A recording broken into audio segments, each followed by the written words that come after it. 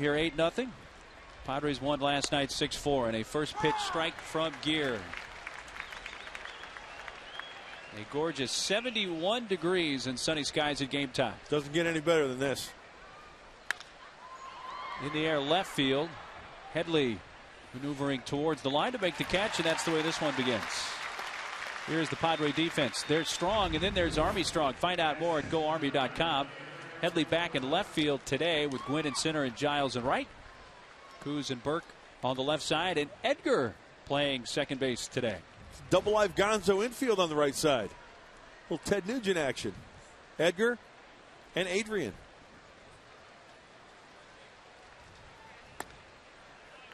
First pitch strike to the left fielder, Gerardo Parra.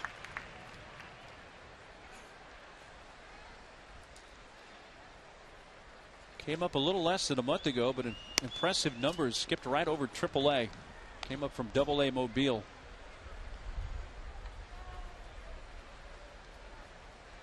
A 1-1 from Gear. Foul down the left field side.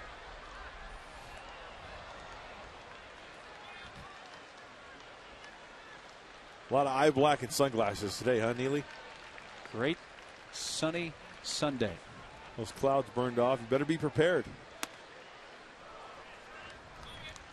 You've said it many times. This ballpark made for day baseball. Totally agree. Absolutely gorgeous. Line to center field. Gwynn a few steps to his right, hauls it in. Hit well by Parra, but he lines out to center. And 2 away in the top of the first. I'd like to see a quick inning from Josh Gear. Kevin Correa, who battled last night, and good for Kevin getting the victory to go to 2-4. He threw a lot of pitches in that first inning. 34 of them. He faced 8 Diamondback hitters and walked away with the victory. So good for Kevin. Big key also for the Friars. They got Scherzer out of the game last night. They beat the bullpen of the Diamondbacks. That's what they need to do this afternoon. Yeah, that was kind of the untold story last night. Scherzer threw the 5 scoreless innings, but he threw 104 pitches. So some guys took him into some deep counts that allowed the Padres to get to that bullpen in the 6th inning, instead of Scherzer working 7 or deeper into the game. 2 quick strikes on Justin Upton, who went deep in his final at bat of the game last night. The 11th of the season.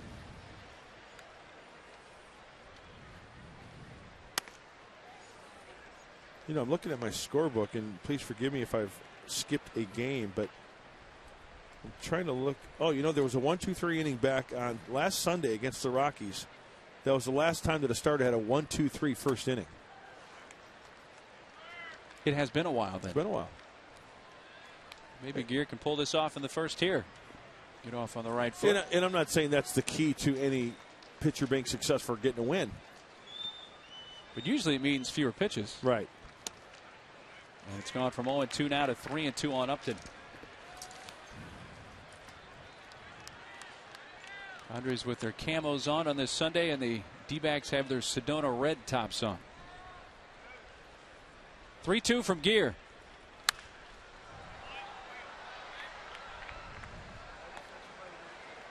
Upton hitting .386 during the day, which is 3rd best in the National League. You know, they break down statistics into pretty much any category, day, night. You know, when there used to be a lot more AstroTurf infield, you had AstroTurf, natural grass, another foul ball, and that pushes Gear up now to 14 pitches here in the first. But Upton has been one of the better hitters in the senior circuit with the sunlight going.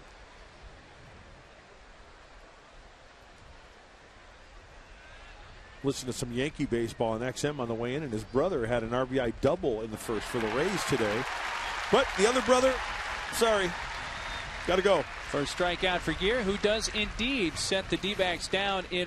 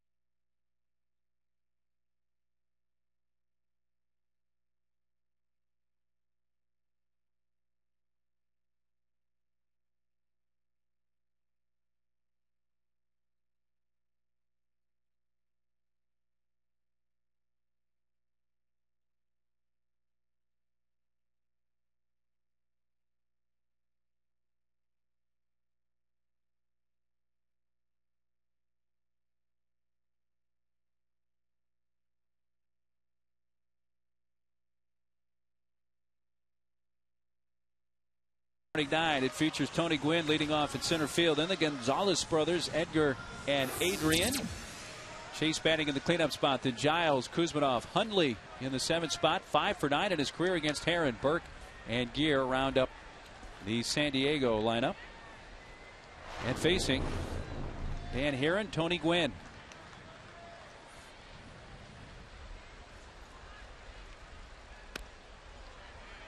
Did he go? They asked for the appeal. No, says third base umpire Paul Schreiber.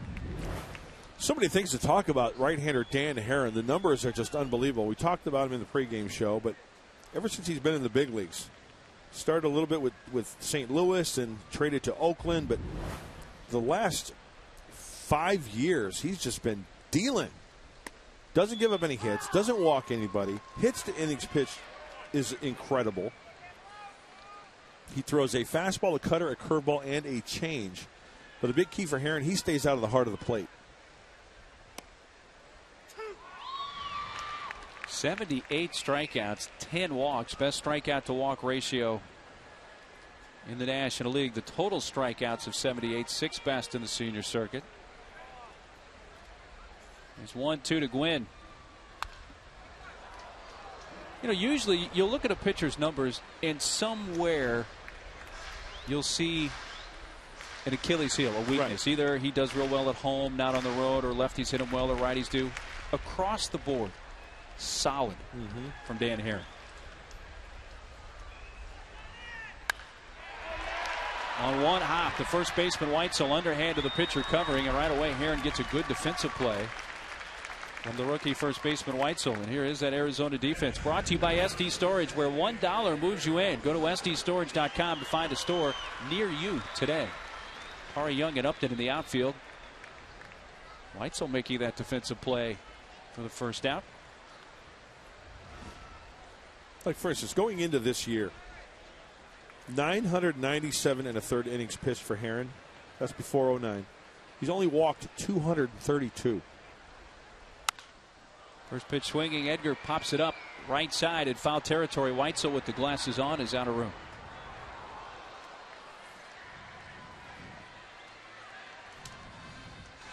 He has struck out 812 before this year and only walked 232. It's just incredible.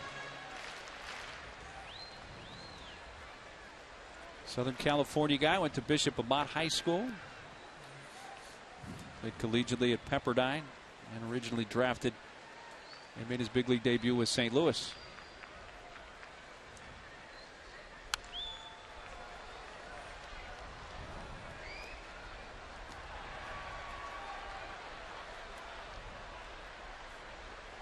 Well, with Peavy pushed back a bit because of the flu, we almost got the rematch of the 07 All-Star game where Herron started for the American League while with Oakland and Peavy was the NL starting pitcher. That's to the alley in left center field. Extra bases for Edgar. Cut off on the warning track by Young. It is a two-base hit for Edgar Gonzalez.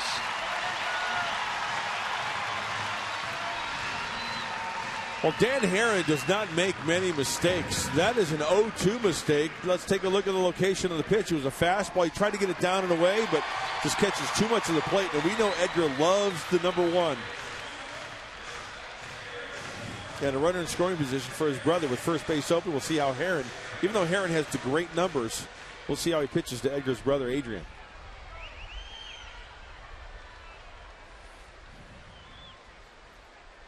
Five consecutive games with at least 2 walks for Adrian Gonzalez, who takes a strike. And the first pitch breaking ball does not surprise me at all.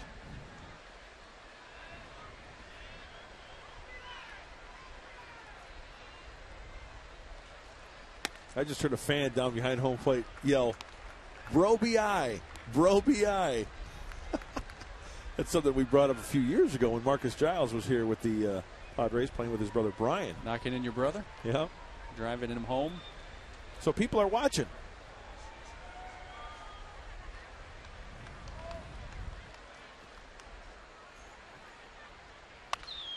Foul back and out of play.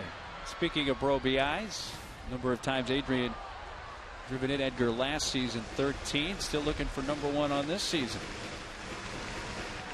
They don't look anything alike, do they? Edgar has shaved off his goatee. Yeah. Going clean shaven for a while now.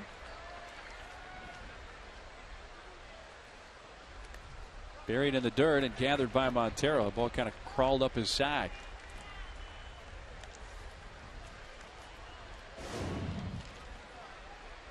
That's the split finger. I want to correct myself. I said changeup, but actually Herron throws a split finger. So fastball, cutter, curveball, and a split. Well, a split can be a changeup. Sure. It's 2-2 to Adrian. Just missing that outside edge. Headley batting in the cleanup spot on deck. Full count. I guarantee, I'm going to bet you a dime to donuts. It's going to be an off-speed pitch right here. $1? $1. Oh, a fastball, and he got squeezed. Those, I got to look at everything objectively. The last 2 pitches I think that Herron threw were strikes. And didn't get the call. I mean, good for Adrian. He gets the walk, but that's a strike. Well, maybe a little low. A little low there. A little low. Tough to lay off, huh? Well, Adrian walks with 2 on 1 out for Chase Headley.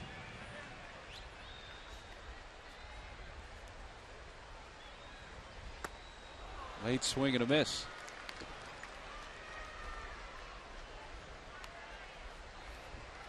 Chase was hit by a pitch last night, not once but twice.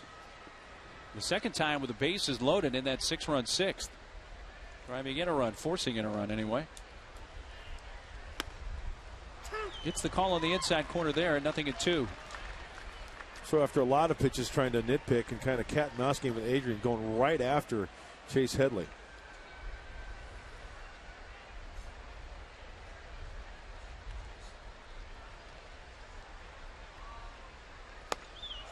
And the strikeout. Splitty. Uncle Splitty. Looks like Dan Herron left Uncle Splitty on the pass list. Way out front. Oh, and that's a great look at the grip. That's such a good pitch. Because I feel between the splitty and the changeup, the split finger you can control a little better. Be around the plate a little bit more. 0-1 to Giles. There are guys who control the circle change quite nicely.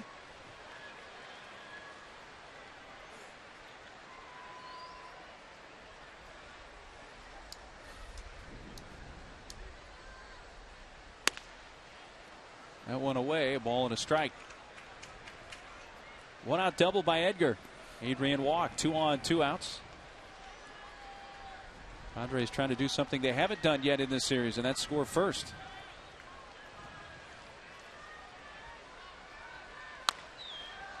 Pulled foul to Rick Renneria in the first base coach's box. I got a trivia question since we've been talking about strikeouts and innings pitched and walks. Who's the only guy to pitch in the big leagues to have 3,000 plus strikeouts and less than 1,000 walks in his career? Have to ponder that one. Right center field. Young comes in. Fergie Jenkins. The Canadian. Yep. Padres strand 2.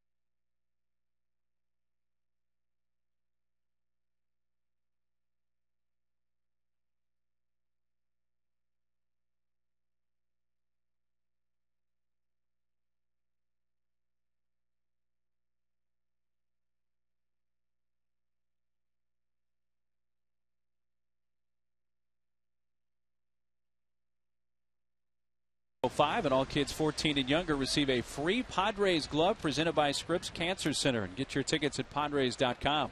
Did you just say free? Free is you. Love it. But you're not 14 or younger. Oh, I look it. You just keep believing that. Stephen Drew leading off, comes in with a 10-game hitting streak.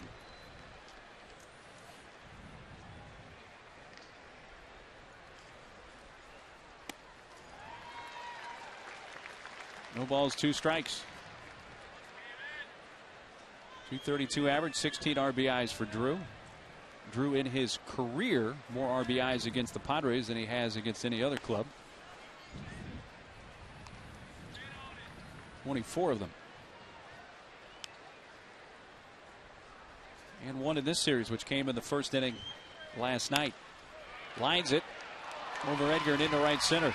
And the hitting streak continues for Drew to 11 games. He leads off the second with the first Arizona hit of the game.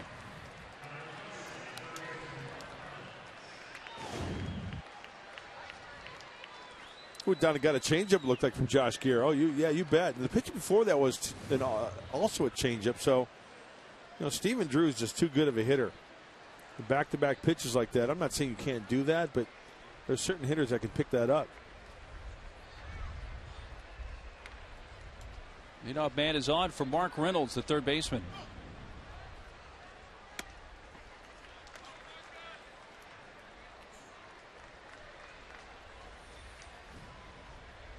Reynolds has been a tough out in this series.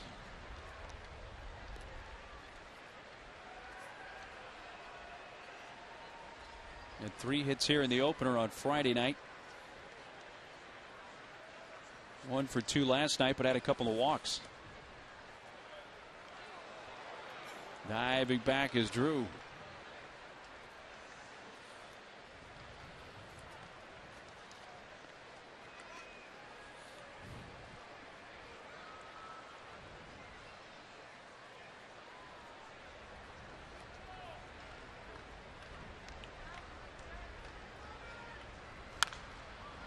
Out of play right side. 86 on the fastball from Josh Gere. He'll change speeds on that also. The hoot owl. The rice owl. Since he's an owl, when he goes from the stretch, he should be able to turn his head all the way around, shouldn't he? Look at the runner. Would be a nice trick to have. Drew diving back again. Drew has not successfully stolen a base this year. 0 for 1 in steal attempts. But garnering a lot of attention from Josh Gere. Of course, D-backs may have a hit and run. Something else that Gere's trying to sniff out. He brings the 1-1 to Reynolds. Coming up this way, Neely. It's going to reach the third deck. I got a little excited there. Sorry, as excited folks. as you have gotten for a false alarm this year. False alarm. We've only gotten like 3 up here in the history of Petco Park. Trussell dove to the back of the booth on the first one. I remember that. He wanted no part. And then the other 2 I caught. Bo caught one last homestand. Off the bat of Eckstein. He just got out of his cast today.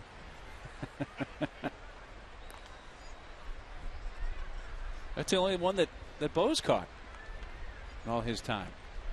That was a great catch. Because usually he's playing like Sudoku or whatever it is. Just follow the ball, Bo. That's all you have to do. Another check on Drew. Almost stumbled off the base.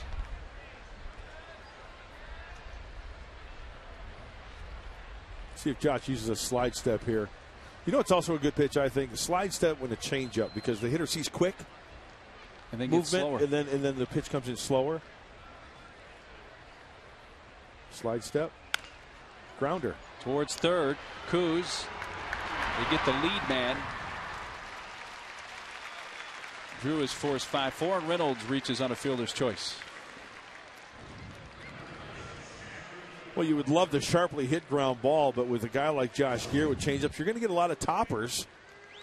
And a lot of 3 hoppers, 4 hoppers, not quick enough to turn a double play. At least they get the lead runner, Stephen Drew.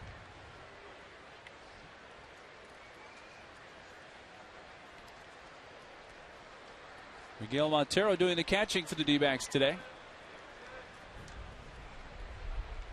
His first start of the series. Snyder had caught the first 2 games and got him. Reynolds gets picked off.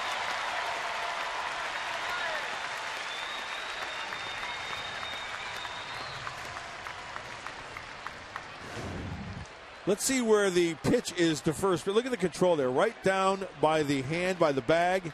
And Joe West, the umpire, is all over it. So Josh Gere with the good control towards the plate and also to first base. You know, if that's a high throw, the first baseman has to come down and apply the tag. But if you can really locate that pickoff throw right on the bag, that definitely works to your advantage.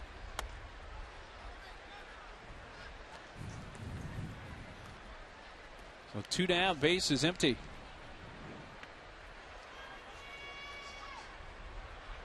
The 1-1 to Montero. Montero's only previous at bat in this series came as a pinch hitter last night in the 9th. In fact, he made the final out of the game. Kuz made the diving stop on, and Adrian picked the throw out of the dirt. Gave the Friars the win, and Heath Bell is Major League leading 16th save.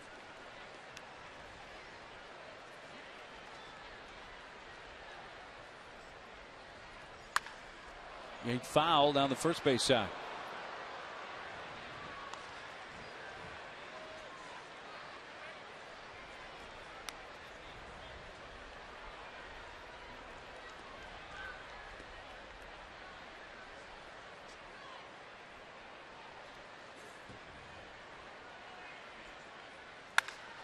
Straight away center field. Gwynn retreating back at the fence, and it's off the 396 mark. Quick throw into second, and he comes off the bag. He's out.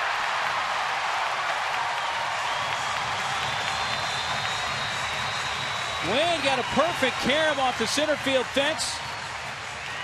Got it to Edgar, and Montero slid off the base and gets tagged out.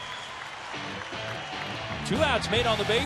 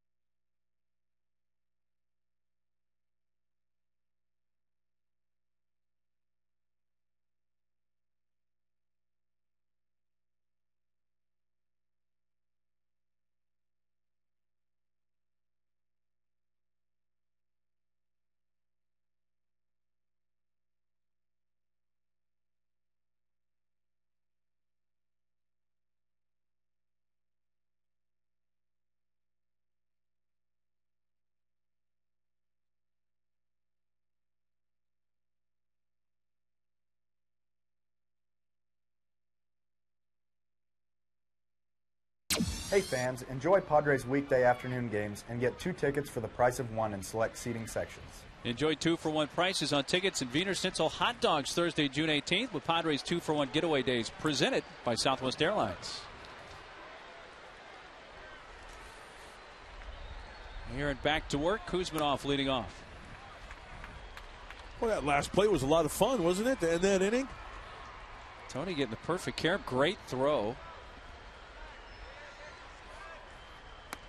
And Montero coming off the base.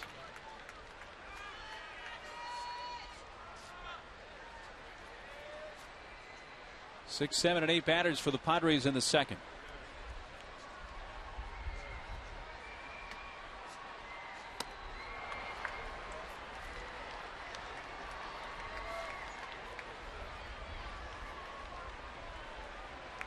Kevin came in late in last night's game.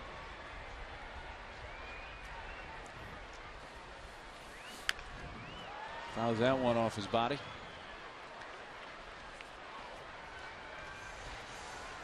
That might have been a foul ball off the thigh. Yeah, that one was up there. Let's take a look.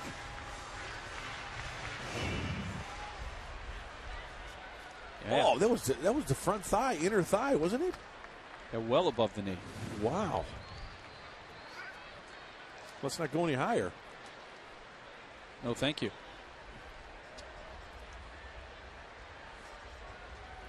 Here it's 2-2. It's his second strikeout. One down in the second.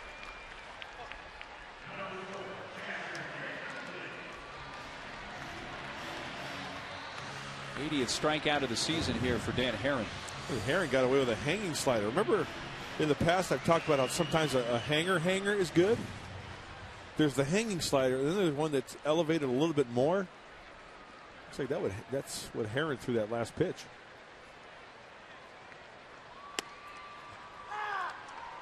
Strike one to Hundley.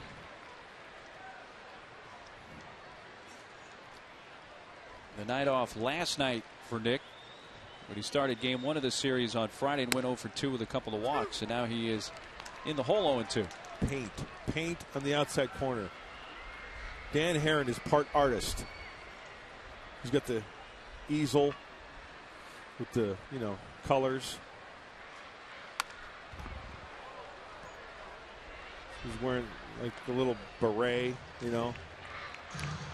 got the number 2 camel hair brush working. Working corners. Working corners, not landscapes. He hasn't gone Van Gogh yet because he still has his ear. 0-2 pitch. Broken bat. Herron thought better about the bare hand. Lopez able to get it behind the base. Picked out by Watzel. 2 outs. Time for our Home Depot doing more on defense play. Home Depot, more saving, more doing. And this is Miguel Montero on the top of the inning off the center field fence. Getting the great carom and the throw to second. Montero off the bag, tagged out. Nicely done by Tony Gwynn. Everything was great about that play, but I want to go back to where the first part of the play, when Tony had the idea to not go for that ball and try and catch it on the catch. Okay, the ball was hit rather hard, right? It wasn't a towering high fly ball to where you could time it to go back. It was hit medium line drive kind of type hit. So you back off, you play the carom, and I think that was the big key to that play. Yeah, if he gets too close to the fence, that ball's going to shoot past him. But now Montero's racing towards third with Tony chasing the ball back towards the infield. Everything just worked out perfectly on that play. Fouled off by Burke.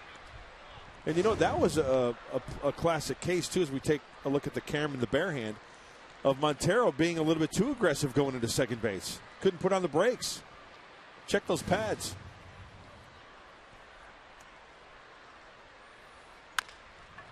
Out to short, and Stephen Drew gets the big room service hop. And down in order go the Friars in the second. We played 2 at Petco Park. D-backs nothing, Padres nothing.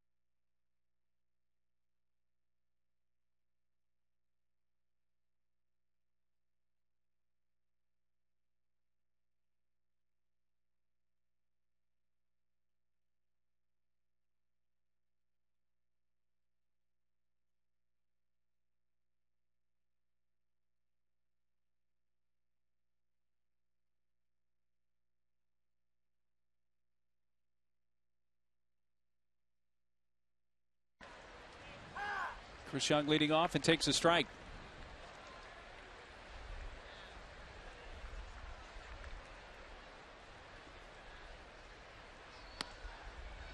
Young has a home run in this series, a solo shot in the second inning on Friday. His 4th of the year.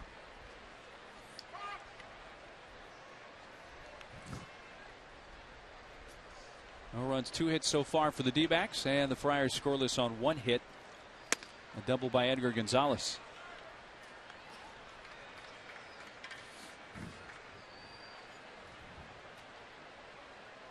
Gears 2-1. Got him to go up after it, and it evens the count up. Sometimes Josh Gear throws that slip away sinker, if you want to call it that. It's like it starts up in the zone and all of a sudden it just takes off. Full count. Slip sliding away sinker, the Paul Simon pitch.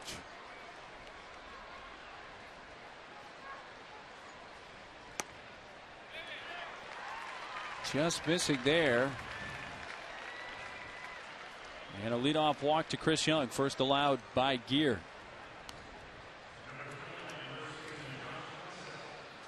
Well, 7 stolen bases for Chris Young. He does not lead the Diamondbacks. Mark Reynolds leads in that category, believe it or not, with 12. Here's Josh Weitzel, the first baseman.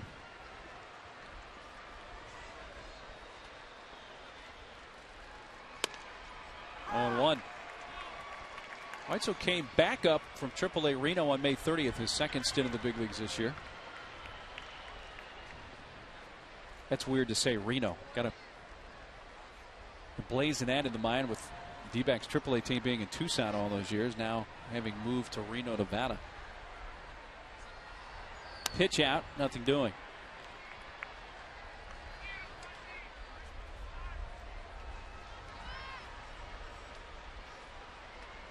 Well, how many times after a pitch out do you see the team run then?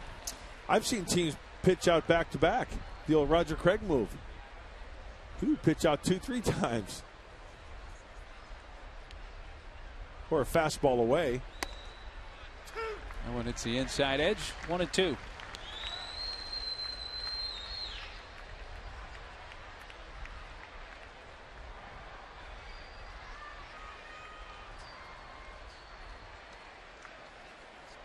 Nobody out in the Arizona third.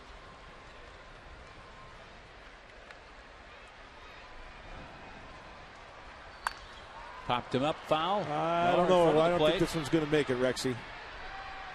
That is caught by Adrian. A few feet into fair territory. First down of the inning, and now Dan Herron comes up.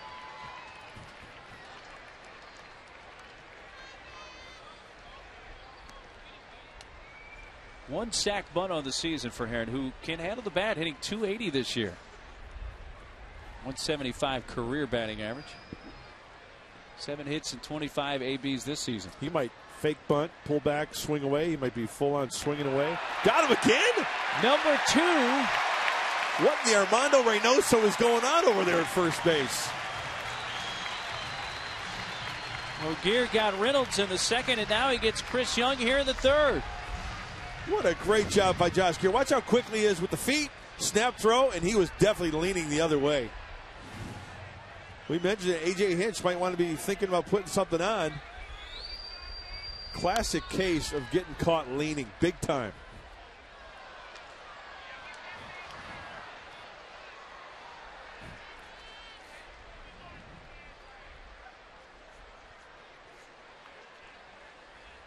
That is always huge when you can get an out on a pickoff. That's 3 of the last 4 outs recorded by the Padres on the bases from the Arizona offense. When you include Montero sliding off the bag at second, the 2 pickoffs.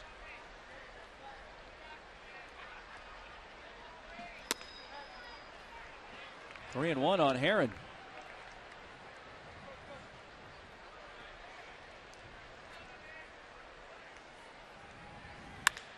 Line into left field and coming in, caught by Headley. That ball smoked. The sinking liner run down by Chase.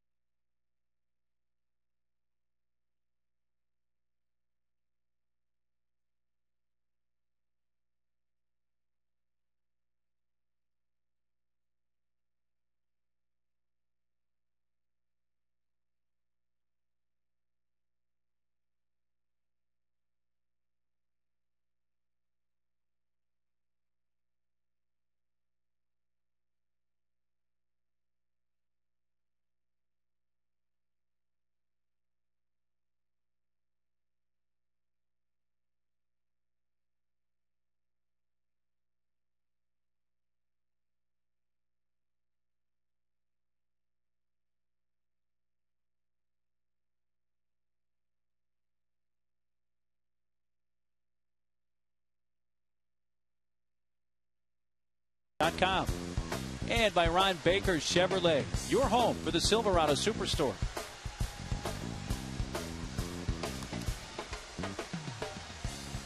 Nine 1-2 batters for San Diego in the third, so the pitcher Josh Gear will lead off. How about Gear? 3 innings on the mound, has not allowed a run, 2 hits, and has picked 2 off of first. He is in a groove. He had that first inning, 1, 2, 3, that set that pace, and picking himself up with those 2 picks.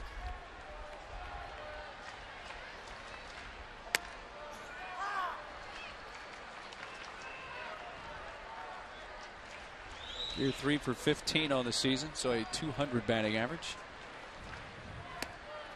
Nothing in 2.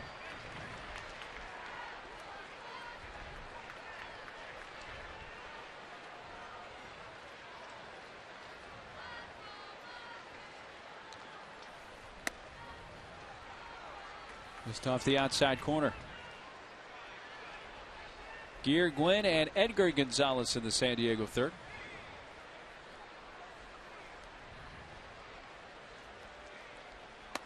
Check swing, but he went, says plate umpire Chad Fairchild. And that's the third strikeout for Heron. McGear's best work so far has come on the mound. Home Depot is doing more on defense play. Home Depot, more saving, more doing. Not once, but twice. Got Reynolds and then got Young. Well, pitchers have to condition themselves. They have to work on throwing certain pitches, working on control. Josh Gear does all that, but also pitchers should also take a little time to work on their pickoff move, especially left-handers. Come on now. Shake yourself. Talk about picking yourself up and getting you out of a big inning. You catch a guy sleeping. Control the running game. Yeah, you can work on that stuff. Work on your footwork. Work on, throwing those darts, short arming the ball over to first base, making a good throw. You know what I used to do? Let's say I was going from the third base side of the rubber. I'd throw a pitch, and knowing that I'm going to go over to first base, knowing in the back of my mind, okay, I'm getting the ball back from the catcher, I would, whenever I pitched, I would put dirt over the rubber so you could not see the rubber. Yeah. Okay, just kick dirt over it. And then I would go to the extreme, for like where he is. I'd go into my stretch position and just touch the rubber, knowing that I was going to first base. And how close is it sometimes before and out and safe to where it's like, 8, 10, 12 inches, right? Well, if you go over to the first base side of the rubber, you're that much closer to first base. Get a little head start from that side. And then the next time I would go over, maybe towards the middle of the rubber or the third base side of the rubber. Did you get many pickoffs in your career? To be quite honest with you, I remember picking off a couple guys, but it was not a lot. I wasn't known for picking off runners. A lot of it's timing, a lot of it's the situation, a lot of it is the guy who's running, getting a little froggy. Back to the mound, and Heron throws out Tony Gwynn, 2 down.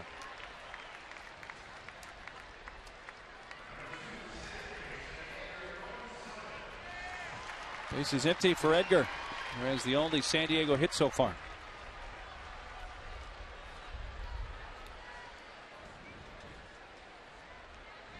He doubled to left center field in the first inning. Up there, ripping, strike 1.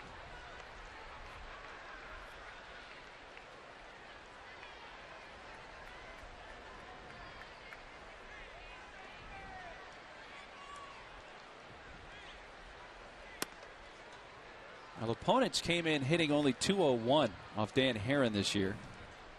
Second best in the National League. The only pitcher in the NL that has a lower opponent's batting average, Milwaukee's Yvonne Gallardo, 191.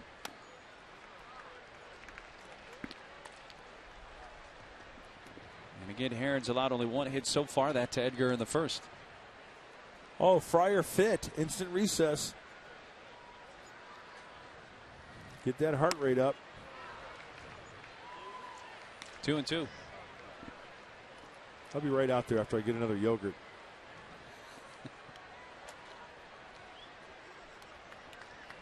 Touchdown. Full count on Edgar.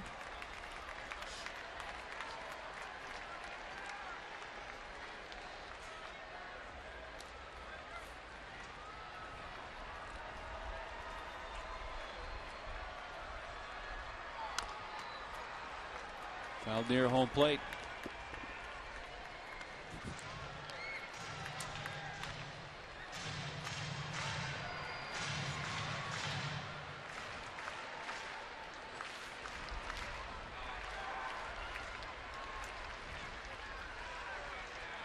Three-two pitch again.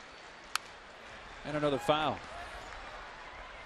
By the way, it's the 22nd time in Padres history that a pitcher's had 2 pickoffs in a game. But it's the first time since July 16th of '97 when Sterling Hitchcock picked off 2 at St. Louis. So it's been a while since a Padres pitcher has picked off 2 in a game. Almost 12 years. And Sterling Hitchcock was left-handed. Had a decent move to first base.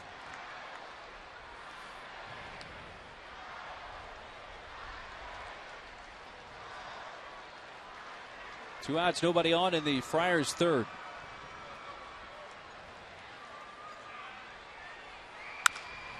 Towards the hole. Backhanded by Drew. Plants, throws, the stretch. Got him. Good play by Drew to retire the side. Time to get fit, Neely. Here's our calisthenics.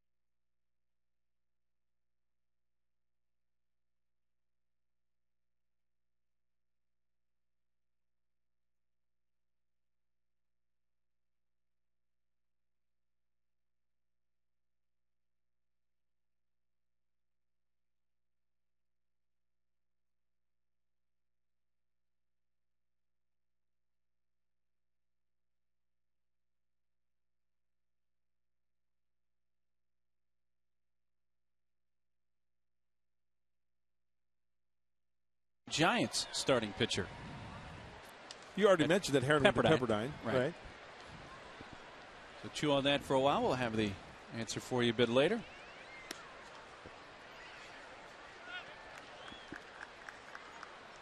Top of the order up with the D-backs in the 4th. He went there. Lopez, Parra, and Upton in the Arizona 4th. No score in this game. The D-backs have 2 of the game's 3 hits. Charged and gloved by Burke. 1 down. Talk about Dan Herron and talking about Pepperdine. There's a Pepperdine wave. Brett Peacholo, one of the best. Kid Peach. Went to school up there in Malibu. Huh. Tough college life there, kid. That's some campus. Yeah. You know, the baseball field looks right over the ocean. Brett played a little ball up there. I think he played a year at Pepperdine. His dad went to Pepperdine. His mom went to Pepperdine.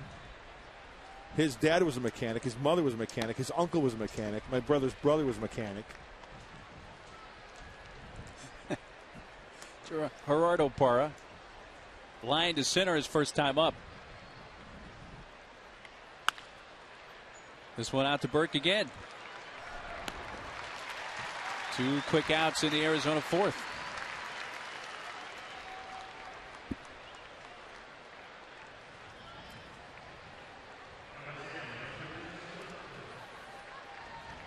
That's where they put up the cues for the quick outs. What is it, 3 pitches or less? That's the criteria. They take all day, the K's do. Efficient outs is what we're about. It's not a bad policy. 3 pitches or less qualify for their quick out.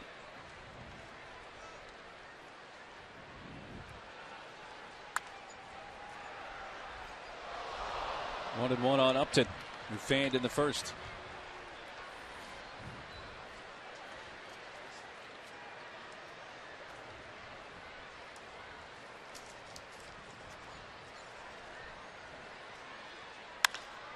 Line past Kuzmanov and into the left field corner. Hundley's able to cut it off. Upton's going to try.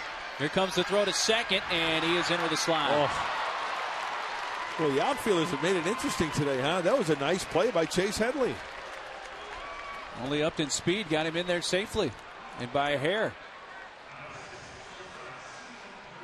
And Upton with 2 outs is thinking extra bases out of the box here. Down and in, sharply hit. And the key there is Chase getting in front of that ball. Boy, that was a perfect strike on the fly. And on this play, Upton went directly into the bag. Didn't try to avoid slide on the side to where he would possibly slide past the bag. That was the good old-fashioned pop-up slide. Drew, first pitch swinging. Fly ball out to center. Quinn squeezes it. A hit and a band left on. That's the first base runner stranded.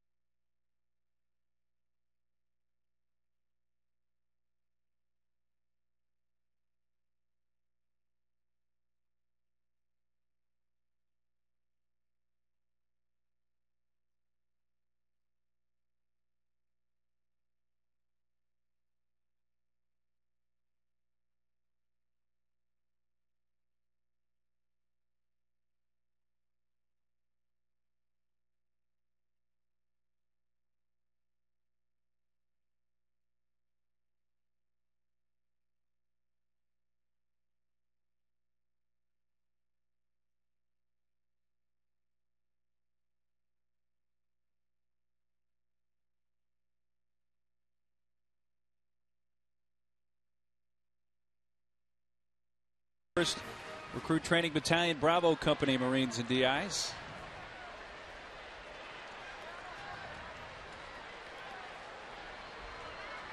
Score this game into the bottom of the 4th, and Adrian Gonzalez to lead off. First pitch swinging, line to the shortstop, Drew. Adam played perfectly. Cheating up the middle, 1 pitch, 1 out. Let's get to our Aflac trivia question and answer. Aflac! Question: Dan Herron was a collegiate teammate of what San Francisco Giants starting pitcher? And the answer: Noah Lowry. He's actually on the disabled list now, but those two were teammates at Pepperdine in the West Coast Conference. Lowry was taken in the first round, 30th overall by the Giants, and Herron was taken in the second round, 72nd overall by the Cardinals in the 01 Major League Baseball draft.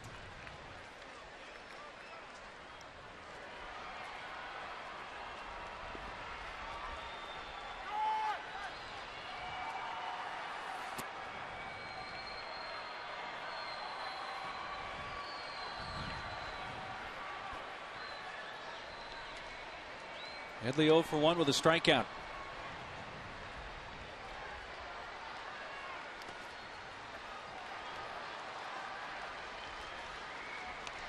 This Padres scoring chance came in the first. The one out double by Edgar. Adrian then walked.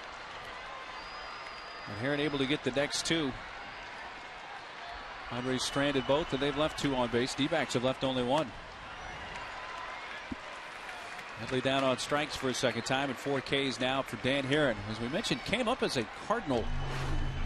And before moving on to Oakland, faced the Padres a couple of times as a Cardinal. His first appearance, a starting pitcher going 6 innings, July of '03. In a game where Albert Pujols sparred with Gary Bennett after being hit by an Adam Eaton curveball. That's in the air. Right center field, but on the track.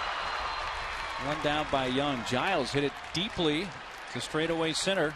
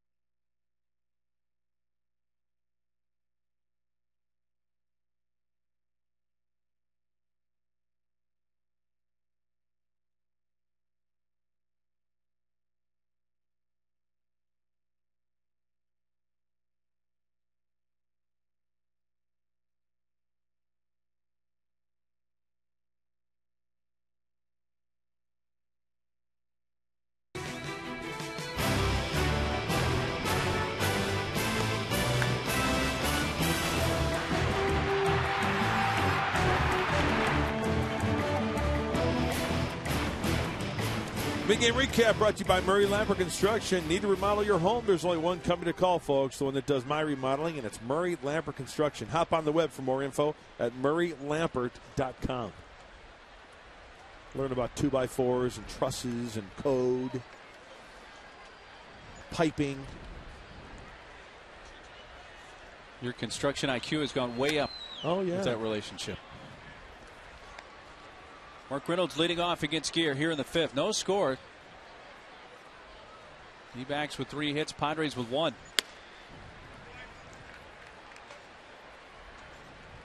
Reynolds reached on a fielder's choice in the 2nd and then was picked off a first inning by Gear.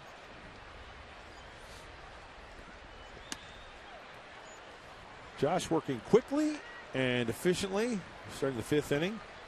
That was the 56th toss, plateward. His first 3-0 count and a 4-pitch walk. Mark Reynolds. That's where the strike zone's got to change. This is a strike. That's a strike. When a belt-high fastball is called a ball.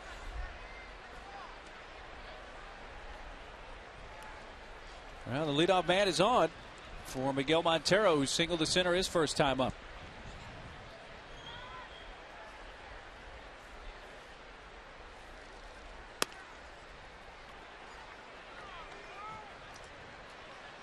You're yet to find the strike zone here in the 5th.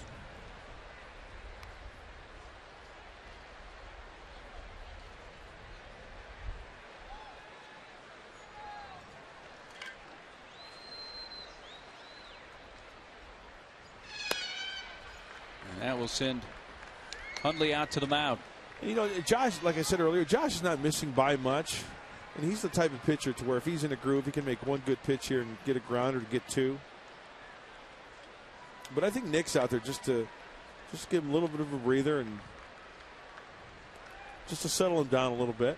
I don't think there's anything mechanically wrong.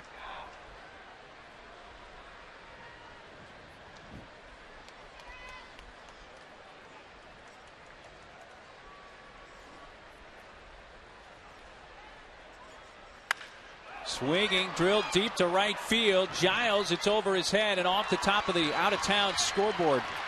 Reynolds to third. He'll be held up, and it is a double for Montero, and the D-backs have runners at second and third. Nobody out.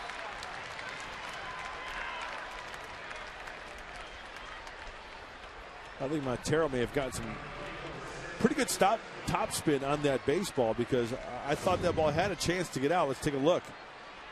Down and in. I think it just hit it too much on the line. And now Josh Gear's got some work to do with second and third and nobody out.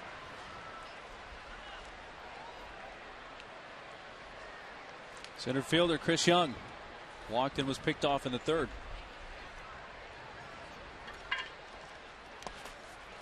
Blocked by Hundley.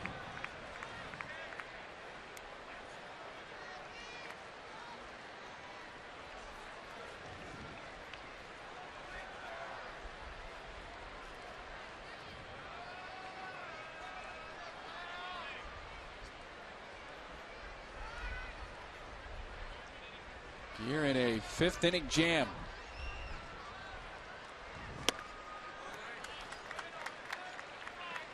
Only one pitch that he has thrown in this inning, a strike, and that's the ball hit by Montero off the fence and right.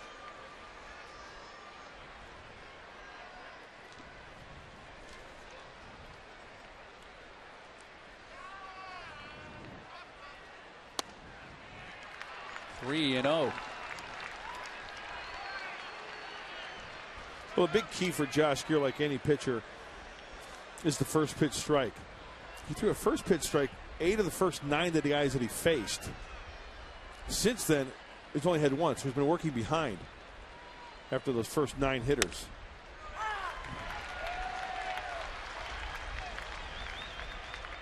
So 8 of the first 9 and then just 1 of the last 6. Yep. The first pitch strikes.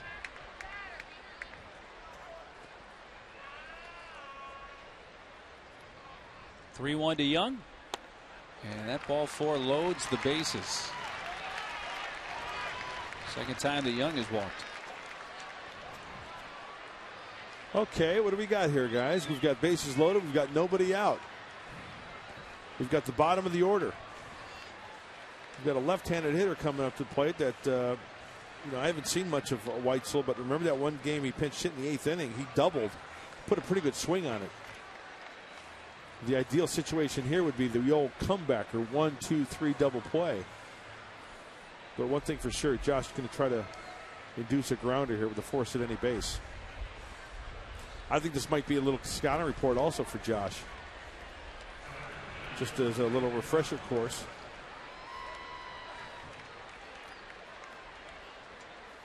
A pinch hit double Mudd's referring to Weitzel in the 8th inning on Friday. RBI double to right center field. He's popped out to first today. 0 for 1.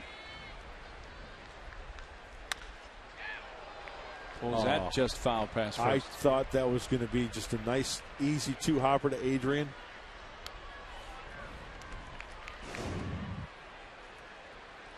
Clearly foul.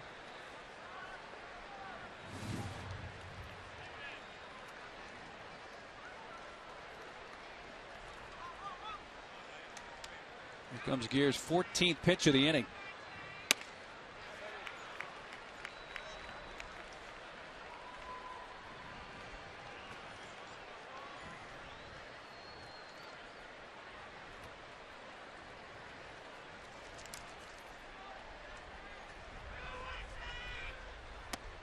Under the hands of Weitzel, 2 balls and a strike.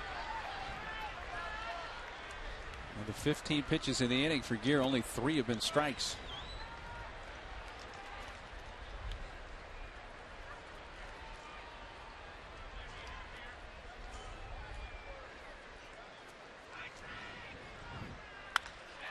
Pulled to right down the line. That is a fair ball and skipping into the corner. Reynolds and Montero are in. Chris Young on his way to the plate. The throw home. Safe. A base clearing double for Josh Weitzel, and it's 3-0 Arizona. What is it with doubles with this guy? Mentioned earlier that pinch hit appearance the other night in the 8th inning. I like the kid's swing. A little bit of pop, too. And then the number 8 spot. Oh, yeah, well, he got it. First of all, he got a fat pitch to hit. It was definitely elevated. And everybody was off and running. Chip Hale's going to need rotator cuff surgery after that. Sending everybody home. Aaron looking to bunt him over, fouls it back. Left-hander Joe Thatcher now up for San Diego.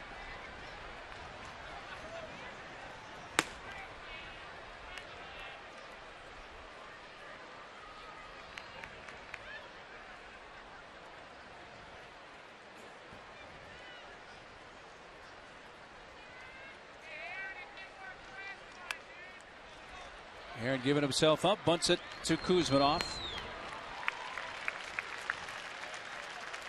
5-4 on the sacrifice. Second sack bunt of the year for Herron, and it moves Weitzel over to third with 1 out.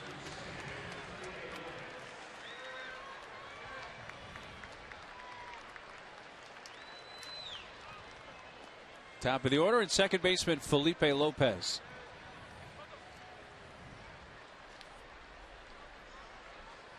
Padres will bring the infield in with Weitzel at third and 1 out.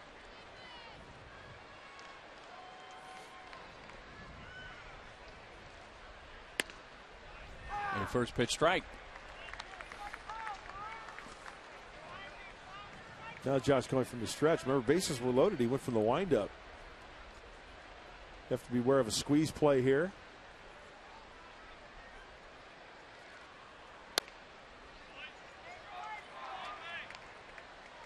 Lopez led off the game and flied to left. Into the fourth, grounded out to short.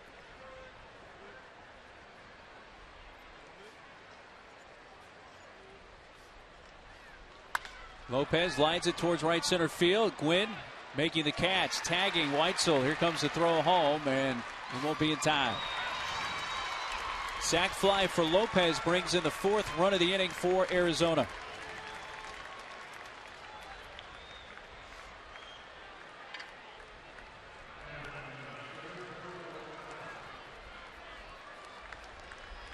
And empties the bases with 2 outs for Gerardo Parra, the left fielder. Looked like a nice, easy swing from Lopez. You know, not trying to do too much, realizing there's still only 1 out with that runner on third. And I think Tony Gwynn played that ball perfectly. Circled it correctly, caught it with the run, coming in, momentum. Ball just hit too deep. Yeah.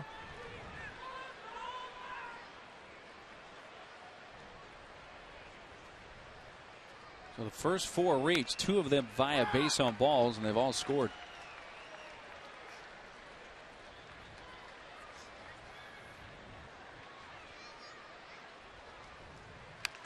The 2 walks really stink this inning, you know.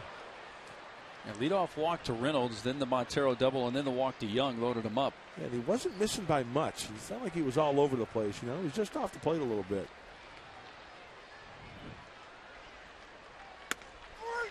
Strike 3 called to Parra, ends the inning, but the D-backs score 4 times on only 2 hits, a couple of doubles. And at the end of 4.5, now 4-0 Arizona.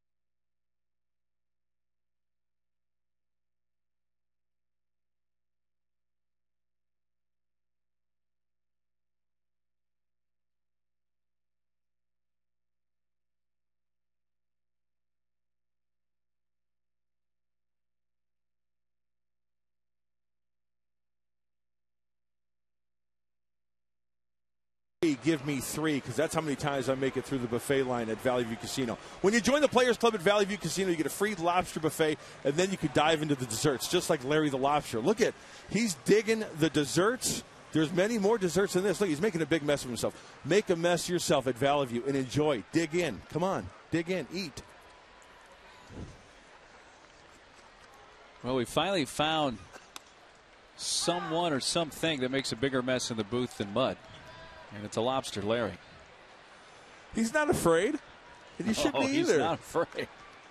Dive in. There's more where that came from. They've got chocolate-covered strawberries up there. They got the chocolate fountain. They actually have, in the kitchen, I took a tour of the kitchen, if I can just elaborate. They've got a chocolate room in the kitchen. It's set off from where they make all the food. Chocolate room.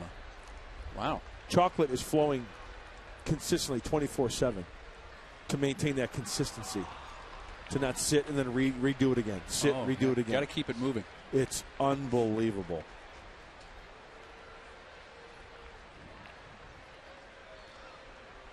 Coos leading off here in the last of the 5th. A 2-2 from Heron. Full count. Well, 11 in a row retired by Dan Heron. Now he's gotten run support with 4 in the top of the inning. Left field. Parra backpedaling and makes the catch. Coos gave it a pretty good ride, but flies to deep left for the first out of the 5th. A little bit down towards the end of the bat rather than the sweet spot. And with the way Dan Heron is throwing, Padres got some work to do. Let's take a listen. Coos knew he didn't get it. It didn't have that crisp sound, you know. Big rip and a miss by Nick. Strike 1. Grounded out to second his first time up.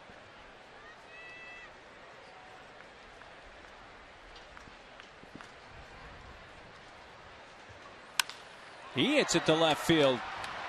Did he get enough? Parra makes the catch shy of the track again. 2 long fly balls to left and 2 outs in the San Diego 5th.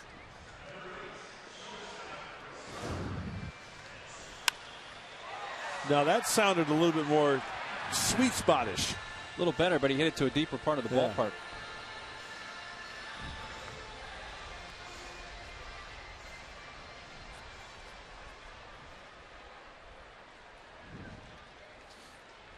So Heron. You know, I want to mention something. Dan Heron is beatable, okay? The guy can't walk on water. He's beatable, right? But with the way that he's been throwing, a 4-0 lead is like an 8-0 lead, you know? But a key again, get to him for an inning and get into that D-back snake pit down there, which they call the bullpen. Get into that pin. Heron with his 69th pitch. They don't have a lot of venom down there. This guy's got some serious venom. He goes for the strike, you might be dead. Got to have the antidote. Little flare out to left center field, and that will find a spot between Parra, Young, and Drew. That was in the Bermuda Triangle out there. So a base hit for Burke with 2 outs will bring up the pitcher's spot, and San Diego will bat for the pitcher. Placed perfectly between Parra, Young, and Drew, and somewhere in there is Amelia Earhart.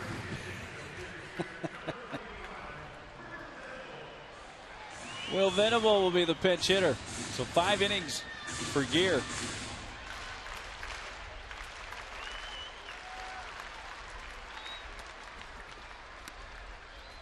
Strike 1 on the inside corner.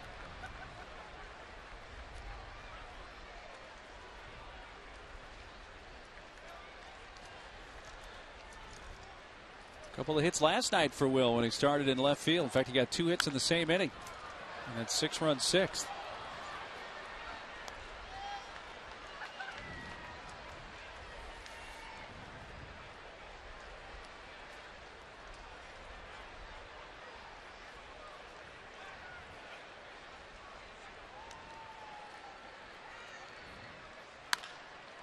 On the ground to the right side. First baseman Weitzel. And the shovel to the pitcher Herron. And that ends the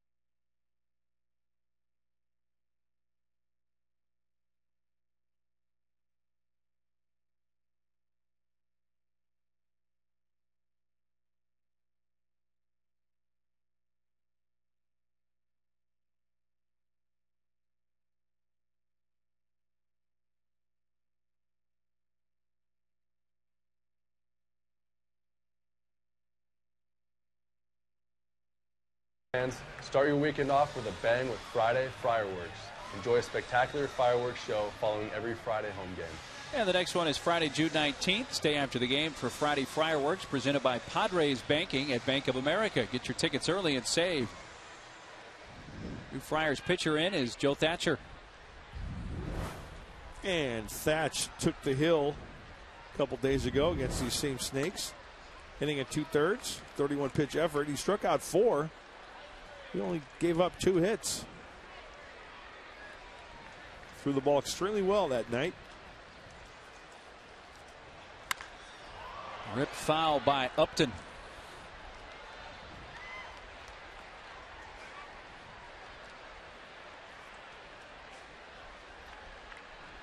Upton fanned in the first and doubled in the fourth.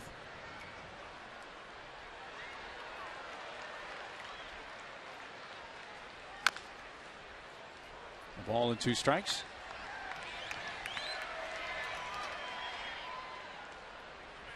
So Gear goes 5 innings. He's up 4 earned runs, 5 hits. Walked 3. 2 of those, though, came in that 4-run 5th. Struck out 3. Struck out 2, that is.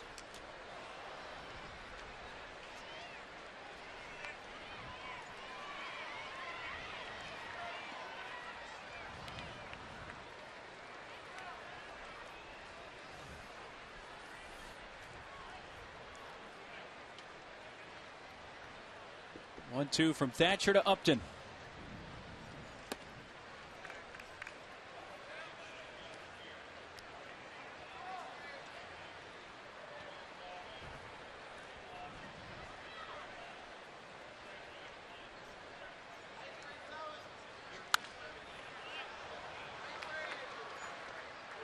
By the way, for Gears, 78 pitches, 44 of those for strikes.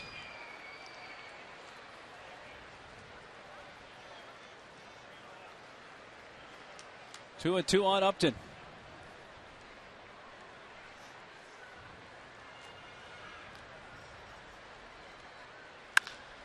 Through the hole and into left field. And Upton leads off the Arizona 6 with a base hit. He's 4th of the series. Come break the bank at Sequan Casino through June 15th for your share of $300,000 in cash.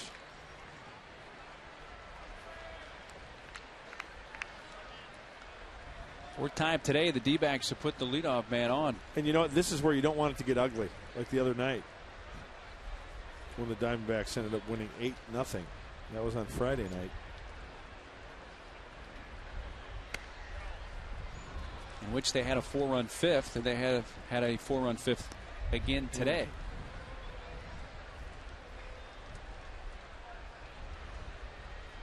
Well, how ironic. They also had 6 hits at that point on the game Friday night. They have 6 hits now.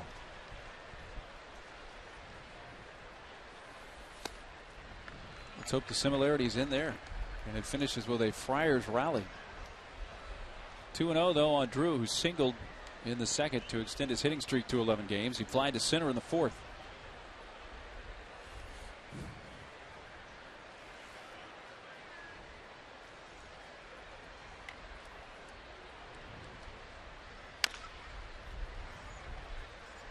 Colorado beat St. Louis again today, 7-2.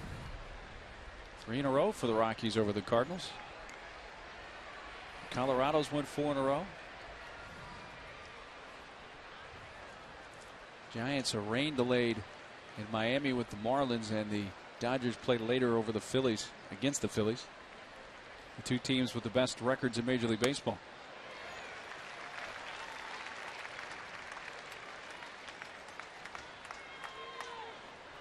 Two and two on Drew.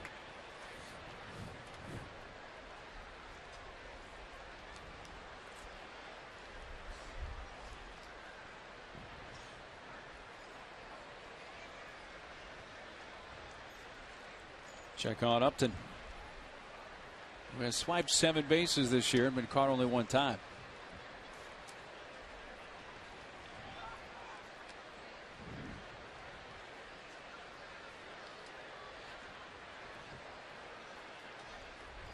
There goes Upton. Fouled out of play. He had a great jump. He went on the first move of Joe Thatcher, and Thatch went with the high leg kick. First move, gone. Flash look, foul ball, got to get back.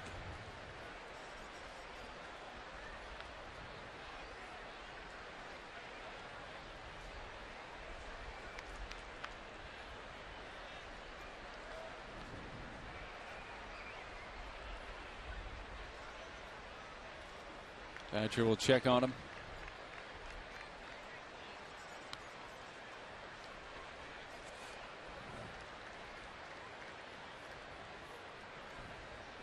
Nobody out in the Arizona 6th. Upton led the inning off with a base hit. Is he on the move again? Not this time. Line into right field. Base hit for Drew. Cut off on 1 bounce by Giles. Quickly played in, and he'll keep the lead runner Upton to 1 base. A single for Drew, his second hit.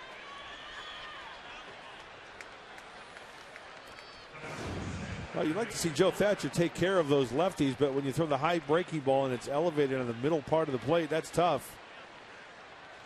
And luckily for the Padres, that was just a single. That could have been much worse with the way that pitch was thrown. Ball was hit solidly. So double play still in order. Mark Reynolds, the batter. Walked and scored in the 5th. He led off that 5th inning with a walk. That's where the trouble really began for Gear.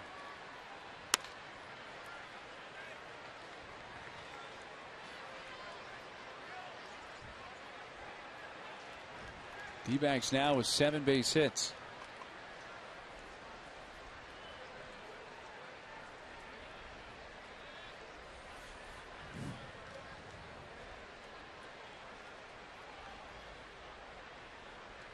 Runners take off, pitch up high, throw goes to the trailing runner, and in safely is Drew.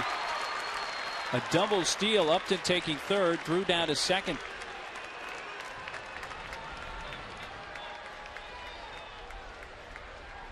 Once again, another good jump by both runners. I don't know whether Joe Thatcher looked at second base, but they're both running. Now, the pop-up slide at second base, this is what I want to talk about. Does he come up off? Well, Edgar kind of took his glove off the runner. Did you see what I was getting at there? Yeah, but he switched feet. He switched feet on the pop-up slide, and I thought maybe if Edgar had kept his glove attached to the runner, he would have been out. They may have banged him, but looked like Edgar made the swipe tag and then showed the umpire. First steal for Drew this year, 8th for Upton. Here's what I'm talking about. Pop-up slide. See how he came off the bag just a little bit there? Just for a fraction of a second, but he switched from his left foot to his right. Right. Correct. Infield in. Reynolds takes ball 4 and the bases are loaded. Well, unfortunately, the 6th begins just like the 5th. Bases loaded, nobody out.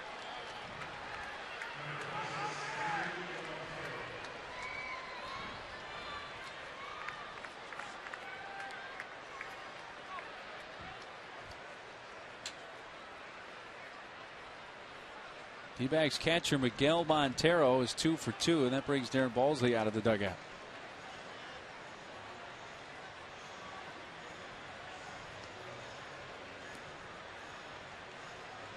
Greg Burke will start to get loose in the San Diego bullpen.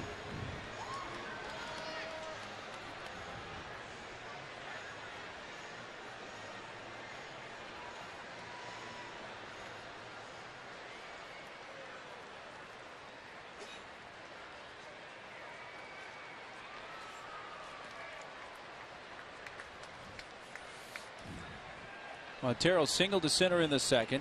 Then he doubled and scored in the 5th.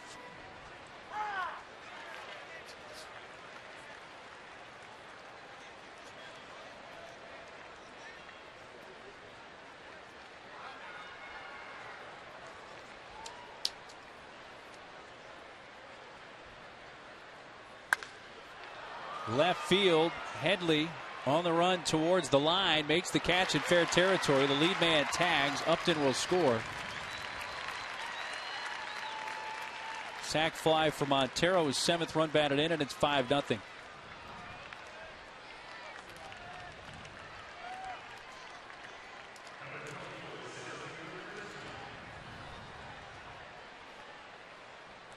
Drew remains at 2nd, Reynolds at 1st, and the batter's Chris Young, the center fielder. He's not had an official at bat today as he's walked twice and scored once.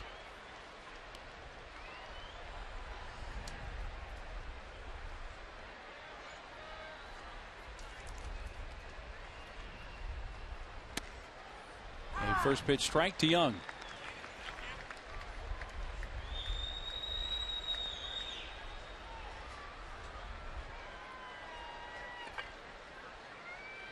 Four in the 5th and now 1 so far in the 6th for Arizona. Thatch gives a look back to Drew.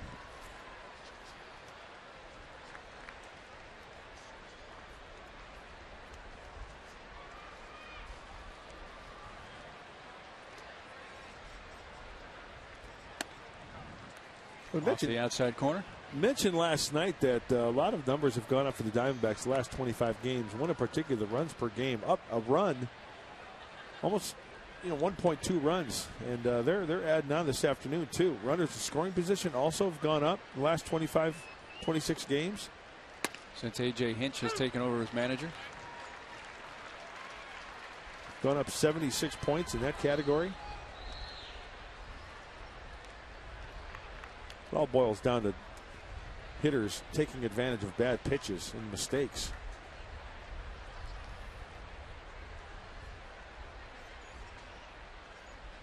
Thatcher's 1-2. Just off that outside corner.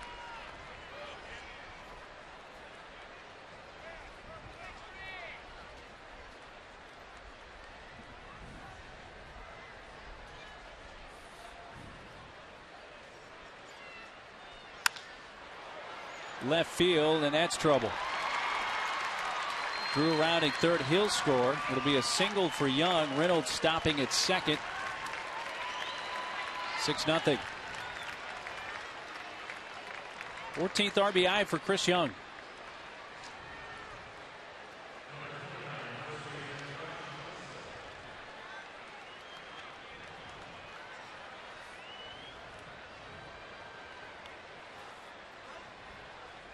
Well, there is action in the bullpen for the Padres. Somebody needs to stop the bleeding here.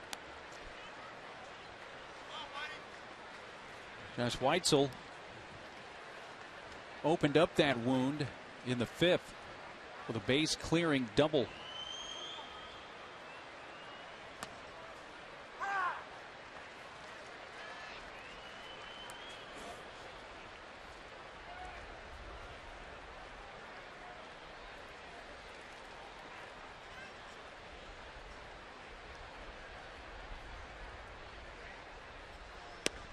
Check swing, asking for the appeal. He went. That's Paul Schreiber at third.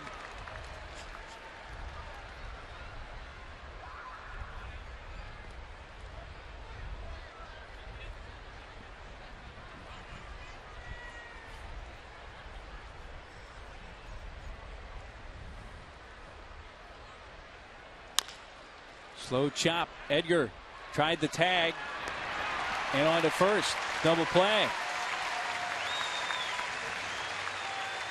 4-3 deep.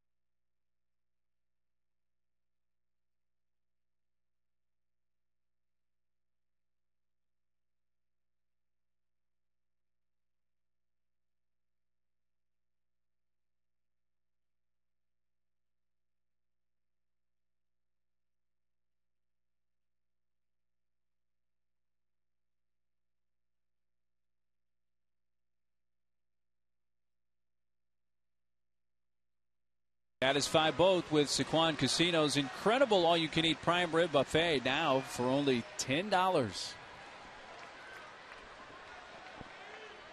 Top of the order comes up for San Diego in the 6th. It is a 6-0 Diamondbacks lead. Tony's grounded out to the right side each time. He takes ball one low from Dan Herron.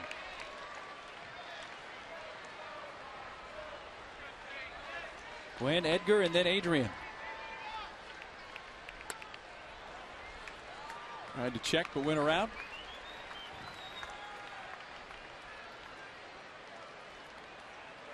Well, Herron retired 14 in a row at one point before the 2-out single in the 5th from Chris Burke.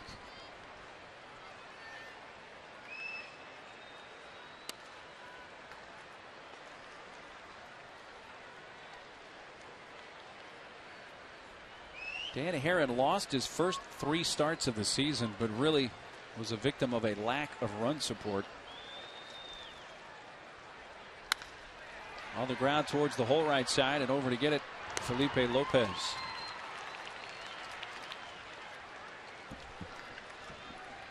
And Herron just at 77 pitches here with 1 out in the 6th. He just continues to impress, doesn't he?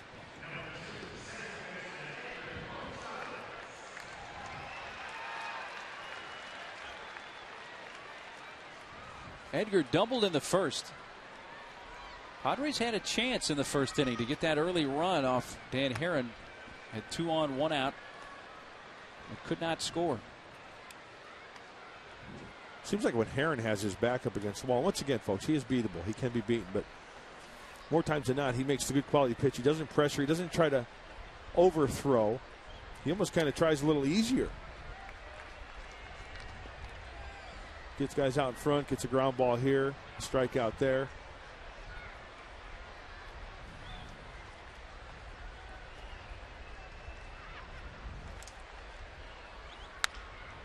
Check swing foul. I mentioned Herron lost his first 3 starts of the season.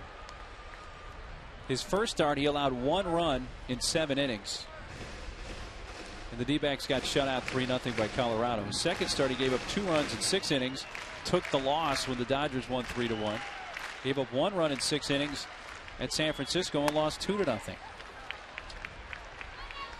He had 3 quality starts, but was 0-3 to begin the season. So don't let the 4-4 record fool you. That just goes to show you how tough it is to win at the big league level. Fouled off by Edgar. Seems to me also that Herron, you're getting away with pitches that are hangers. That last pitch was a hanger, but Edgar just couldn't seem to get a grip on it and do some damage with it. Look at this last pitch. That's right there. Yeah. Easier said than done, though. To right field. Upton racing in. That drops in.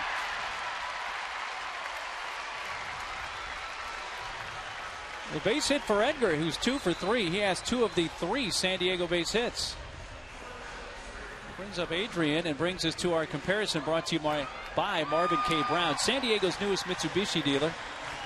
Consecutive games with at least 1 walk for Adrian, 7. The record for consecutive games with at least 1 walk, a dozen, done twice. He has walked once today. He's walked twice each of his last 5 games coming into today.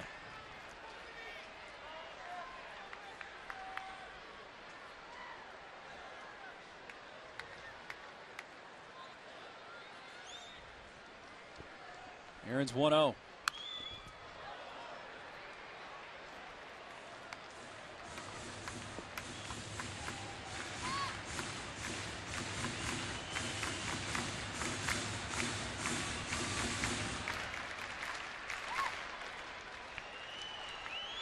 Walk in the first, and Adrian lined out to short in the 4th.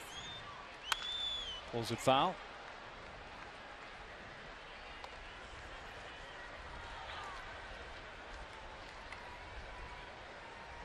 In the hole, a ball and 2 strikes.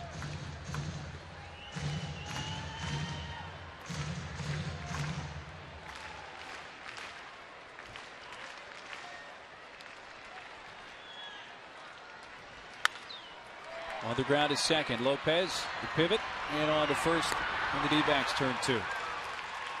4-6-3. A hit, a double play, nobody left on at the end of 6. Arizona 6, San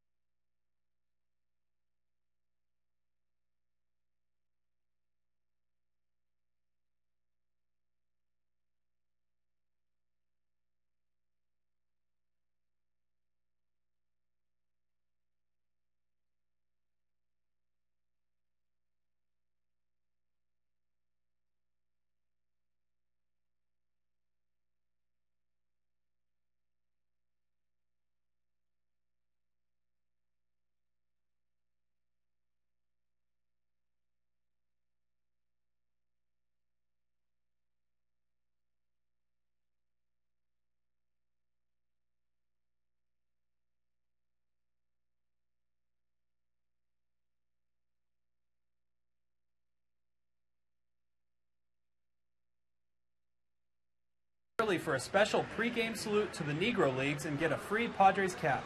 Be at Petco Park for the Padres salute to the Negro Leagues and get a Padre cap presented by San Diego County Credit Union. Visit Padres.com. Uncle Sam. You know what I think of when I see that? Uncle Sam? No, the New York Yankee logo.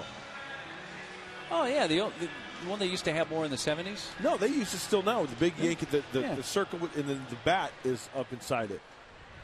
You're right, Uncle Sam, yeah. But the Yankees also use that in their logo. The one that spells out Yankees in script. Right. I didn't know that they still... They've got the top hat, or the Yankee Doodle hat. Aaron Bunning gets a new pitcher, Greg Burke. Last time out for Greg was a few days ago. It was against the Philadelphia Phillies, an inning, 27 pitch effort, gave up a couple runs. Nice opponent's batting average, though. Only hitting 156 off the right-hander.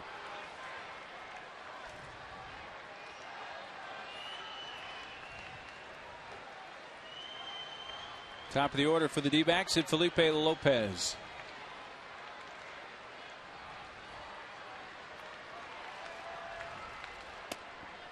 First pitch strike from Burke.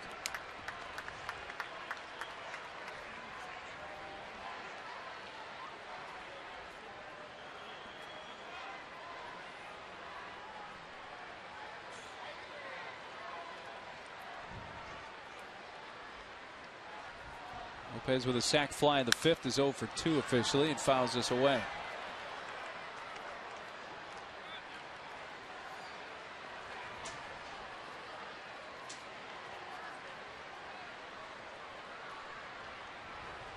Six runs, 8 hits, no errors for the D-backs. 0-3-0 for the Padres.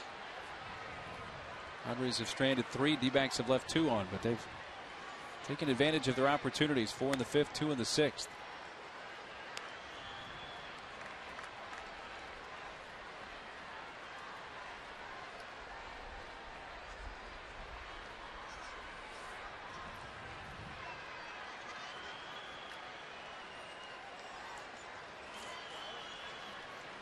One, 2. Lopez rips it foul down the right field side.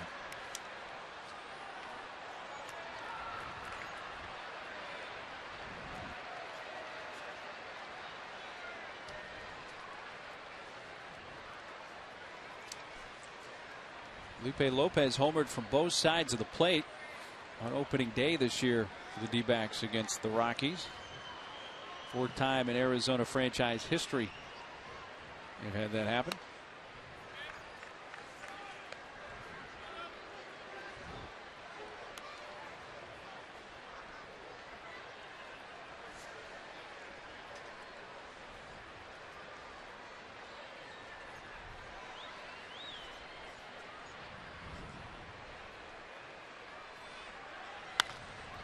Looked at the left. Headley played on the bounce.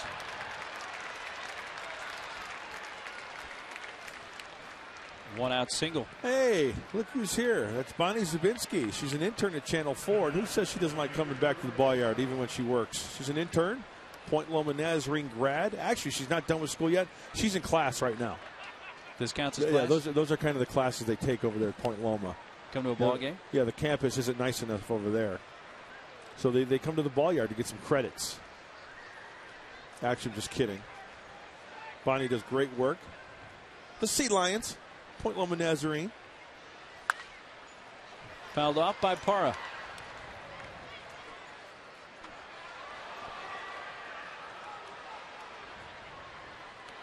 Parra's line to center, grounded to short, and struck out at 0 for 3 days so far.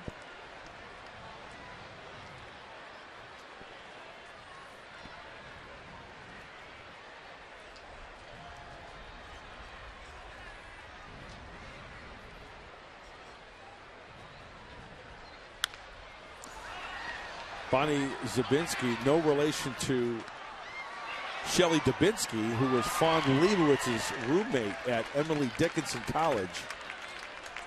Who unfortunately had a bad kiln accident. Yeah. Come on, Bonnie, got a wave. You're being, oh my God, OMG, LOL. You're on TV.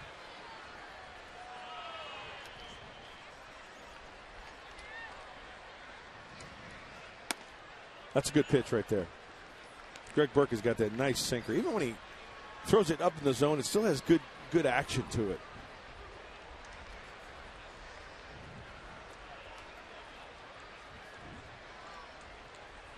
I still think Greg Burke is going to get a little, fill out a little bit more, get bigger, a little stronger. He's got a good frame. Only takes a look at Lopez at first.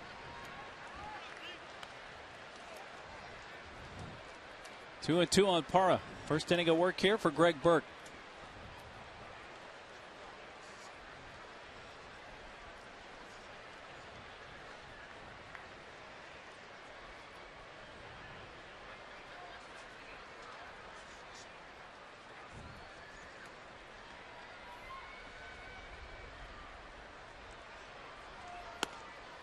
Parra started to reach for it, but held up.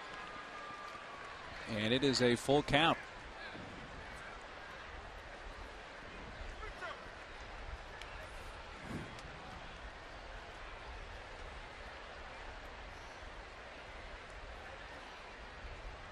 Lopez at first with one away. Leading 6-0. Let's see if they start the base runner here or not. Lopez doesn't act like he's going to be on the move. Well, there he goes. And pulled through the hole and into right field. Lopez will take the turn and go to third. And Arizona has runners at the corners with one out.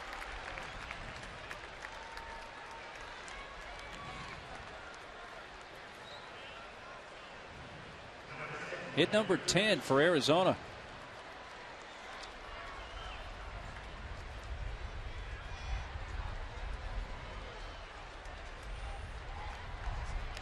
That brings up Justin Upton.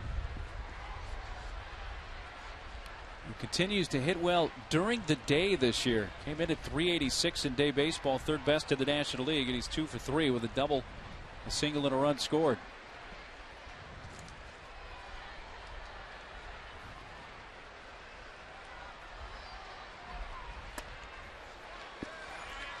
Out in front of it, strike one.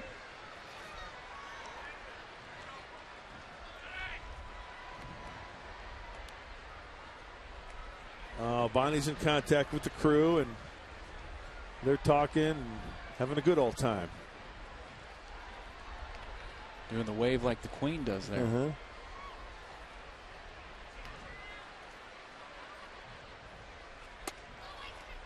Strike to Upton. 0-2.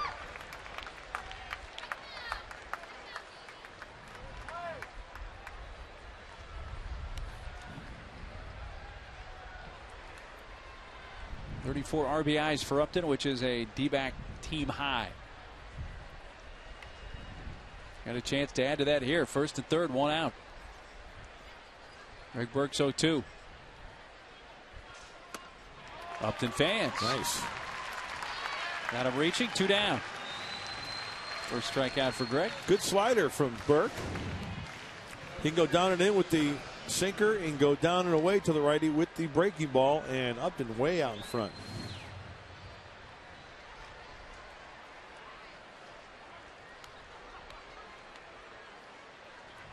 Cleanup hitter Steven Drews had a good day. 2 hits, scored a run, and has stolen a base. His first steal of the year.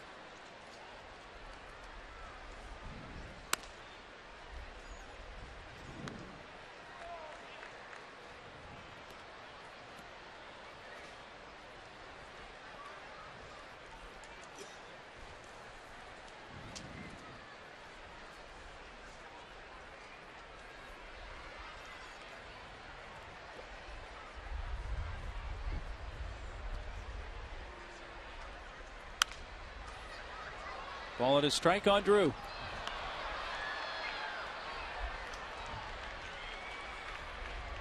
Well, so the Dodgers and the Phillies, they've got to wait around for that. Tonight's that ESPN game. Yeah, they're the late game. 5 o'clock Pacific. And they've got to travel after that, don't they? The Phillies travel cross country to New York. They have an off day tomorrow at New York, but then they play the Mets on Tuesday. That's been a really good series, Phillies and Dodgers. Phillies won the first game of the series. Dodgers have come back to win the last two. Two teams with the best records in baseball. Dodgers 20 games over, 39-19. Phillies 10 over at 32-22. It just goes to show you how obscene the first half has been for the Dodgers. Oh, yeah. Best record in baseball, 20 games over. The team with the second best record in baseball is 10 games over. And you know what? When you look at that Dodger record, as you mentioned, 20 games over, even if they hit a 6, 7, 8 game skid, they're still, 12, 13 games above 500. Yeah, incredible. 22-7 at home. What matters is what you do in the playoffs, though, right? Doesn't matter how many games you win during the season. I mean, it's nice to get in, obviously, but getting that ring is the ultimate deal. I always think about that one season where the Seattle Mariners won 116 games. 2001? And they didn't even get past the first round. Right? Yeah, lost to Yankees, I assume, because they lost a couple of times to New York in the postseason. Strike three on the inside corner. Gets through looking. 2 hits, 2 men left on. Time to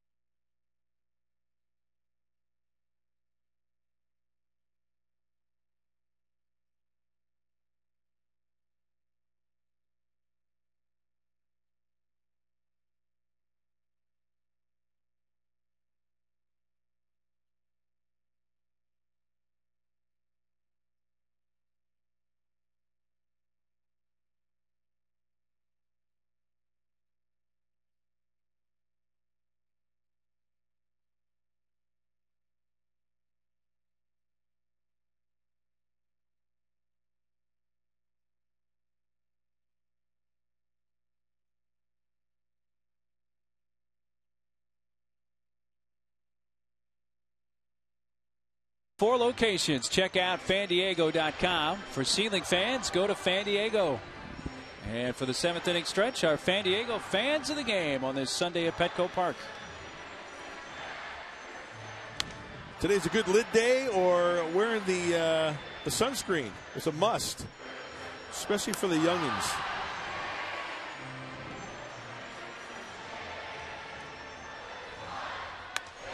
Need some SPF up top. Yeah.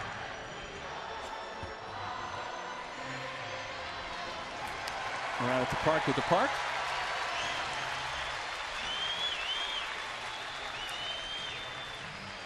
Dan Herron has thrown a 3-hit shutout through 6. Takes the mound for the bottom of the 7th. Well, Dan Herron has thrown a complete game back against the Giants. I'm sorry, take that back. It's against the Cubs back in April. Struck out 10 in that game and followed it up with 11 strikeouts at Milwaukee the next start. Yeah, 111 game performance. Avalanche Heating and Cooling. Your comfort is our priority. Most quality starts this season. Dan Herron coming in with 10. Billingsley of the Dodgers leading with 11. Josh Johnson of Florida 10. And how about CY there with 9? Oh, yeah. CY deserves a little bit of love there. He keeps you in games.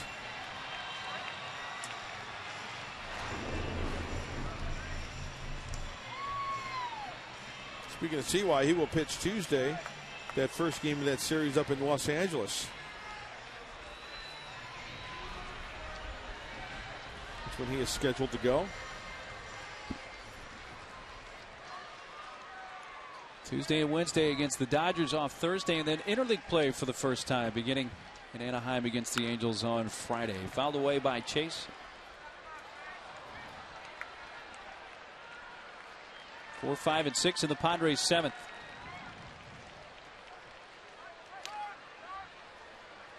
D-backs scored 4 in the 5th and 2 in the 6th inning.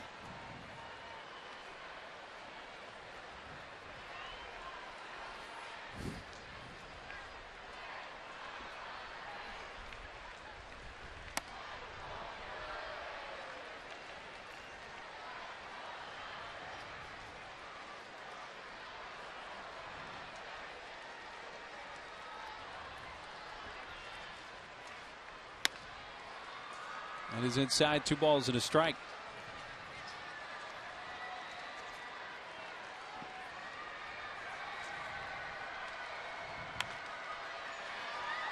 Well, we're in Colorado, and Clint Hurdle took the fall. We talked about how Rockies did not have Jeff Francis this year. That's right. I traded Matt Holliday. How about Arizona without Brandon Webb? True. You're right. That's foul.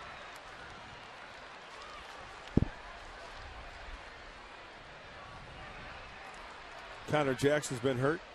Somebody said he's got valley fever. Connor Jackson?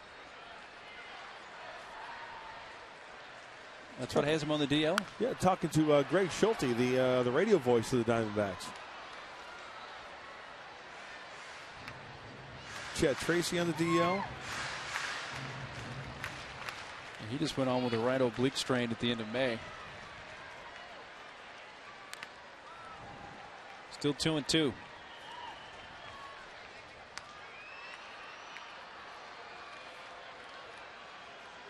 And Webb went on the DL April 13th. The right shoulder issue, but was retroactive to April 7th.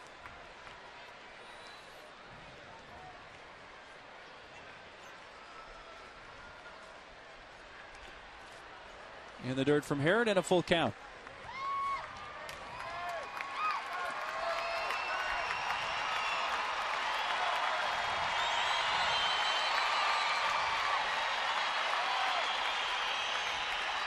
Headley leading off the 7th, the 3-2 pitch.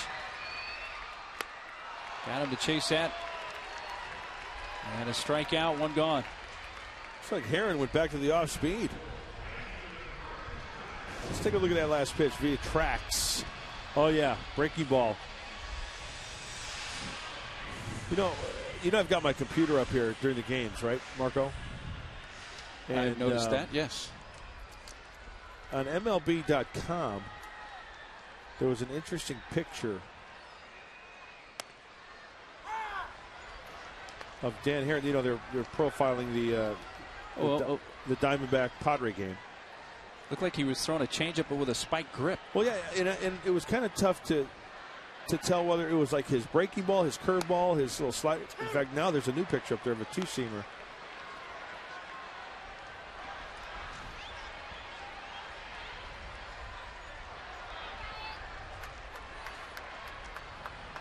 To Brian Giles. The picture that was on MLB.com had Herron kind of choking the ball right here with his middle finger on that seam, and then a little spike right there. And I'm thinking when that's either his curveball or maybe a shorter breaking ball. And then it showed him with a 2-seam grip.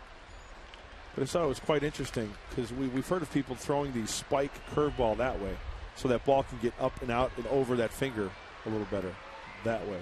Which is different from a knuckle curve. A knuckle curve is like spiking it big time like that. Remember Bert Hooton? Bert, sure. Oh my gosh. What is that, like a tarantula? Jeez Louise. It looked poisonous. A 2-2 in the air to center field. Young coming on and makes the catch.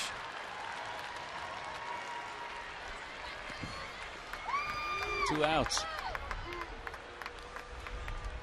The invasion of the spiders at Petco Park. It was Dave, huh? Dave Doherty. Doing a little modeling. That's great, Dave. Oh, yeah. Oh, whoops. Did you eat with those hands?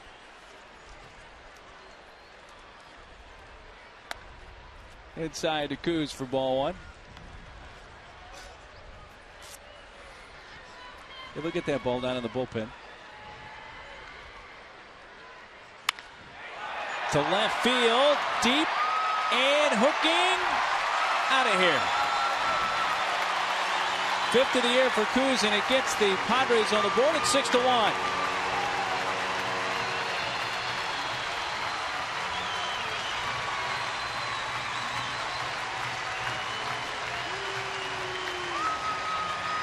RBI number 21 for Coos.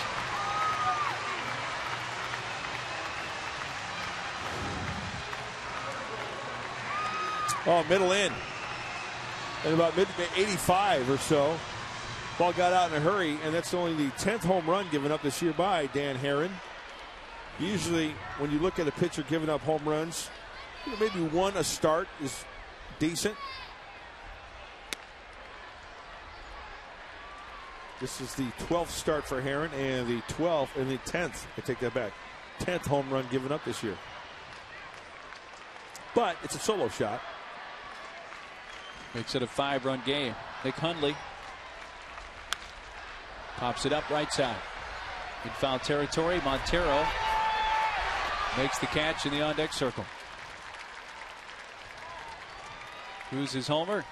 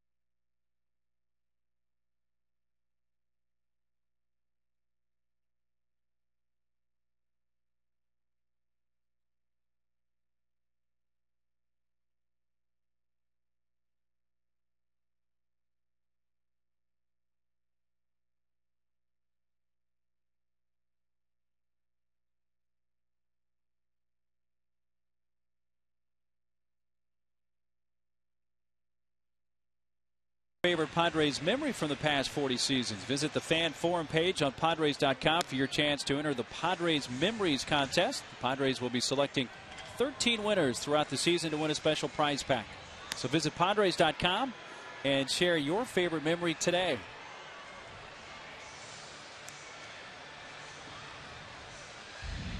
Clay Meredith enters the game for San Diego. Well, a 5-run deficit and a chance for Clay Meredith to get an inning of work in. Burke win an inning. Thatcher win an inning. For Burke, 1 inning, 2 hits, 2 strikeouts, his line.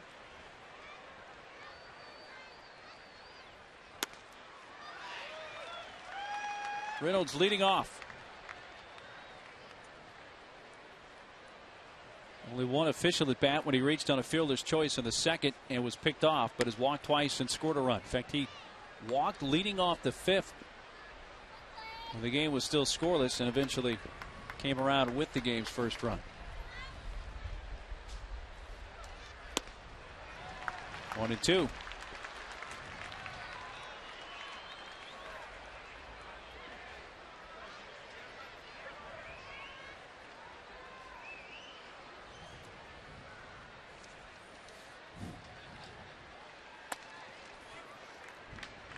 Inning into third for Clay on Friday night against the D-backs.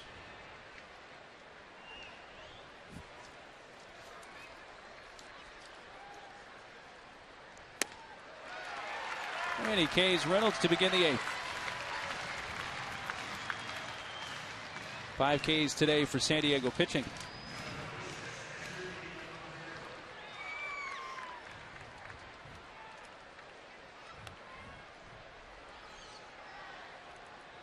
Catcher Miguel Montero, 2 for 2.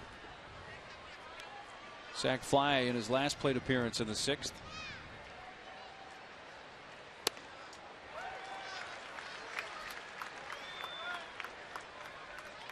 And speaking of the sacrifice fly, we've had some spirited conversations, mainly with Darren Ballsy, about whether the sac fly should be a time at bat or not. Oh, yeah. We've had some great discussions on that. Darren believing it should be a time at bat. And for many years in Major League Baseball, it was considered a time at bat. I think it was until maybe after the War years. Yep.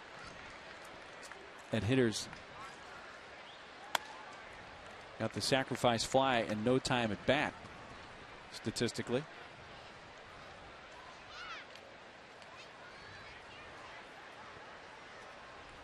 The one I don't like is the one when there's like a runner at second base. No, first and second. Let's say it's first and second. And the guy tries to bunt for a base hit. He gets thrown out at first. He gets credit for a sacrifice, right? Chopped right side. That bounced right on the line and then took a hard hop foul. So, to me, as a hitter, it's a win-win. Because if he gets a knock, he gets a knock. And if not, but yet he's bunting for a base hit. So I think if he's trying to bunt for a base hit, he gives the action like he's sorry, you tried for a base hit, but even though you get the runners over, your intention was you were trying to, sneak attack and go with the bunt for a base hit, rather than squaring up in the batter's box, giving yourself up, and getting the runners over. Does that make sense?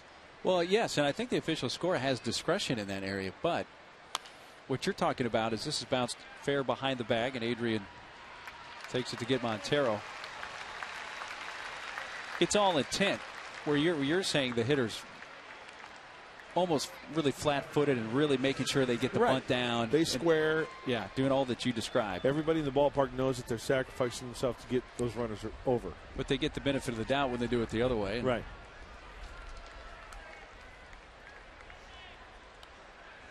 I think one of the weird things in scoring in baseball, and maybe someday somebody will lose a no-hitter this way and they'll change it, is when a runner is hit by a live ball, a batted ball. Right.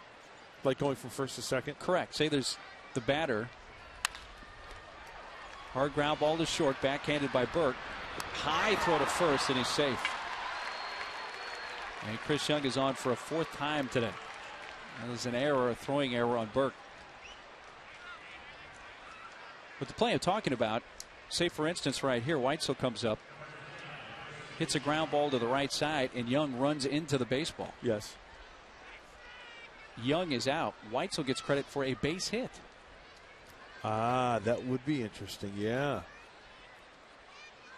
Wow. What if somebody loses a no-hitter that way? That's the only hit of the game. Right. Even if the second baseman behind the play could have fielded it. Yes. Runner runs into the ball. Gotcha. Batter gets credit for a base hit the way the scoring is.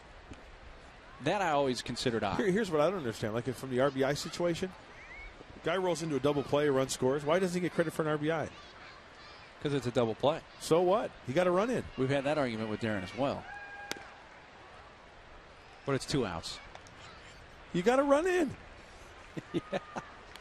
He batted a run in, regardless of how he did it. He put the ball in play and he got a run in. Even if he grounded the 2 outs. It's like no milk and cookies, straight to bed. You made 2 outs, you don't get credit for the RBI. Right. You're not buying that, huh? I just find it, odd. Weitzel takes down low. Weitzel has one of the big hits in this game for the D-backs. A 3-run double in the 5th.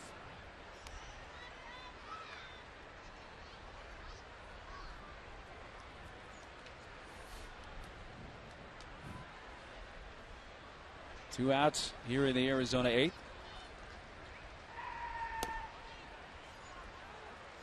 3-0. I mean, I can just, see back in the late 1800s or whatever, early 1900s, somebody grounds into a double play when they were making the rules, or even before that.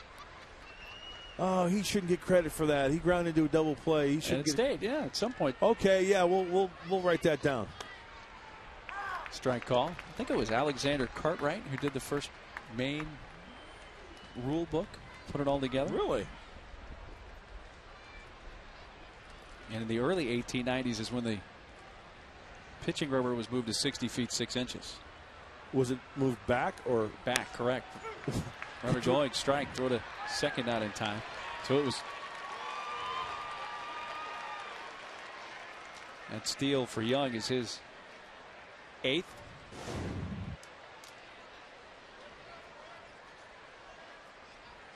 Pretty decent jump and a good pitch. Nick Hundley kind of hesitated a little bit. Can you imagine if they kept what was the mound before it went back to 60 feet 6? And I hear 60 feet 6 inches. The 6 inches was a mistake.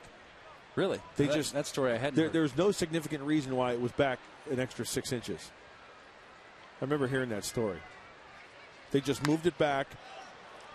Somebody mismeasured. They said, okay, we're going to make it 60 feet now. But in essence, when they actually had it at the final place, they measured it again, and it was 60 feet. It came up 60 feet 6. And it just stayed that way, huh? I think 1893, 92 or 93 was the first year that they moved it back. Well, let's ask Tom Satursky. He was there at that game. Our director. 3-2 fouled into the seats on the third base side.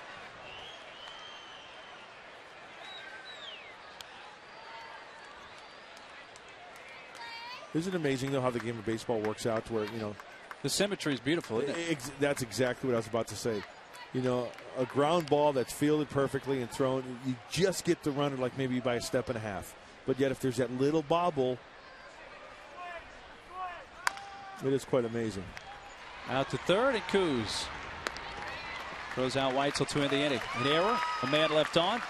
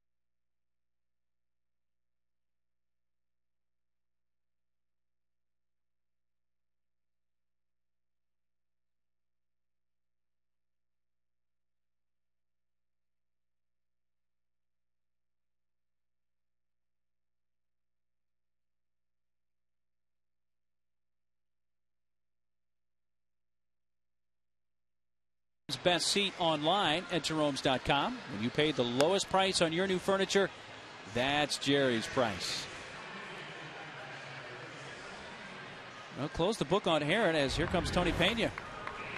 Tony Pena, a fastball, slider, and a change. He throws very hard. Pretty straight fastball, 94 to 98. Slider, upper 80s. Sometimes will touch 90. He's their setup guy, 8th inning guy. The 5-run lead.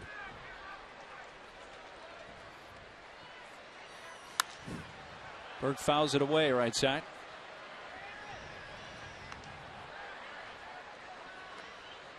Seven innings for Herron, 1 run, 4 hits, a walk, 5 Ks. Through 106 pitches, 71 for strikes. 33rd quality start for the Diamondbacks. That's the most in the National League, even without Brandon Webb.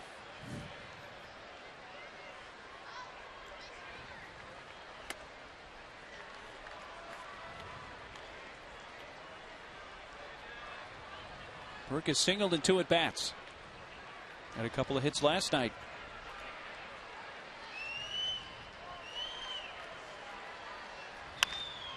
Sharply fouled past third.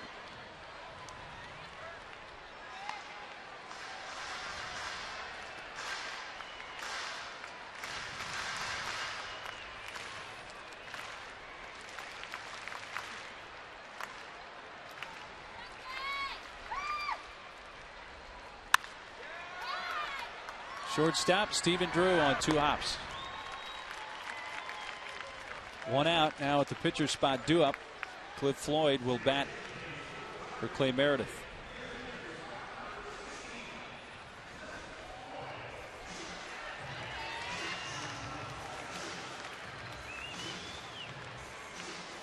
Game number 5 for Cliff. All in a pinch hitting role.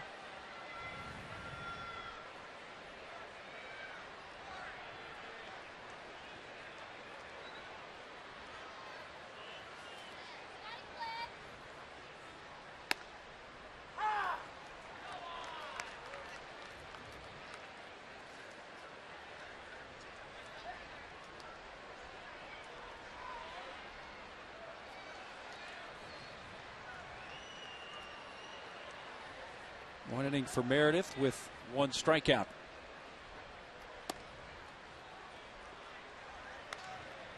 (6-1) D-backs here in the bottom of the 8th.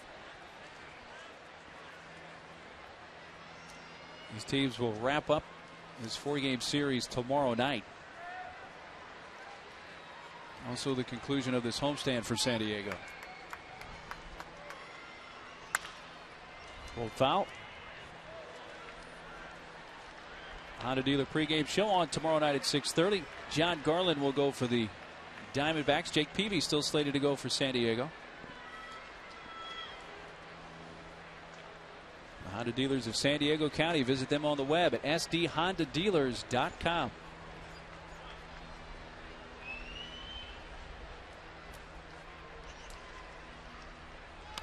Check swing. Looks like he went. He appealed to third. He did.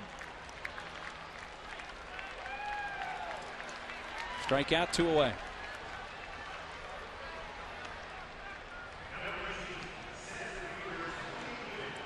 That's the top of the order, and center fielder Tony Gwynn.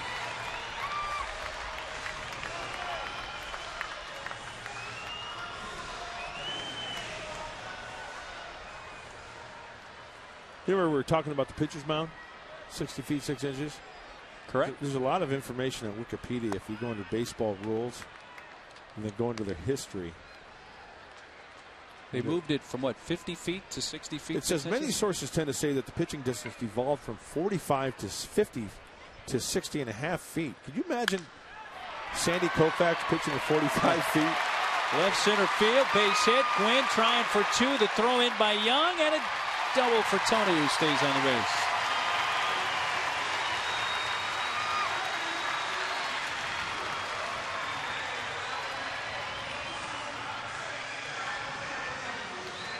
Hit number 5 for San Diego. A little bit of excitement here as Tony stays inside that ball nicely and takes it the opposite way.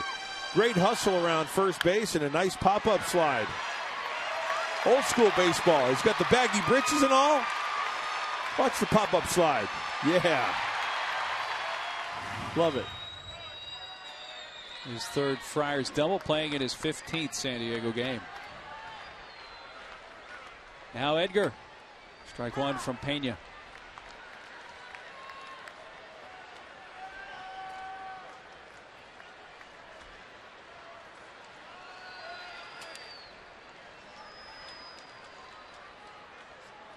Left-hander Clay Zavada now up for Arizona.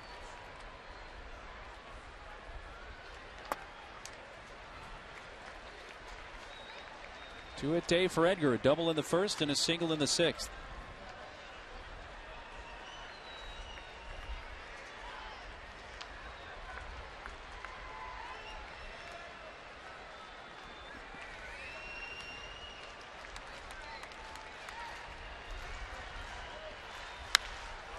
Shot foul down the right field side.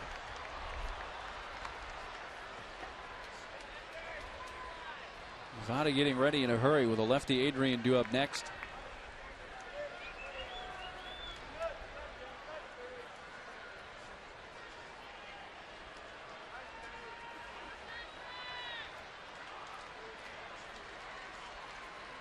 Six-one D-backs, bottom of the eighth. Win is at second with two down. A 1-2 to Edgar. Up and in.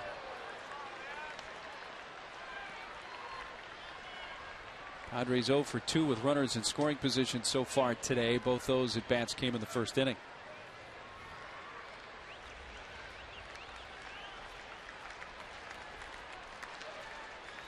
Did you know that pitchers were allowed to throw overhand starting in 1884? Everything had to be underhand before that, right? Yeah. 1887, there was a pitcher's box that they had to throw in. And then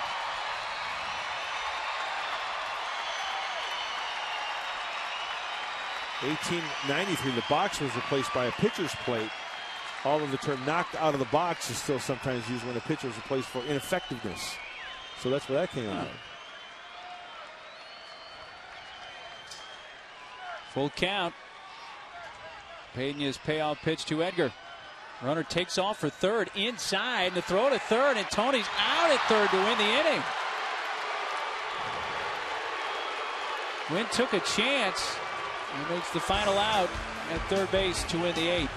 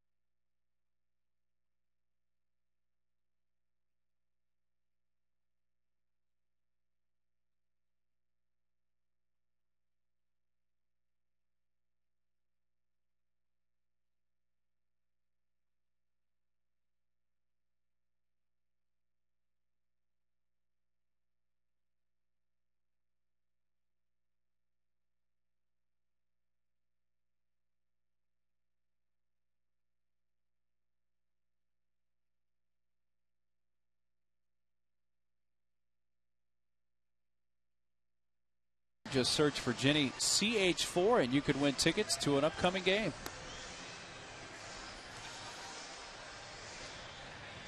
Luis Perdomo takes the mound for San Diego. Think of some of the greats that have pitched in the game of baseball. Carl Hubble, Bob Gibson, Sandy Koufax, Steve Carlton. Can you imagine those guys pitching from 45 feet if in fact the rules did not change? it would be too dangerous. Oh, even Luis Perdomo. I mean, he's got good stuff from 60 feet, 6 inches. He comes on the pitch here in the 9th.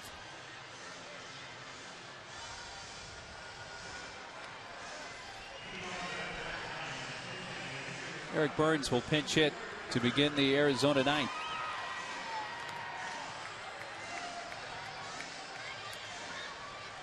D-backs scored 4 in the 5th to break the scoreless tie, added 2 in the 6th. Padres' lone run came in the 7th on a Kuzmanov solo shot to left.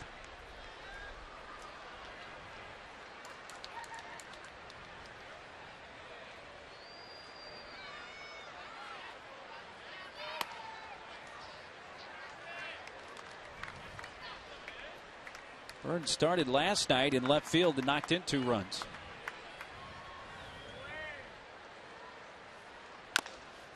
High chop towards third is foul.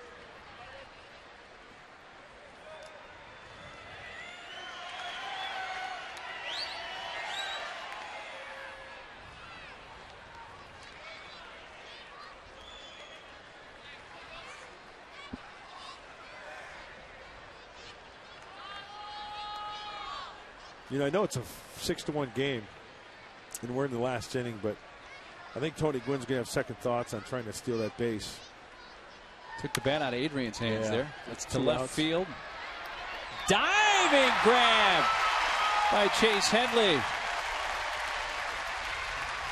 Taking extra bases away from the pinch hitter Burns.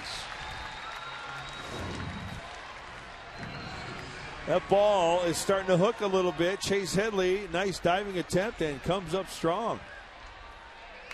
Nice job by Chase.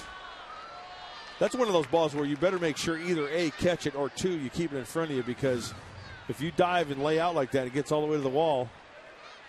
It's at least 3. It's a track meet. Yeah. Fouled back by Felipe Lopez. Sac fly came in the 5th, and he singled in the 7th after being retired his first 2 times up on the starter Josh Gear.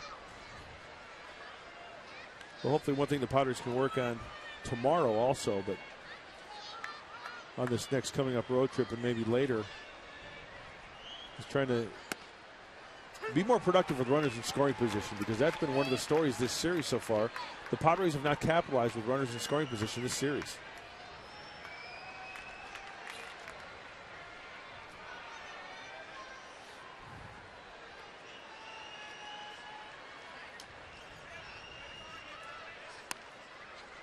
Down and into Lopez.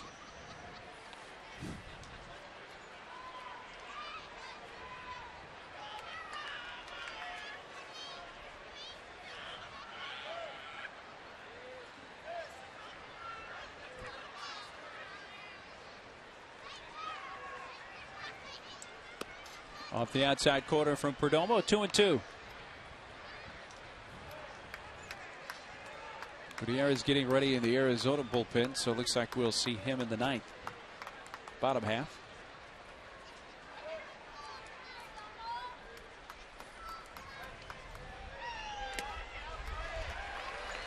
Hundley hangs on for the strikeout, and 2 away.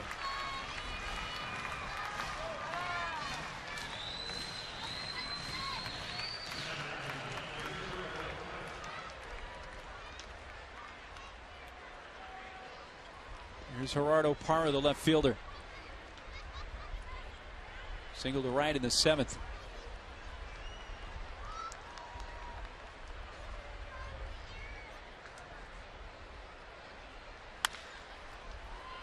To second baseman Edgar Gonzalez. Perdomo sets down the D-backs in order. Last chance coming for the Friars, with Adrian Gonzalez set to lead off the bottom of the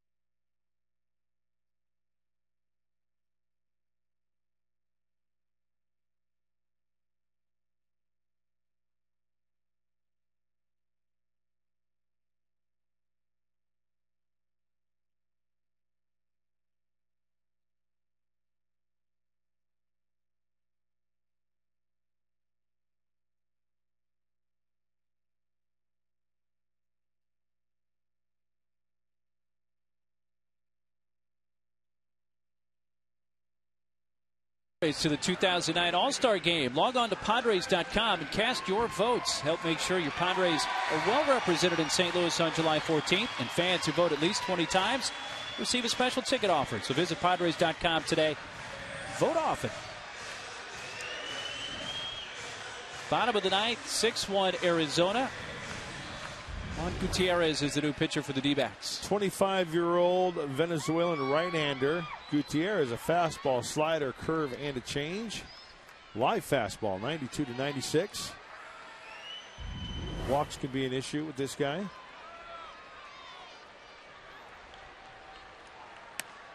Spent all of last year with the Tucson AAA club. Threw an inning here last night and allowed one hit.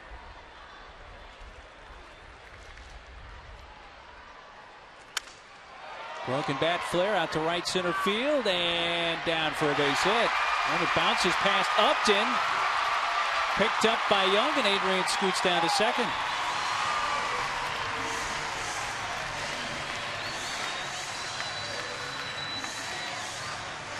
I wonder if that ball kind of checked up a little bit and took a different hop to get by the outfielders. Off the end of the bat, shattered. And it looked like it made contact with somebody. Upton, they giving him a double on that? They are. Good for Adrian. Just his 5th two-base hit of the season.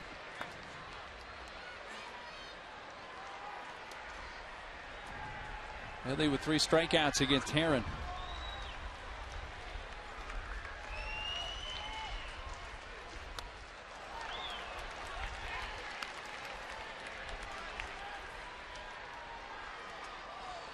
Six hits now for San Diego.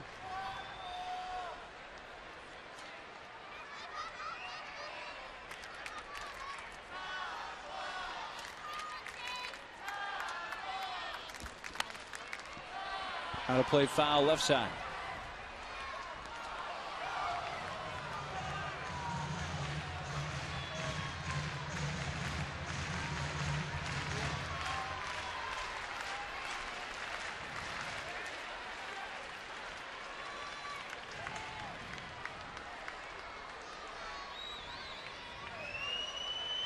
Gutierrez 1-2 delivery. Up high.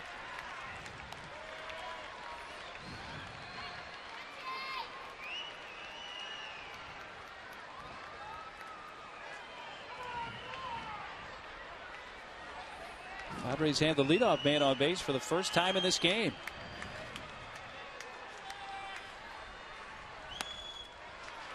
Three and two on Headley.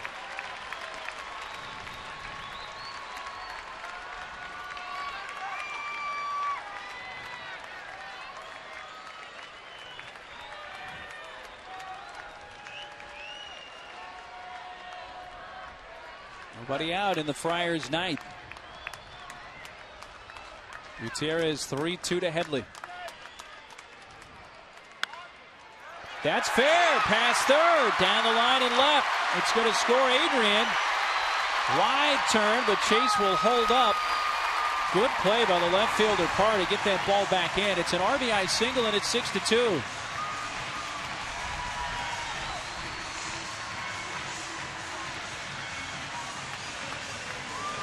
Well, what is it about this bullpen for the Diamondbacks? Padres trying to capitalize and make it interesting. Now they are within slam range.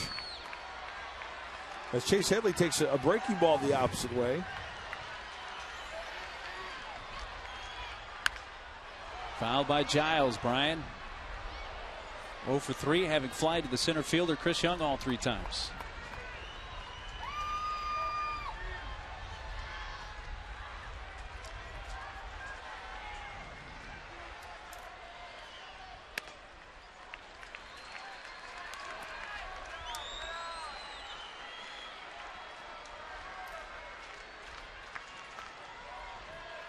Nobody out in the Padres' ninth.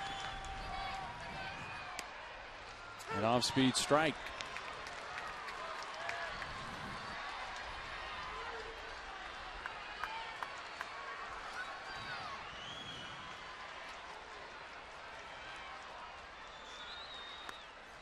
That's in the dirt, 2-2.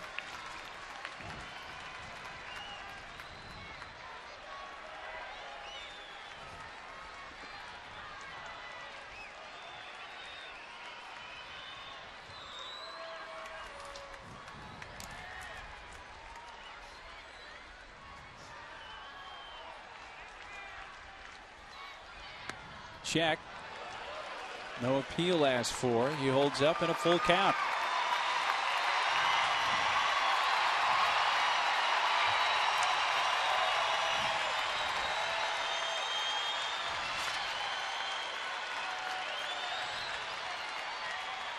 Headley not running. Ball 4. 2 on, nobody out. I've seen stranger things happen, and there is action in the Diamondback bullpen just like that.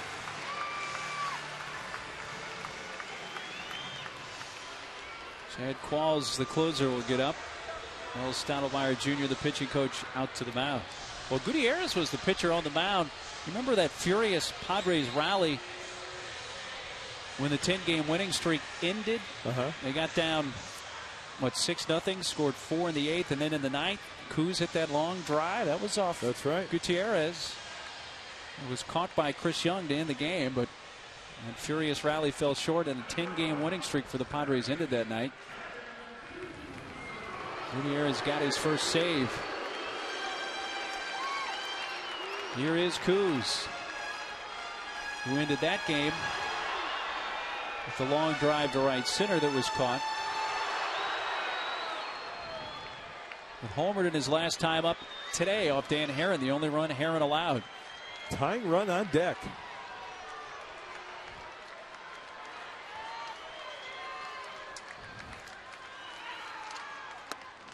Takes down low. Let's take you back. This was Tuesday, May 26th.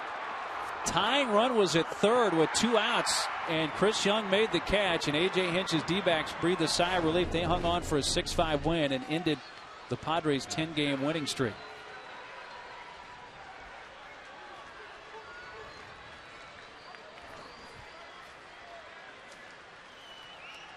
Kuz facing Gutierrez again. Now here at Petco with 2 on, nobody out in the 9th. And way high with the fastball.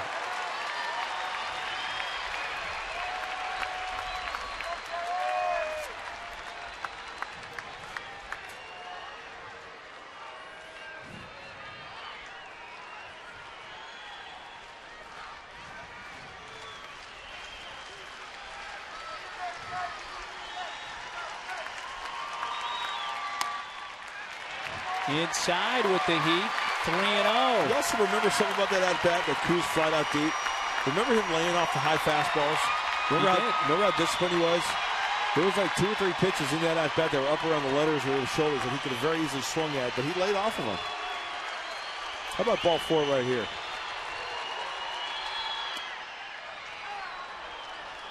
How about a Fresca?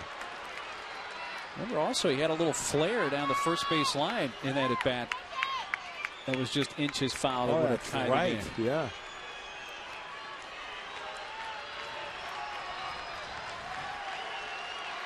Three and 1. Padres trying to rally here in the 9th. Kuz sends it in the air, center field, deep. Young going back, and on the warning track makes the catch at the 396 mark. Headley tags and goes to third. Wow, history kind of repeating itself there. Another deep drive by Kuz off Gutierrez that is caught by Chris Young. This one for the first out. Missed it by that much. Oh, ball's right down the dish. Right down the dish. Just a little bit too quick. Right down the heart of the plate. And that brings out A.J. Hinch.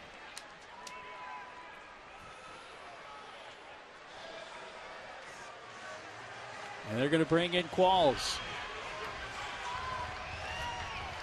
Well, pitching change for Arizona.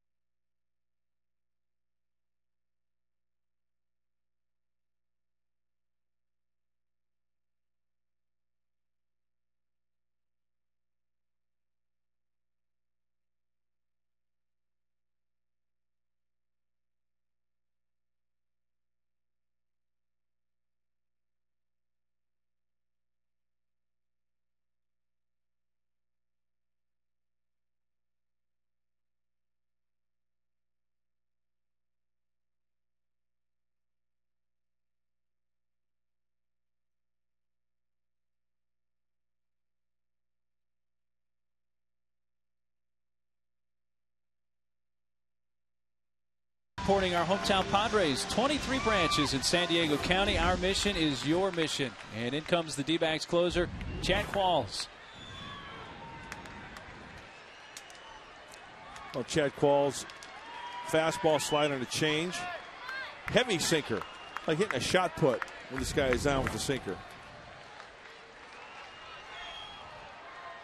Nick Hundley shoots it foul right side.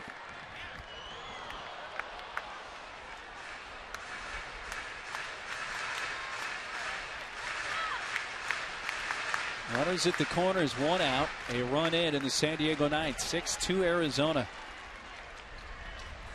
Tying run still in the on-deck circle.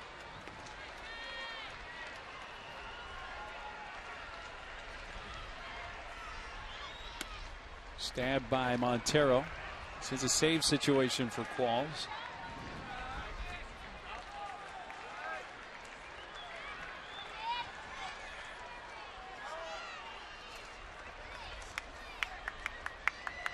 Qualls 12 of 14 in save opportunities this year.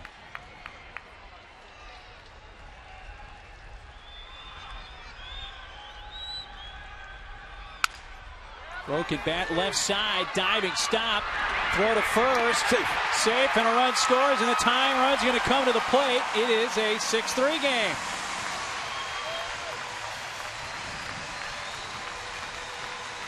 The 11th RBI for Nick Hundley in the infield hit. Hey, chip away, take your chances. Reynolds tries to make a gem on this one, but Hundley getting down the line nicely. And more base runners. And that brings the tying run up to the plate.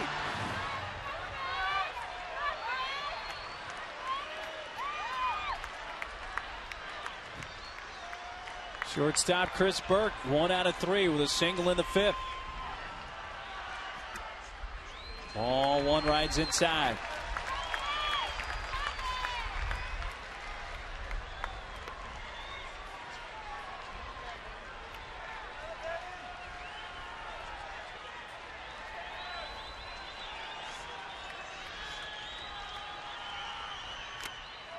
Fouled off of Montero.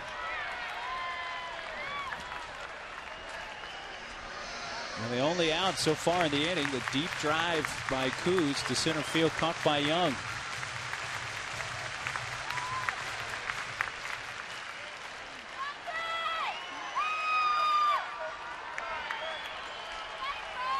Ball's trying to close it out and save it for Herron. Burke trying to keep the rally going for San Diego. Check swing, and he went 1-2. Oh, and you have the heavy fastball, the sinker, and then the slider, hard with late tilt. That slider's now up above 85, high 80s from Qualls. Pitcher spot due up next. Eckstein is coming to the on-deck circle.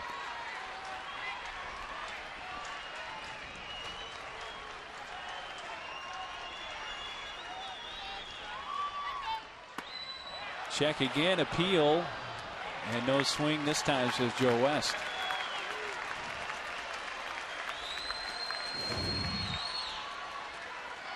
Well, he Chris caught a break. Yes, he did. He caught a big break.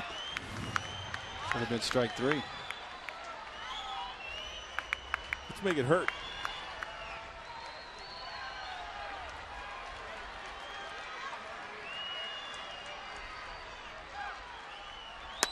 Full count.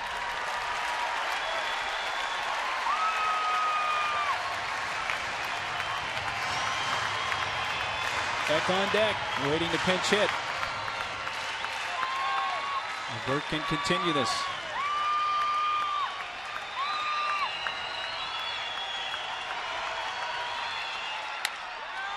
Chop to short, flip to second for 1, to first, safe.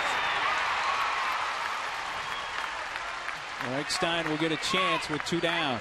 And the tying run at the plate again.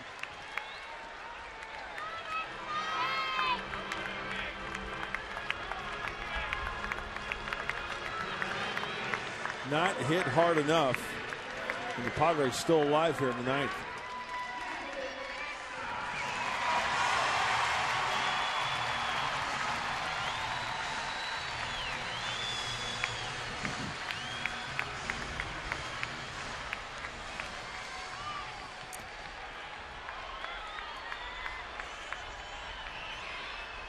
Runners at the corners, 2 outs. Padres down to their final out, trailing by 3 in the 9th.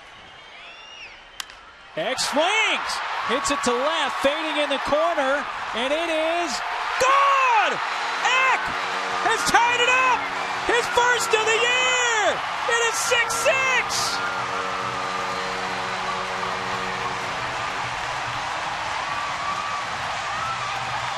Where did that come from?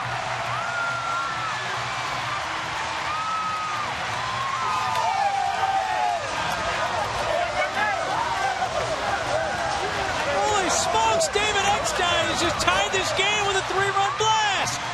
Qualls throws him a high sinker, and it kind of flattens out a little bit, and Eck playing pepper down that left field line. Did it make it to the basket? Oh, yeah, you bet. A tisket, a tasket. It's in the lower basket. Now that is some kind of nice. Little curtain call for Eck. Eck previously was a career 0 for 8 against Qualls, but jumped on that first pitch. His first home run since September 17th of 08. This on the ground to second, and this game is headed to extra innings.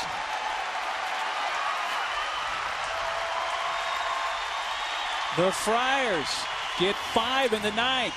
Eck, pinch hit, 3-run.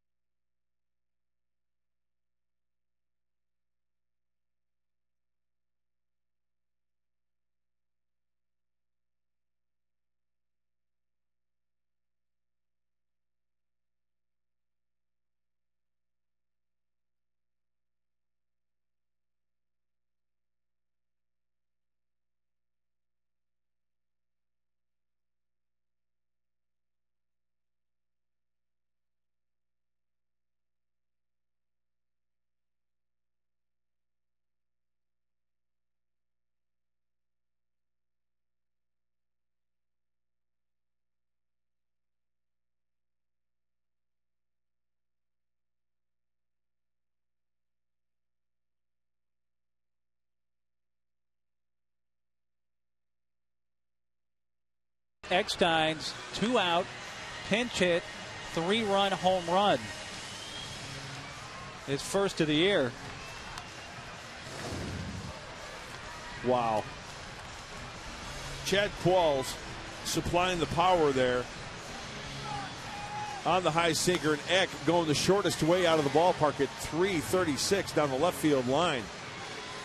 Eckstein's previous home run prior to that came as a Diamondback September 17th of 08 against Kevin Correa, who was a Giant at the time.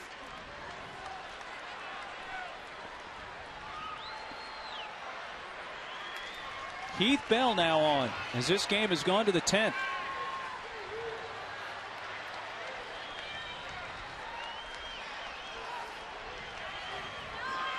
Three, 4, and 5 hitters for the D-backs, and leading off is Justin Upton, the right fielder.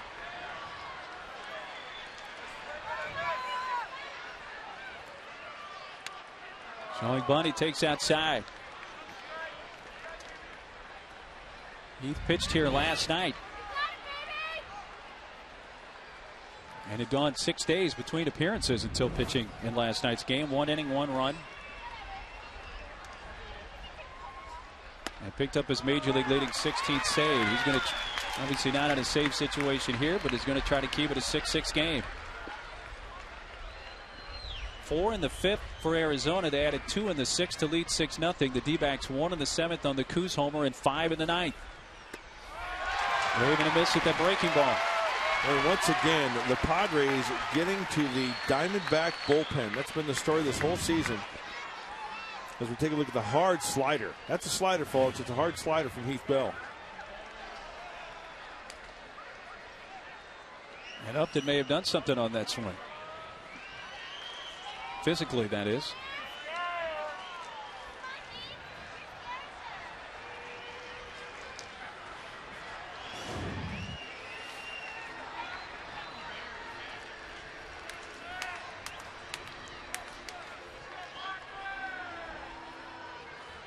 Left shoulder? Kind of started twisting it right away, didn't he?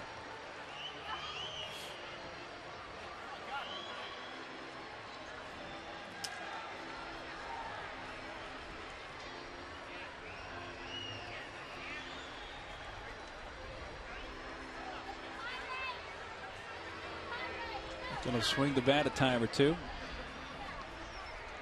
If he can stay in there.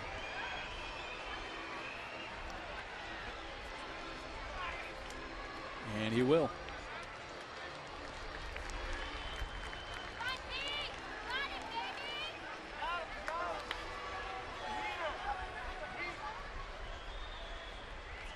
All right, a guy just kind of started twisting his shoulder a little bit. You throw him the gas right here, don't you? I mean, it's survival of the fittest. You know in what this I would game. do? I'd go down and away. With heat, though? Guy doesn't want to extend, you know? Gas strikes out Upton, 1 out in the 10th.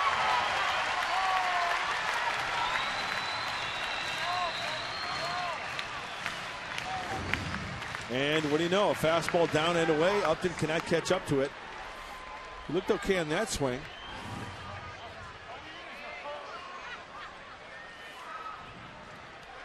How about David Eckstein? I still can't get over David Eckstein swinging the magic shillelagh right there. Busting out the magic wood.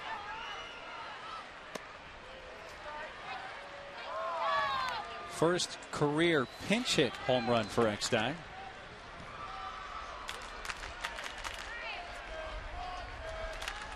The mechanic. Going full service right there.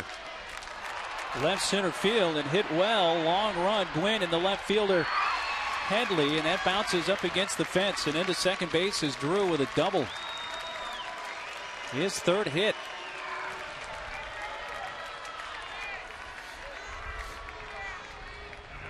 Well, the D-backs have the go-ahead run at second with 1 out in the 10th. He does a great job of going the opposite way. A lot of his hits go the opposite way. He's taking breaking balls that way, fastballs away to left field.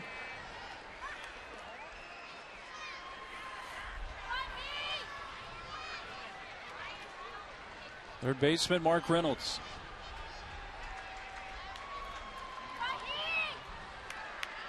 Couple of walks, a strikeout.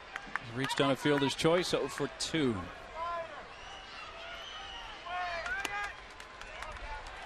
Little low, ball 1.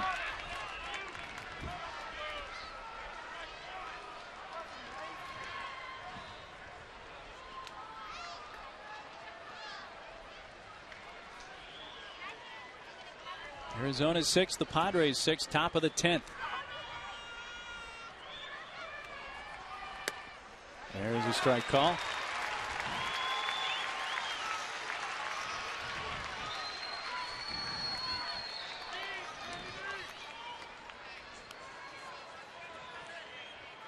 Reynolds leads the D-backs with 13 homers. Also their leader in steals. Breaking ball off the outside part, 2-1.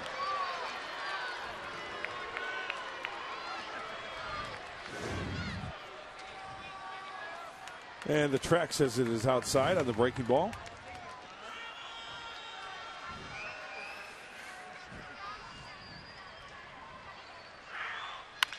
Towards third, just foul by a couple of feet.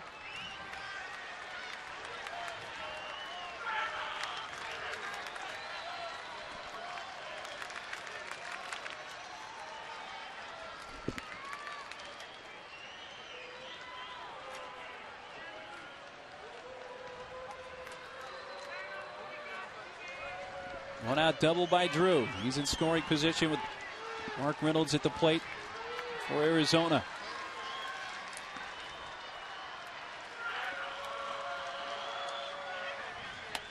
The fastball is high. Full count.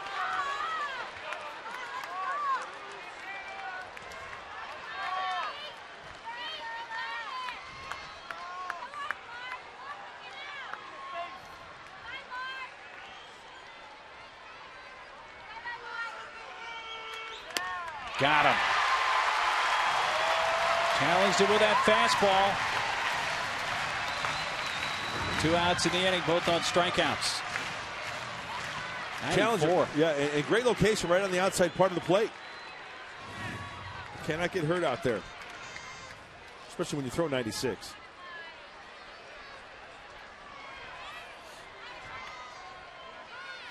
Catcher Miguel Montero will be intentionally walked with first base open to bring up the right-handed hitting Chris Young. Plus, you get a force out at any base in the event of a grounder, to where an infielder has to go to his right or left. You go the short way at any base.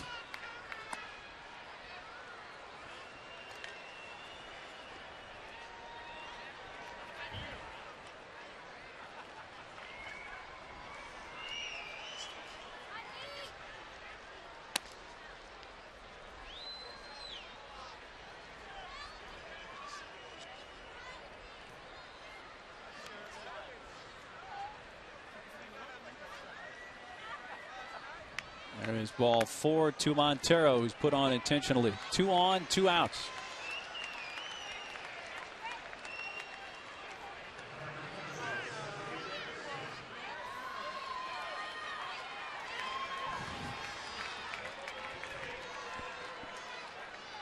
D-backs have only used Burns off their bench. They have a switch hitter Ojeda, right-handed hitters Snyder and Roberts available. A couple of spots away from the pitcher's spot is Arizona. And they have Roush up in their bullpen. 2 walks, an RBI single, 1 for 2 day so far for Chris Young. First pitch fastball, strike 1.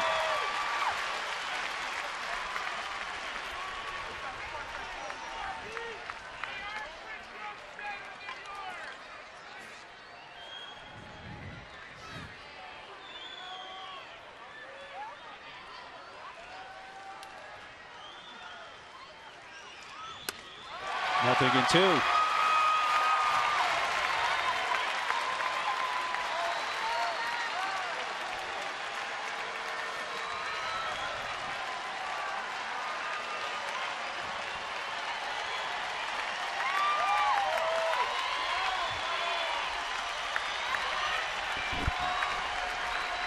With 2 on and 2 out in 0-2 from Heath Bell.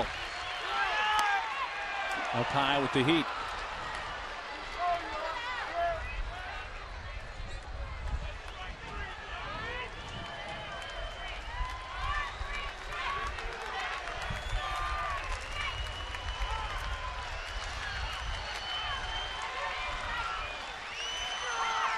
Strike 3, got him looking. 3 Ks in the inning for Heath Bell, who worked around the 1-out double.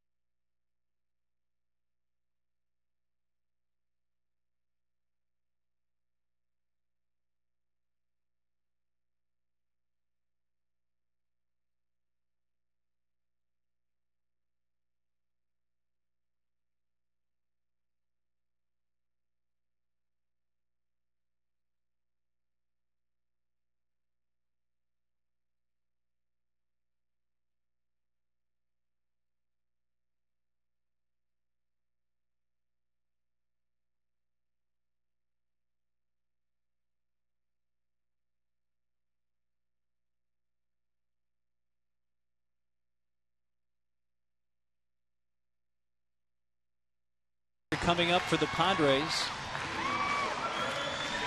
New pitcher for the D-backs, John Roush. Fastball, slider, cutter, a curve, and a changeup. High 80s to low 90s. High opponent's batting average.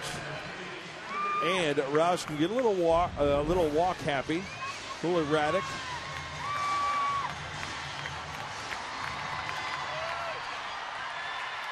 And I'm busting it out, Neely. Busting out the shillelagh. Going for a Padre victory right here in the 10th. Here, rub it. That's good. Hey, easy. Don't get too froggy now. And you're leading off.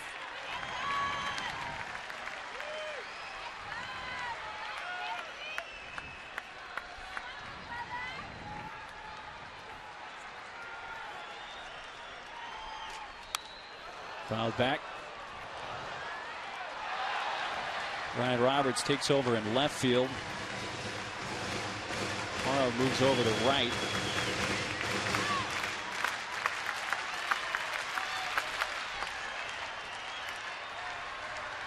Upton is left.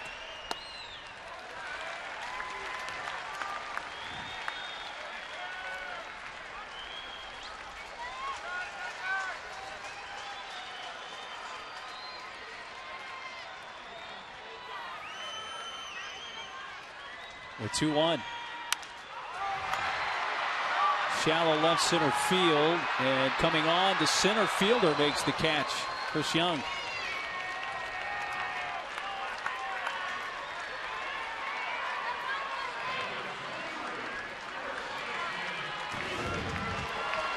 Off the end of the bat, looked like there's some communication problems out there in left center field. Bottom line is, yeah, they make the catch, but that could have been a nasty collision. That's Chris Young ball all the way.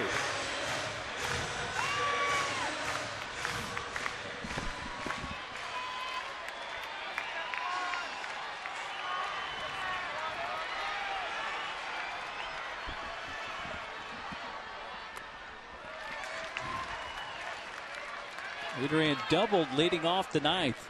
It got the 5-run rally going.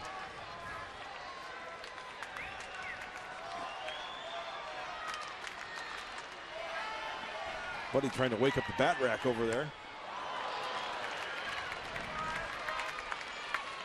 Left-hander may make a pinch hitting appearance. Well, you look at the Padre bullpen. Only Gregerson and Mujica left out there. They each pitched an inning last night. Big wave and a miss by Adrian.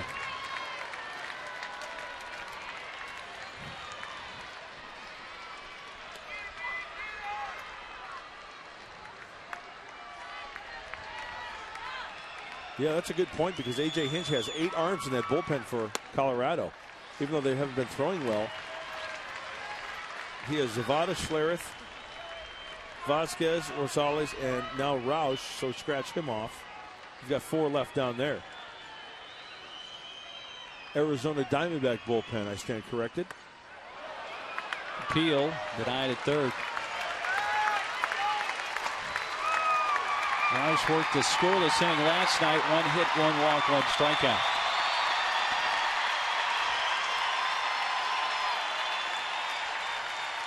Full count.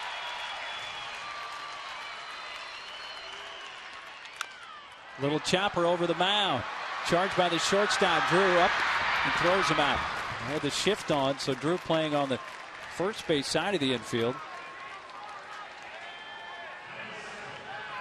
And 2 outs, bases empty in the San Diego 10th.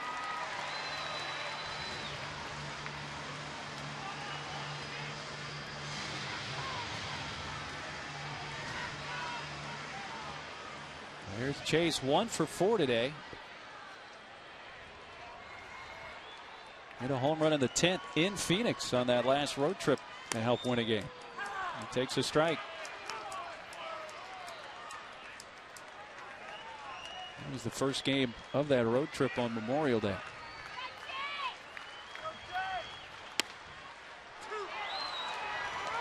Oh, 2.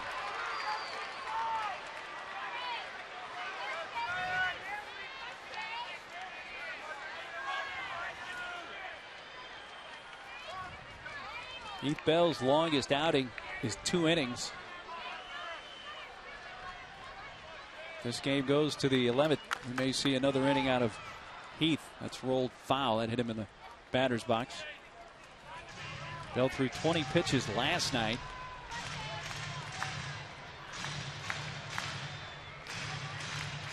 And worked the 10th.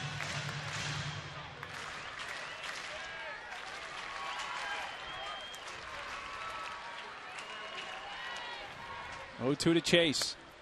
And we're headed to the 11th. John Roush sets the Friars down in order. Pitch track says off the outside corner, but we're headed.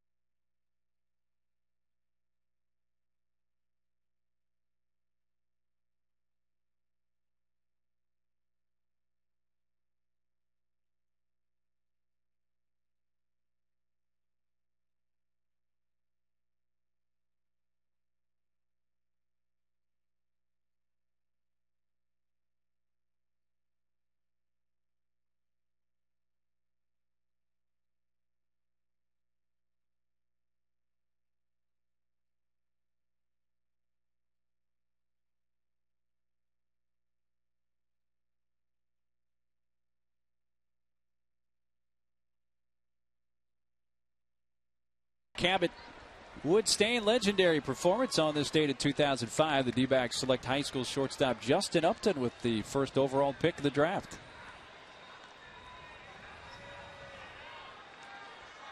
Tuesday, beginning of the amateur draft for 2009. Heath Bell back to the mound for the 11th.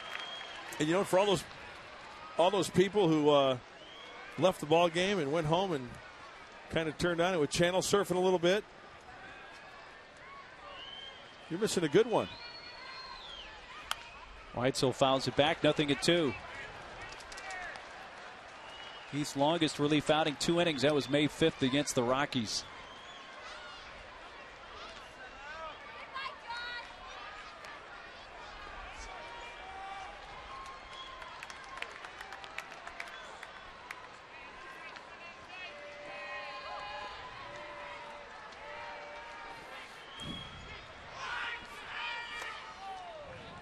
Weitzel takes in the dirt.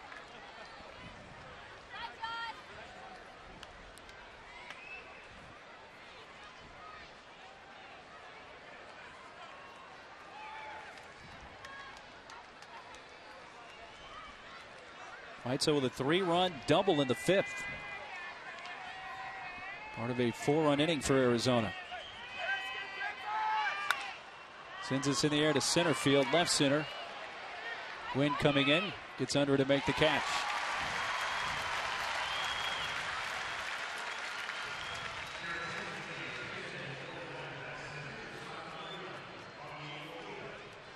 Pitcher spot comes up, and Augie Ojeda will pinch hit.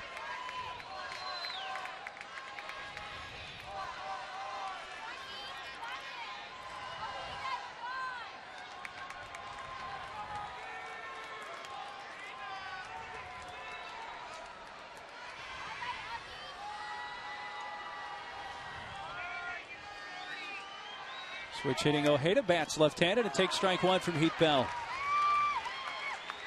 Padres scored 5 times in the bottom of the ninth. 3-run home run with 2 outs. Pinch hit home run from David Eckstein tied it up at 6.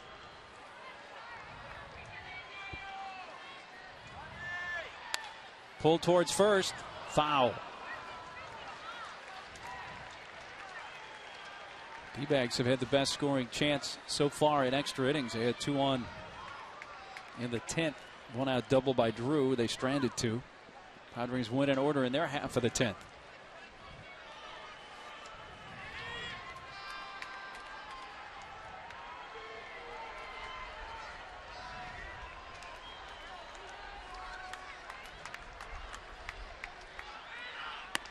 Fastball is up high.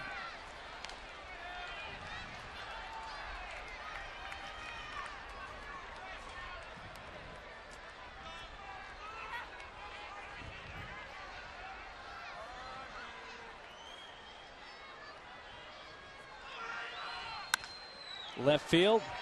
Headley coming in. 2 down. They had to play perfectly, huh? Shortened up out there. Chase was playing on the shallow side also.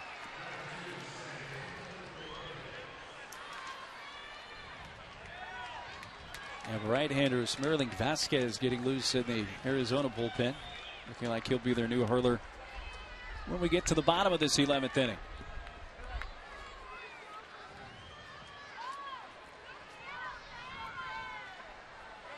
Top of the order, Felipe Lopez. 1 for 4 with an RBI on a sacrifice fly in the 5th. He's singled in the 7th. There's the right-hander Vasquez.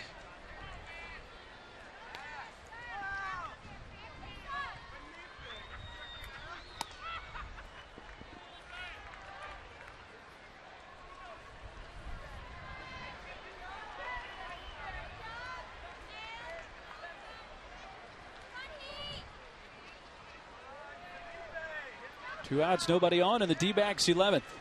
Second inning of work for Heath Bell. Goes in a strike.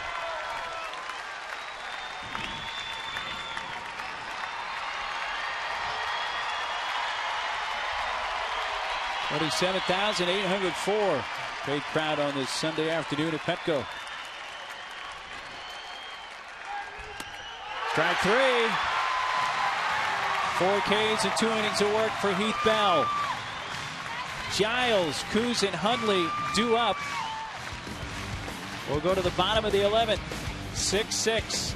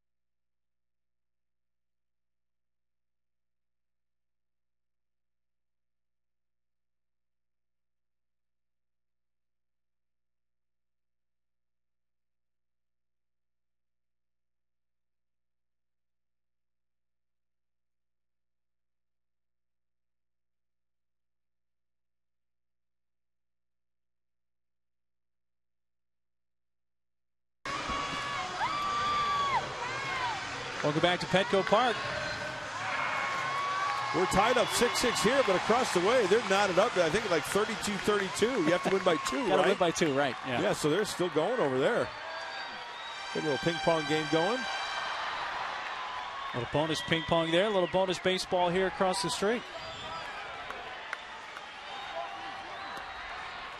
Giles leading off. Into the right center field. Young coming in. 1 pitch, 1 out. New hurler is Vasquez. That's Marilyn Vasquez. Fastball, slider, and a change. Little two-seam fastball, about mid-90s. Boy, the hits to innings pitched up and the walks also up. Opponents nearly hitting 290, so a good inning for the Friars to get at that bullpen and walk away with the victory here this afternoon.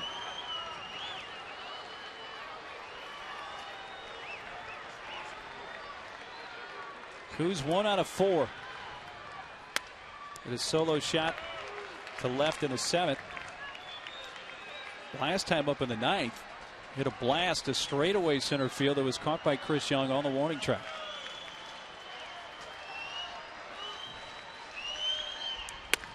It's the right call. Well, if the long ball is you're looking for, Vasquez in 18 and make that 19 innings now has only surrendered 1 long ball.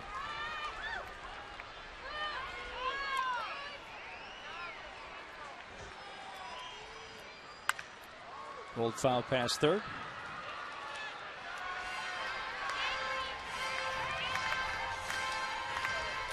Padres are 5-2 in extra innings this year. 4-0 here at Petco Park.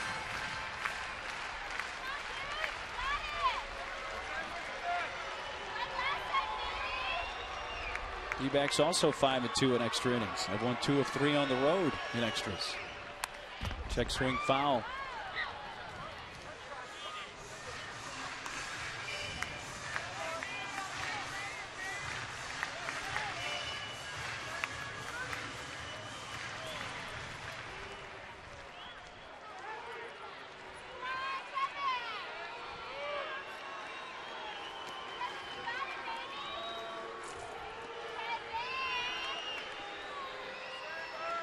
One out here in the 11th, and a 1-2 to Kuzmanov. It's outside.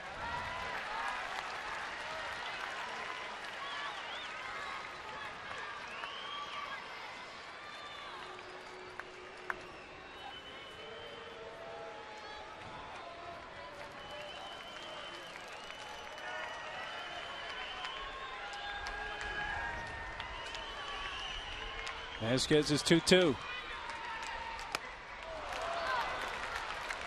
Strikes him out for out number 2 of the 11th.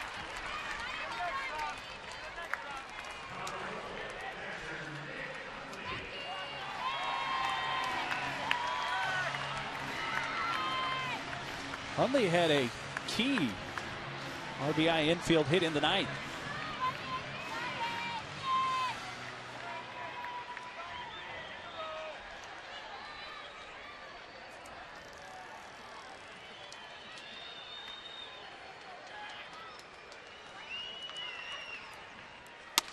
Taking a big rip. Wow. 95. That's tough to catch up to, even if it is right down the middle.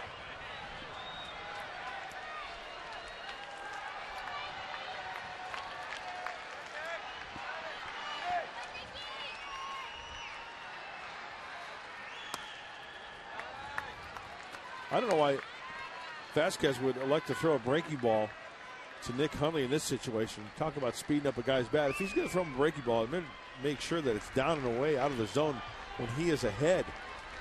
You leave that in the middle of the plate, it's going to be game over. Like that one. 1-2.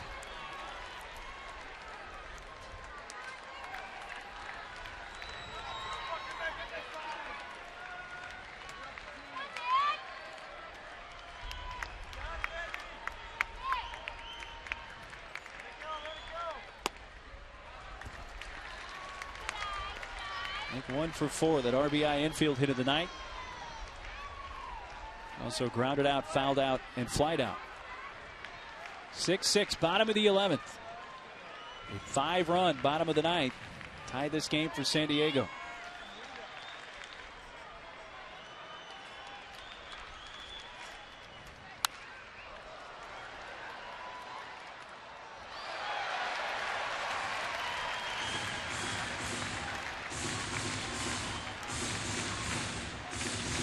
Game gets to the 12th. Looks like it would be Mujica who would come on to pitch for San Diego.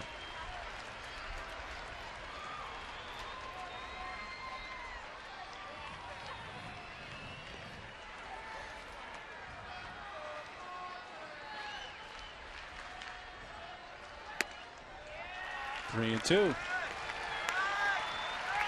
And the Diamondbacks have 2, 3, 4 due up. Parra, Roberts, and Drew.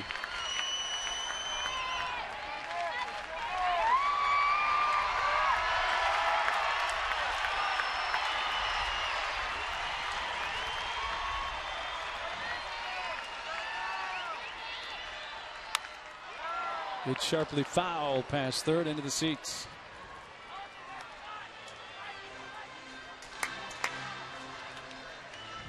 Six runs, 11 hits, no errors for the D-backs. The Padres 6 runs, 9 hits, 1 error. D-backs have stranded 7. Padres have left 4 on base.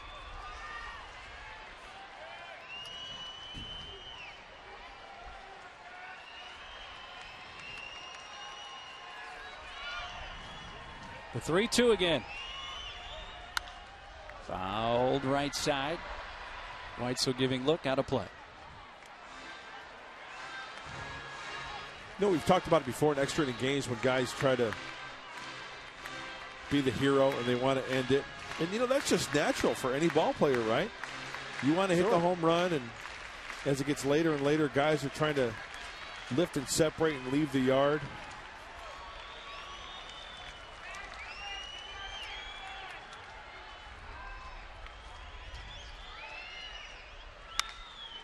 Fly ball, shallow left, Drew out. The shortstop backpedaling makes the catch. 3 up, 3 down in the San Diego 11th. This game will move to the 12th. Still tied at 6.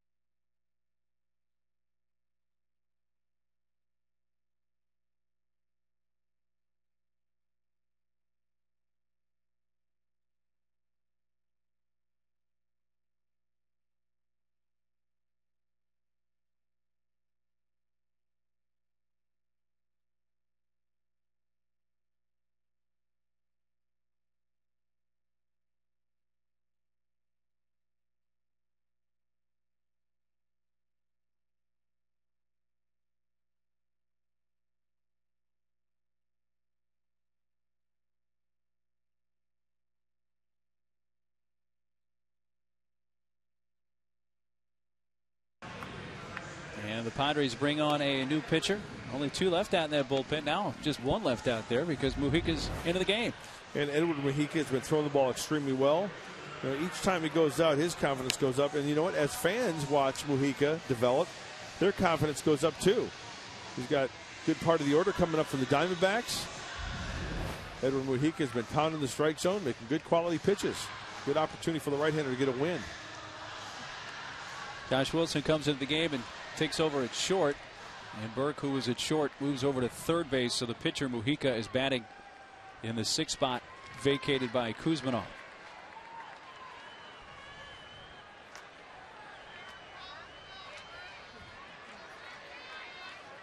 Part of the order for Arizona in the 12th. Gerardo Parra, the left fielder, leads off.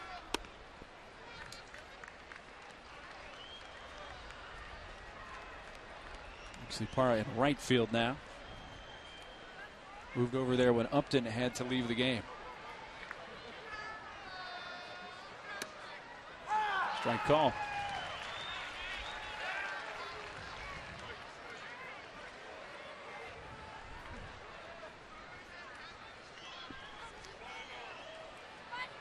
Gregerson, by the way, the lone pitcher left now in the San Diego bullpen. And with Wilson into the game, that leaves Blanco as the only available bench player. Yep.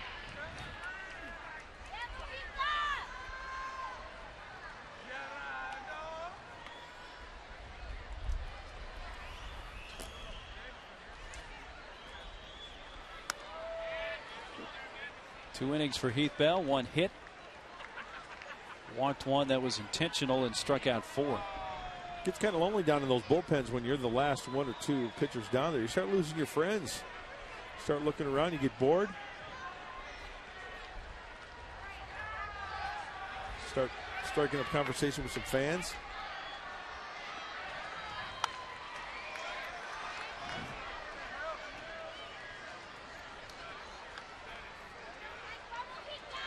Parra's line to center, grounded to short, struck out, singled and grounded out to second. 1 for 5. There's Luke. Just he and his bag of seeds. Taking in a big league ball game.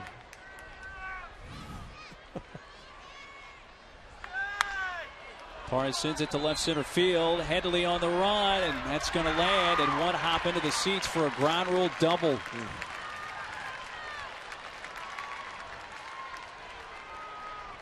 Parra leads off the 12th with a 2-base hit. 5th double of the year, and he would have got that one. That pitch was elevated, got some top hand on it, and hitting that warning track up into the stands. 5th 2-base hit for Gerardo Parra. Ryan Roberts comes up the line. Chip Hale telling him what's going on. Different managers approach this situation differently. Some always bunt.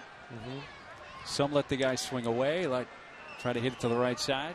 I think with a tie score like this, extra innings, bunt him over. Looks to be the play here, and that's what Roberts indeed will do. Bunt it back towards the mound. Mujica going for the lead man and tags out Parra.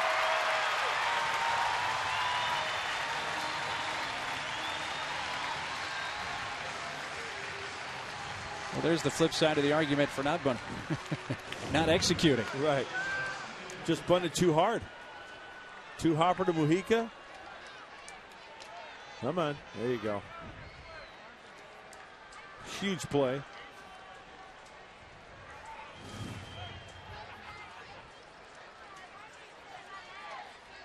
That puts the go-ahead run at first base now. Roberts 1 out. Stephen Drew, the cleanup hitter.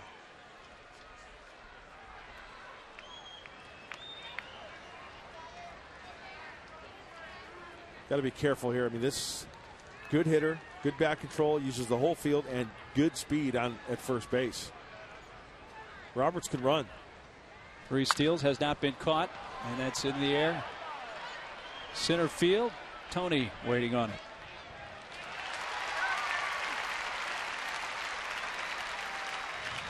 Two away.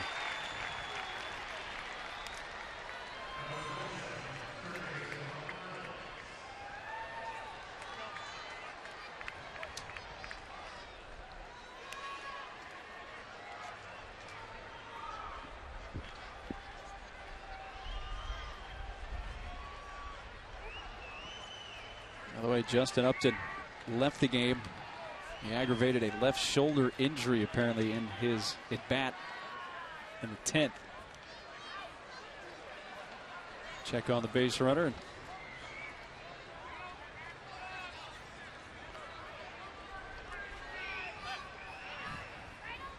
I don't know about you, Mud, but I got a good feeling Roberts is going within the first couple of pitches He here. might be.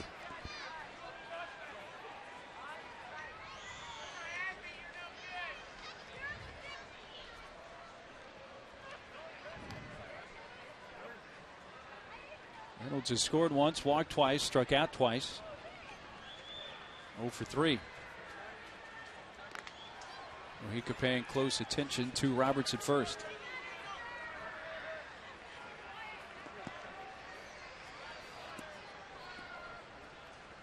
Six game in the 12th.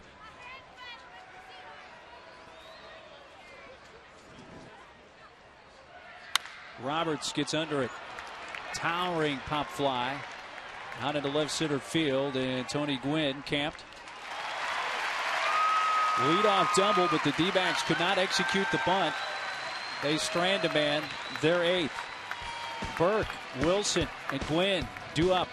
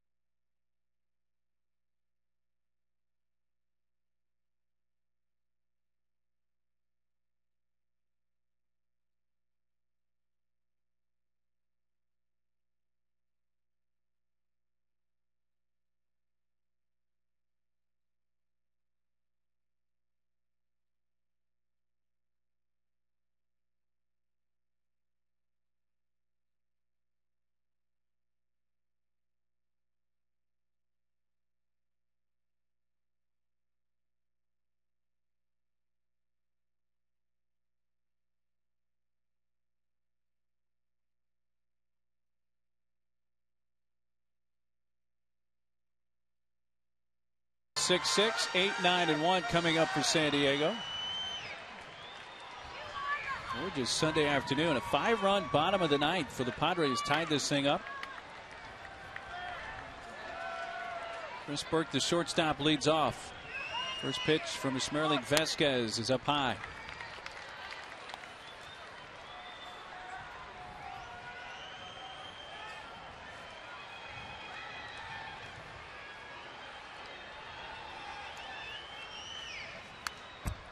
Second inning of work for Vasquez, who set the Padres down in order in the 11th. Striking out one. Burke 1 for 4. A single in the 5th. He reached on a fielder's choice in the 9th, just ahead of Eckstein's pinch hit, game tying 3-run homer.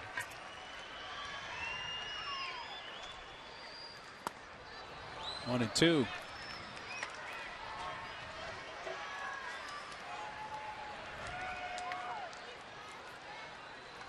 Wilson to follow, and then Tony Gwynn.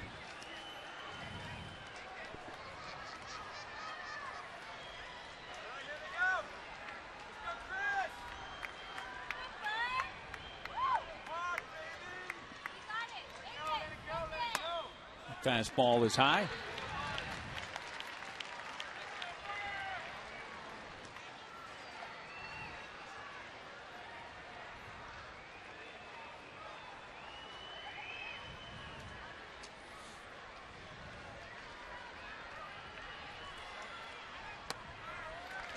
Down and away, and it goes to a full count. Hey, any way you can get on, right? Hit Batman. Easy for me to say. Hit batsman, walk. 12th inning. We'll cut you some slack. Strike out, wild pitch. Chopped out to short. Error. Through, fumbles, throw, and still got him with the stretch down the line. Drew able to recover, though he did not make the exchange cleanly.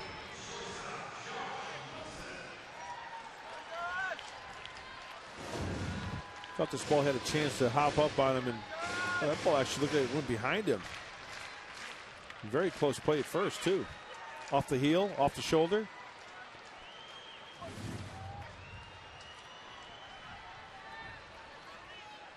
Former D-back Josh Wilson takes a strike.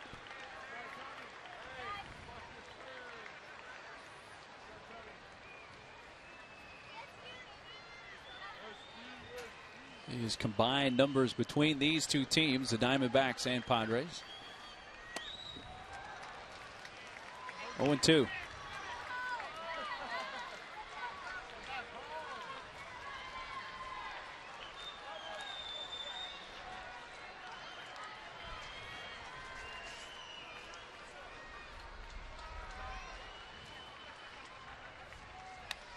Check swing, foul.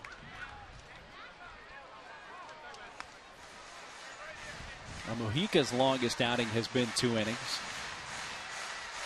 Gregerson, still to be used, has gone 3. Yeah, you know, you look at the schedule, no off day until Thursday after that LA series, that 2-game series against the Dodgers. Well, yeah, this affects not only this game, but yeah. Line to center field. Young going back, spinning, and makes the catch. Wilson hit it squarely to straightaway center field.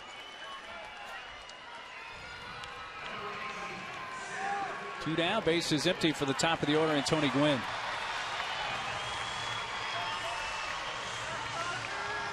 I don't know why this just occurred to me, but Tony was out hitting the other day early with Jim Fever, and his dad was hanging around, working on some swings.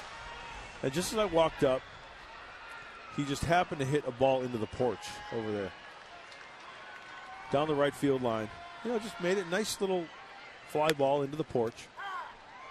Tony's not a home run hitter, right? He's got to keep the ball on the ground. Line drive.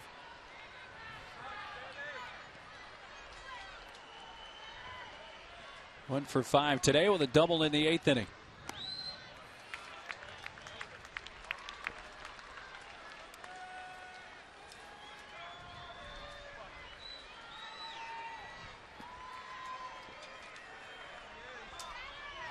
Shorten up at the infield corners.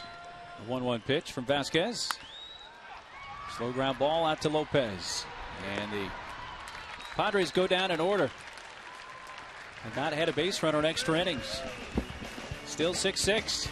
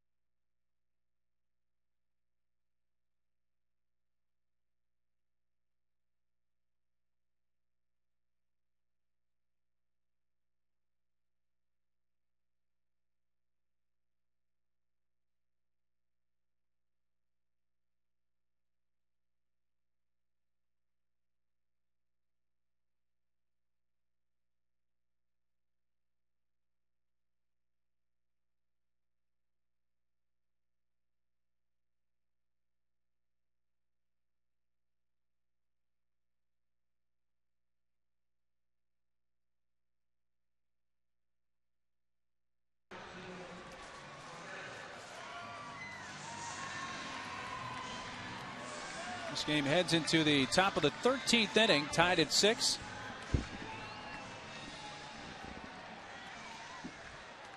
Miguel Montero, the catcher, to face Edward Mujica. He's worked one scoreless inning of relief.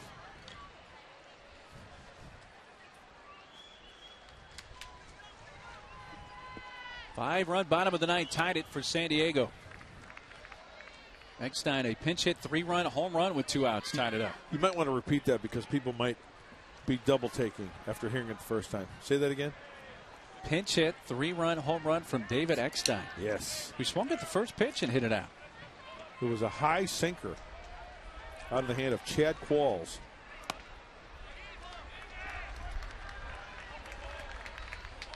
Two 2-0 on Montero. He was walked intentionally in the 10th by Heath Bell. He has singled and doubled today and scored a run and knocked in one.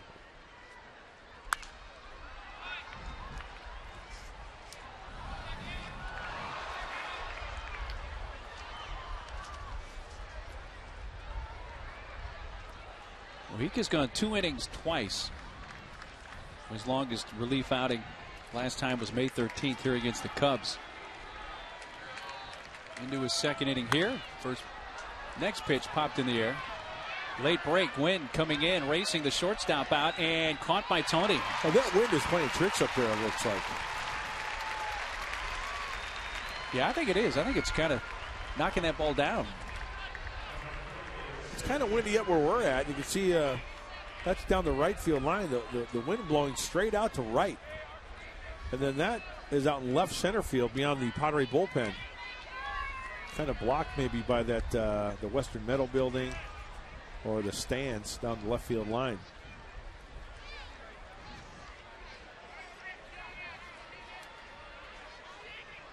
Center fielder Chris Young.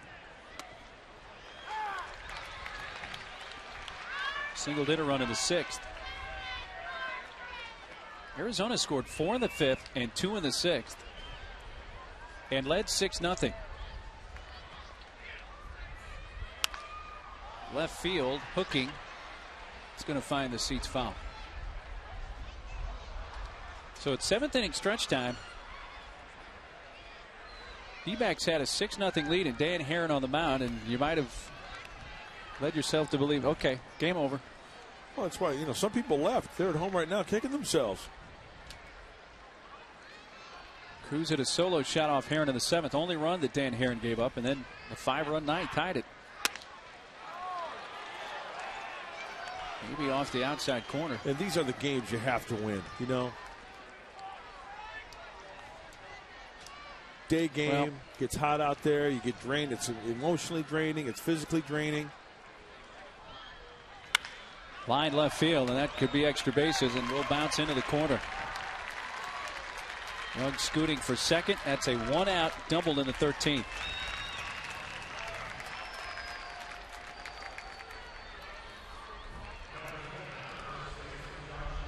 That ball was laced. Some serious hook on that one. Caught it out front.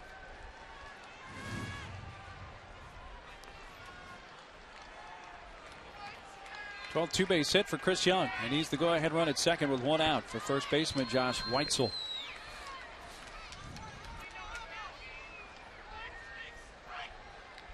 Weitzel doubled home 3 in the 5th. Base clear. Strike 1.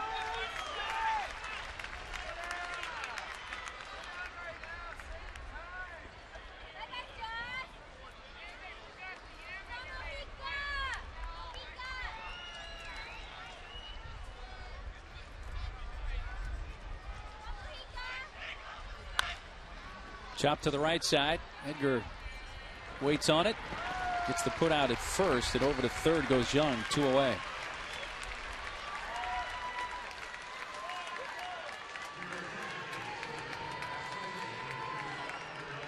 They're going to have Snyder bat for the pitcher.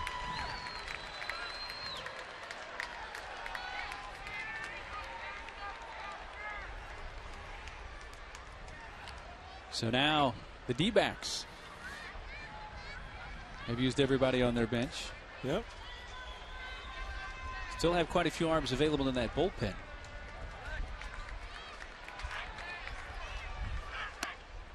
Snyder pinch hitting, takes a strike. Only his second pinch hit appearance of the season, 0 for 1 this year. Left-hander Zavada's up for Arizona. D-backs have the go-ahead run at third with 2 outs and quickly 2 strikes on the pinch hitter Snyder.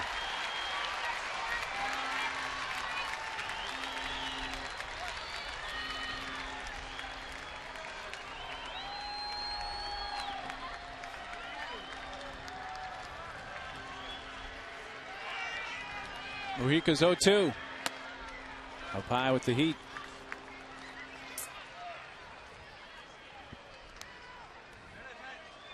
D-backs have 13 hits. Padres with 9. Padres have committed the game's only error.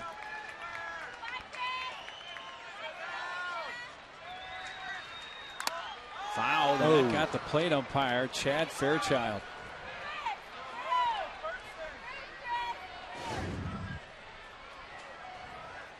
Oh, right collarbone.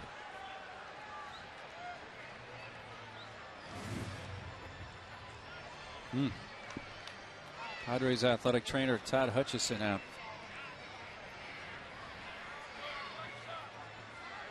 You know, we often talk about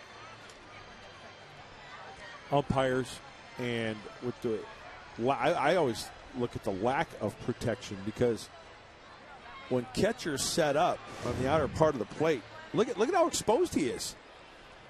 And if a pitcher misses and you foul him back, that's why I've been always a firm believer. Bring back the balloon. Oh, the big chest protector? Oh, yeah. Bring it the back. American League umpires used to use. Bring it back. You can square up right behind home plate. If the catcher moves to the left, he moves to the right. You just square up. You get a better view of the plate. Well, that big balloon definitely protected the arms, where now with the chest protector underneath, you know, those arms are exposed. Yeah. Tops of the legs. And plate umpires, they get banged up. Sure. And Chad Fairchild hanging in there. Yeah, glad to see he's okay. I mean, that was a rocket off his right shoulder.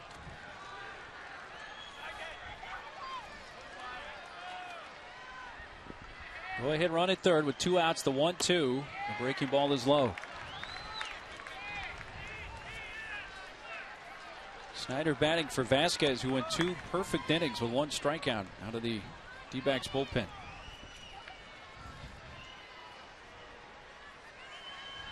Well, the Cubs went 14 innings. Alfonso Soriano hit a homer to win that one for the Cubs against the Cincinnati Reds. 6-3 the final there.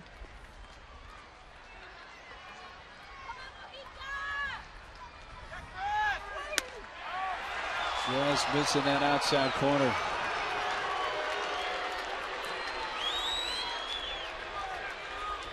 But Black wanted to know where that one was. Outside? Umpire said, yep. He said, okay. Outside a little bit, huh?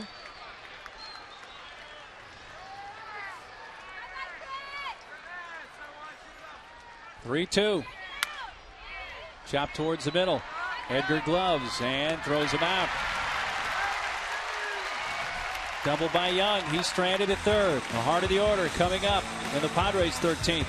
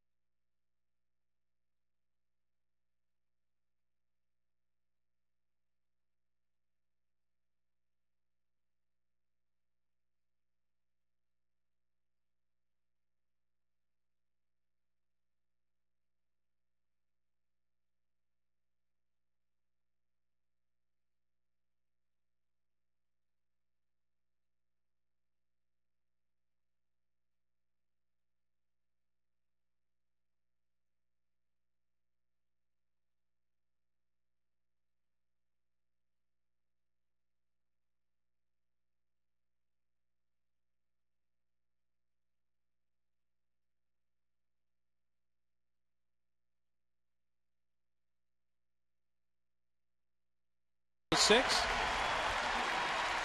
And the 7th Arizona pitcher of the game is lefty Clay Zavada. On for the 10th time out of the Arizona bullpen.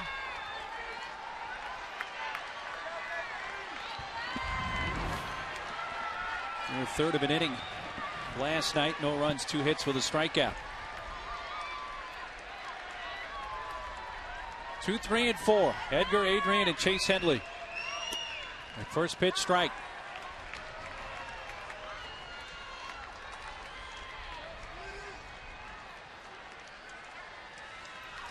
Doubled in the first, singled in the 6th, walked in the 8th. Center field, get down, and it'll stay up and is caught by Christian. 1 out in the 13th. Well, Zavada, 86 to 89 in the fastball. He throws also a curveball and a changeup. And if you want to go deeper than that, lefties are hitting 286 off the lefty. Righty's only 182. Figure that one. Probably goes after those right-handers with that changeup that he throws. And with the lefties, maybe he's just consistently throwing the ball away and falls into a pattern, possibly.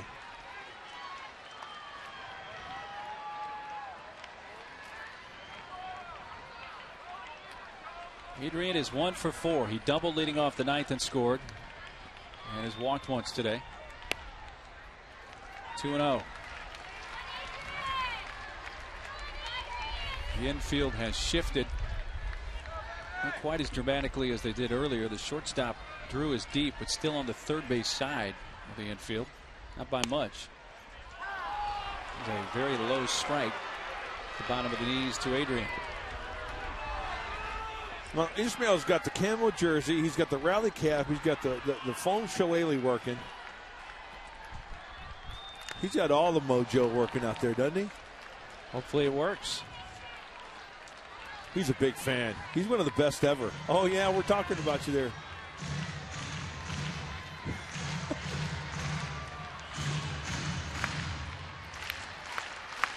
I can't read it.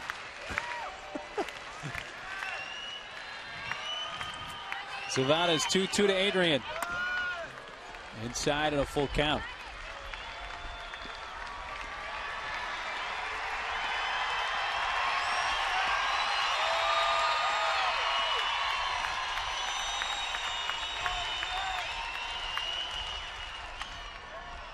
Flares at left side. Third baseman has to range over, and in foul ground, it's caught by Reynolds. 2 outs.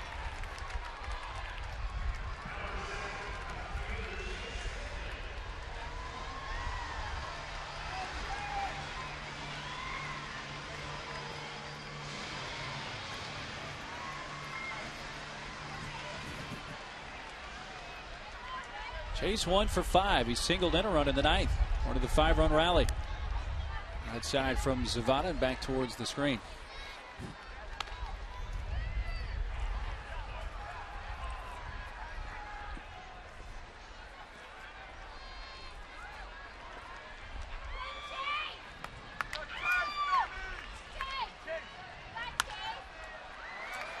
Popped up right side. Looks like it will be Gregerson's turn in the 14th. And the top of the order will come up for Arizona.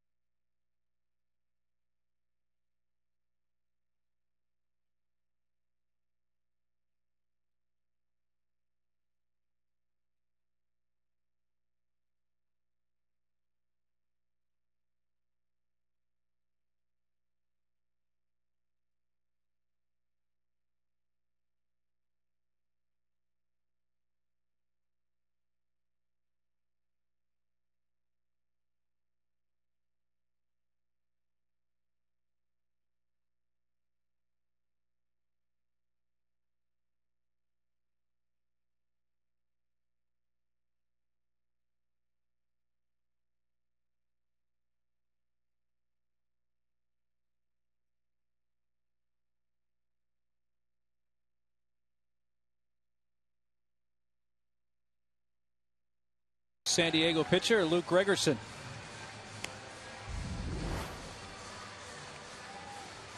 Luke pitched his scoreless inning here last night with 2 strikeouts.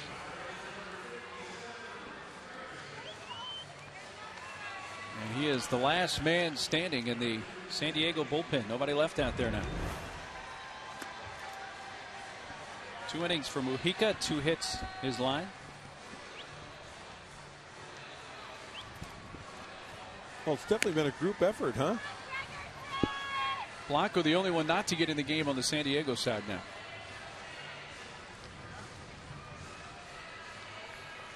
Well, how many of these are we going to have this year?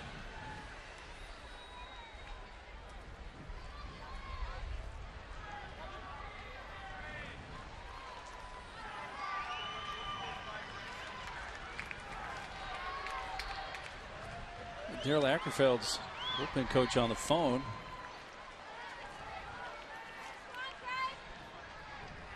Is that Chad Godin on the left? Yeah, Yes, it is. Yeah. Bunted up the first base line, foul.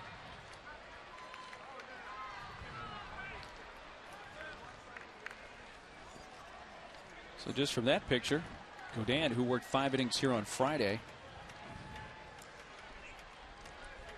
that give you an indication that if this game continues for a while, he may be available? Could be.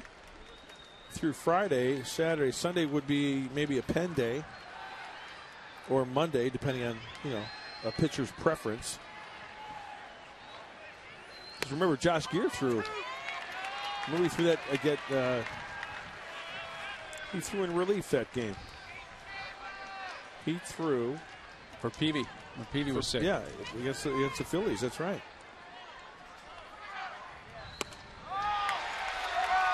Strikeout to Lopez and 1 away in the 14th.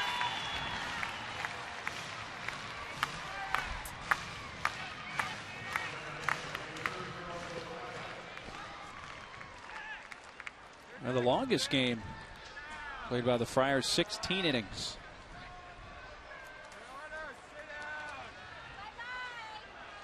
Beat the Reds here. And a Hundley walk-off home run. That was back on May 16th. Well, Buddy talking to the only guy left active on that bench, and like you said, Henry Blanco. Now, according to my scorecard, the pitcher spot is due up second next inning, correct? You are correct. Giles, the pitcher's spot, then Hundley.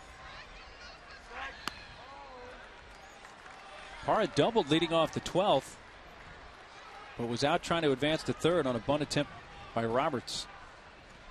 That's a big play here in extra innings, because the Padres have not been able to get anything kick-started in extra innings. Since the Eckstein home run, Padres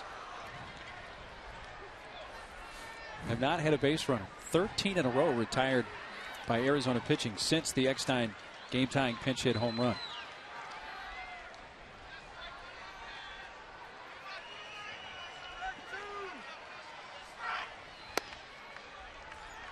Appeal denied at third, and it's 3 balls and a strike.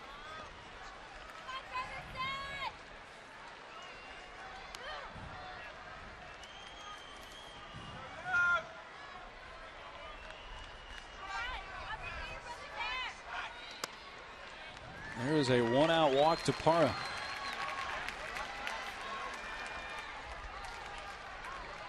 Meanwhile, the D-backs have had at least one base runner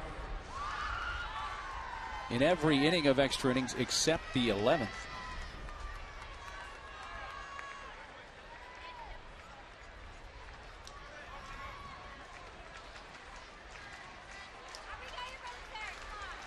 Ryan Roberts bunted into the fielder's choice in the 12th.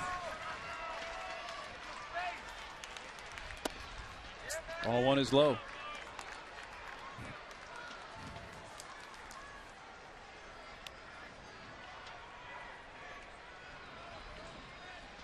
D-back 6, Padres 6, top of the 14th inning.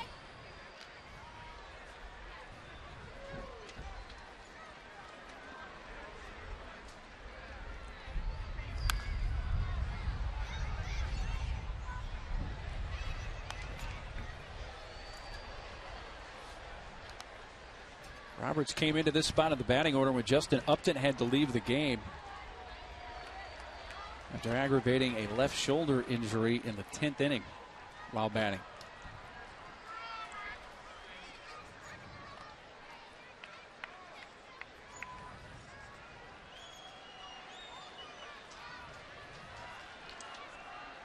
So you got Rosales and Schlereth still left in the Arizona bullpen. Yeah, Schlereth threw last night, correct? He did not retire a batter, right. but really struggled. He's thrown 2 days in a row, Friday and Saturday. That gets by, and down to second goes Parra. A wild pitch.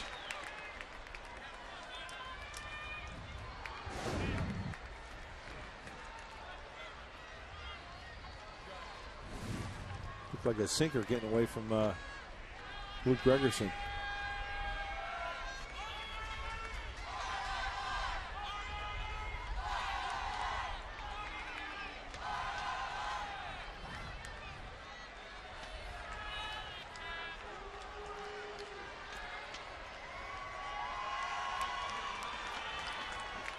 Go ahead run at second with one out in the Arizona 14th inning.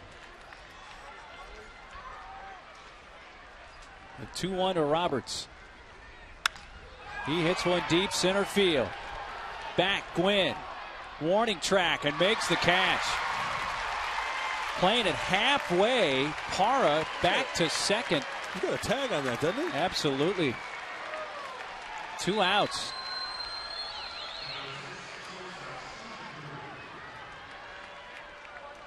Roberts flies to deep center field. And that's going to bring up Stephen Drew. Well, you see Parra off the bag. Yeah, you see the outfielder going back. You got a tag. Even if the ball bounces off, you're still, the ball's going to probably carry him back. Who knows where it goes, but at least you're going to be on third base. And they will put on the left-handed hitting Drew to bring up the right-handed hitting Mark Reynolds.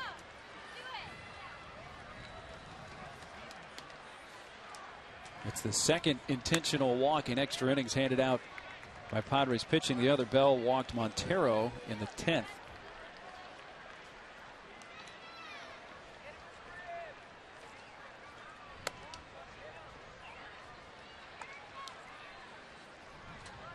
For the same reason, to walk a lefty to get to a right-handed batter.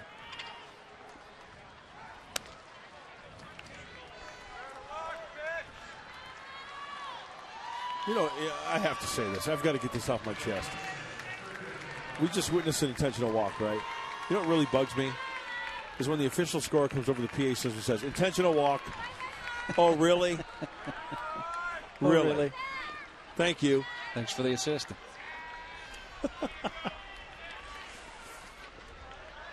Mark Reynolds, the third baseman.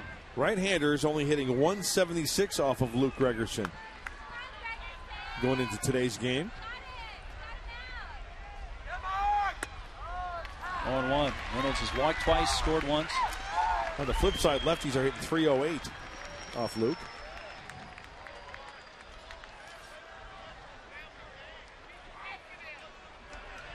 "13 home runs for Reynolds, 33 RBIs.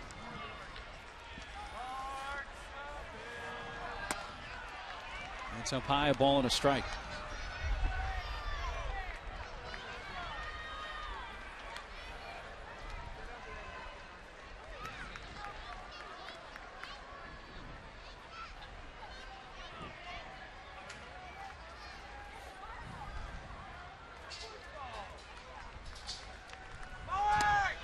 He went around there and chased the ball in 2 strikes.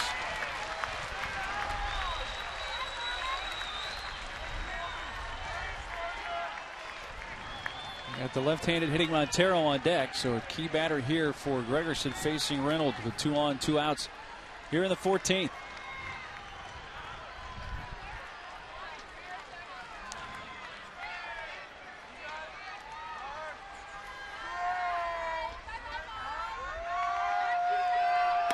Got him. 2 strikeouts in the inning for Gregerson.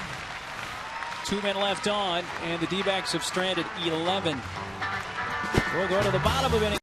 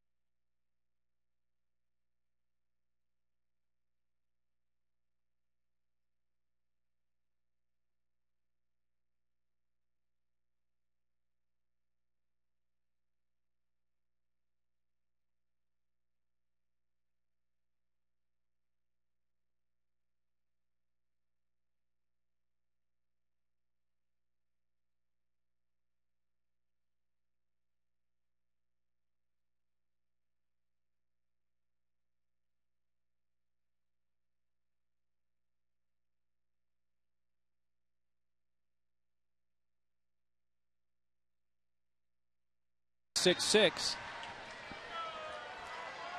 Clay Savada worked a scoreless 13th, retiring the side in order. The Padres have not had a base runner in extra innings. A first pitch strike to Giles. Since the Eckstein game-tying home run in the ninth, Arizona pitching's retired 13 in a row.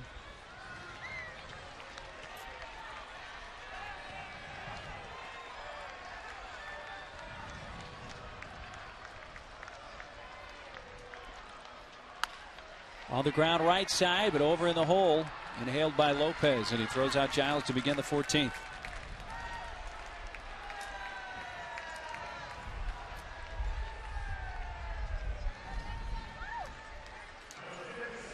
Now the pitcher Gregerson will bat for himself here. Got to do it under these circumstances. Yeah, you know, it gets to be a touchy area when you've only got one guy left. You know, A.J. Hinch, he's out of bench players. And two pitchers left.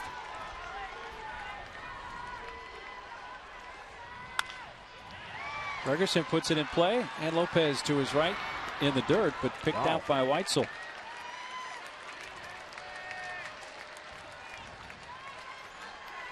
It was Luke's second plate appearance in the big leagues. He had a sac bunt prior to that.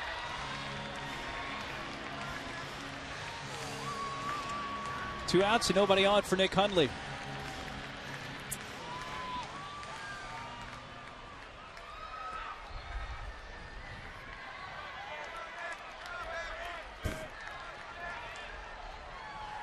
Nick 1 out of 5 with an RBI single infield hit in the ninth.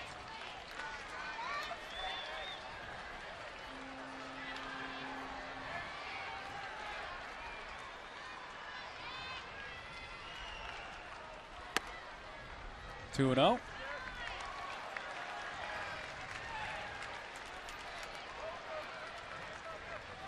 Arizona scored 4 in the 5th and 2 in the 6th and led 6-0. Kuz homered off Dan Herron in the 7th, a solo shot, and then 5 in the 9th. 3-run pinch hit home run with 2 outs from Eckstein tied it. Oh, he's still fired up. You go, Ishmael. 4-pitch walk to Hundley. There it is. The first San Diego base runner in extra innings is a 2-out walk in the 14th.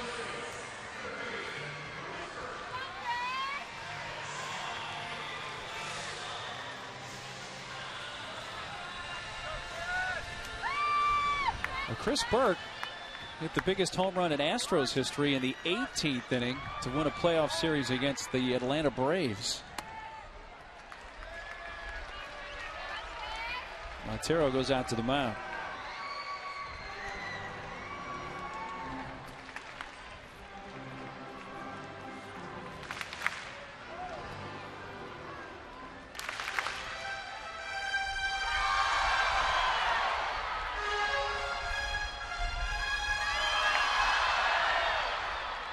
That was game 4 of the 2005 National League Division Series, Astros-Braves.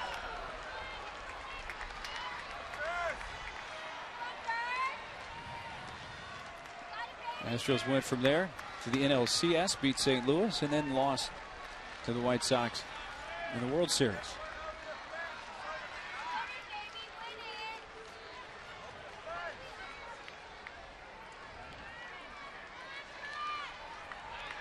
Boy, if Chris Burke can rattle something around down that first base line into that corner, huge hole on the right side. 1-2.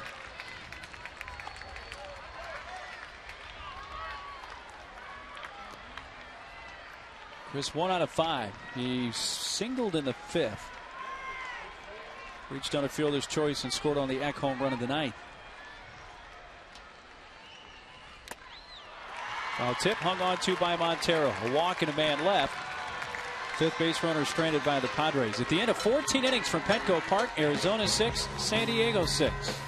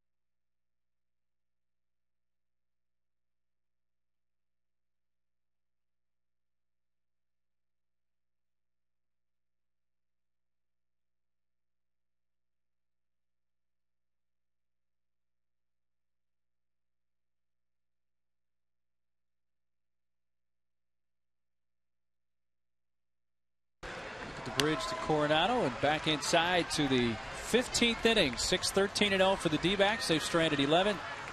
6-9-1 for San Diego with 5 left on, and Gregerson has worked a scoreless inning. Faces Montero, Young, and Weitzel. 6, 7, and 8 batters.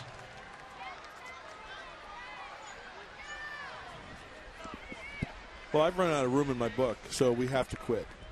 Is that it? Give the Padres a win.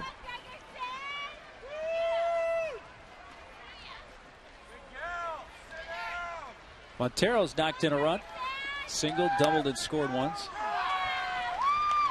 2 for 4 with an intentional walk. Well, these are the games where guys can really hurt the batting average or help out a little bit, like creeping up there a tad. Was that one college game where a guy went 2 for 12? That was the Texas-Boston College game. That went it was last weekend, actually. Went 25 innings. Texas won 3-2. Pulled to right, base hit. Giles is able to cut it off, but Montero's on with a leadoff 15-inning single.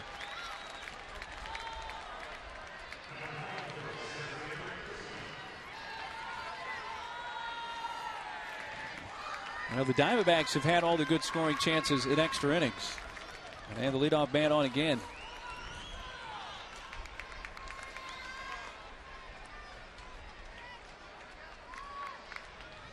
Young doubled his last time up, but in this position looking to get Montero down to second.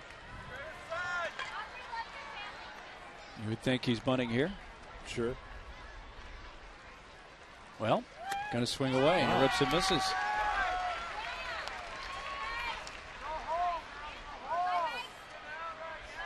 Kind of surprised.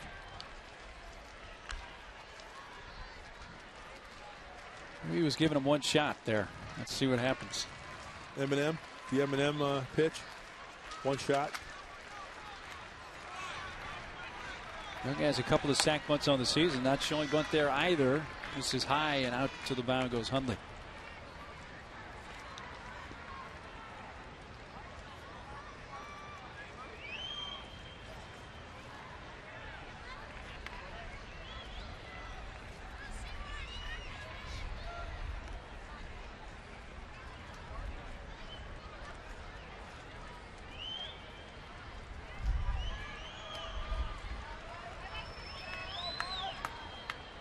Young has walked twice, single, double, driven in a run.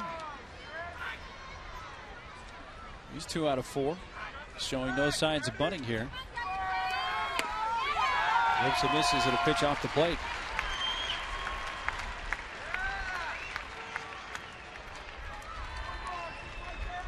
Well, they've already started up in Los Angeles. Top of the second, scoreless. Phillies, Dodgers. Let's see which game finishes first. Oh, now you did it.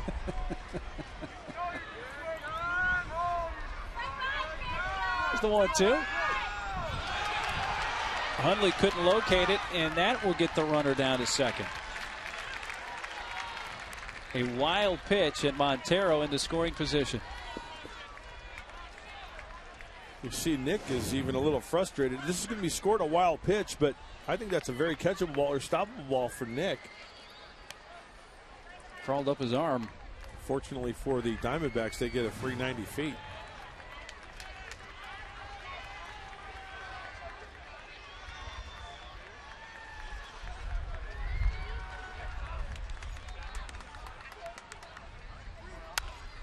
Little check swing.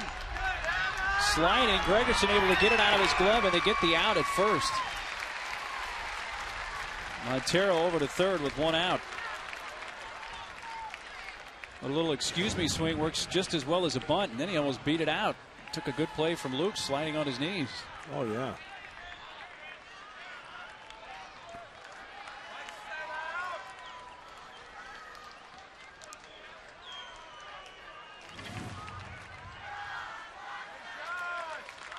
Infield comes in with Weitzel up, a lefty, and they'll put him on with the double play in order.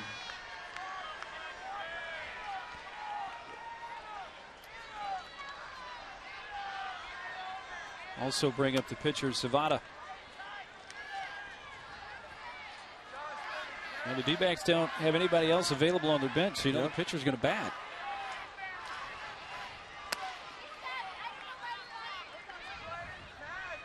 Schlereth doing a little stretching there, or whatever you want to call that.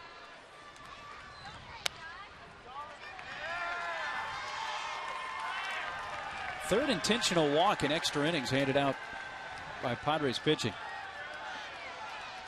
And Bud Black will trot out to the mound, and they'll talk about things here.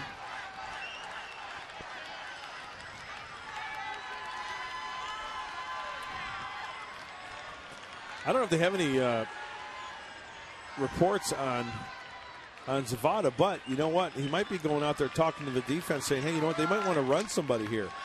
Weitzel might be running.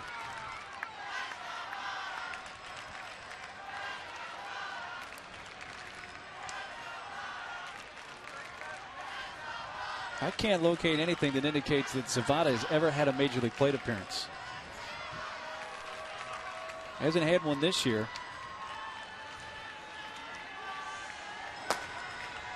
Well, there we go.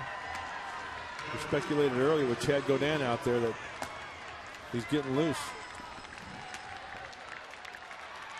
So this indeed looks to be Zavada's first career major league plate appearance. And it's in the 15th inning of a 6-6 game. Runners at the corners, 1 out for Arizona.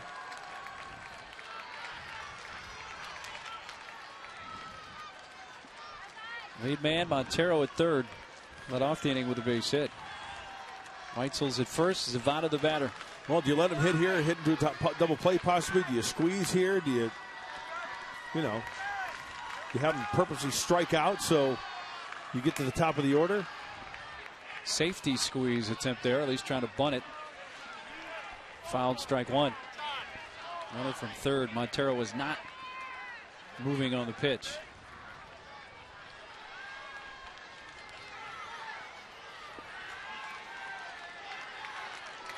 I think he's just going to be up there bunting one way or another, trying to get that trailing runner down to second. Gets the bunt down. Runner started to come for the plate, then stopped. Adrian picks it up and throws to first for the out. And Zavada gets his job done. He advances the trailing runner, Weitzel, down to second.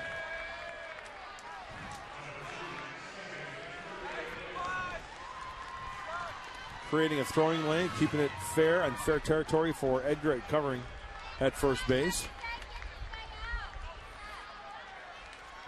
Now, this is where Nick Hundley's really got to get down and dirty. And everything in front of him, got to stay in front of him.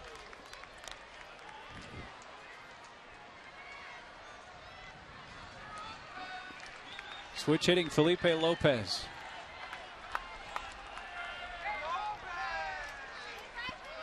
Went for 6 with an RBI. To short.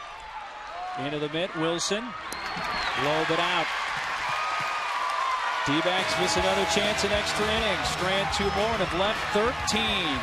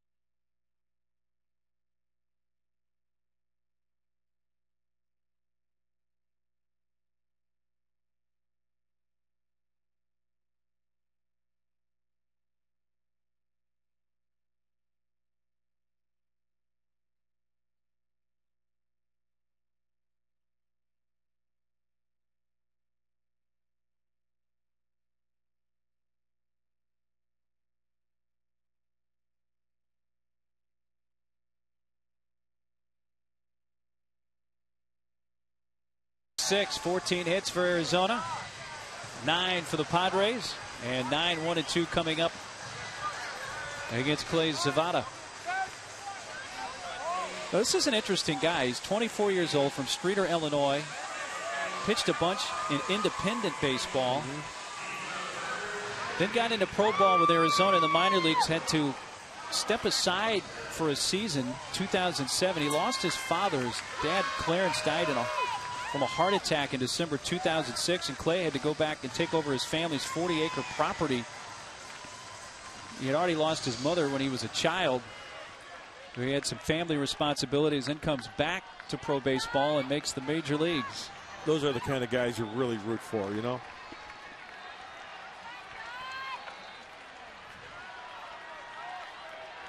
Wilson leading off, the Padres 15th.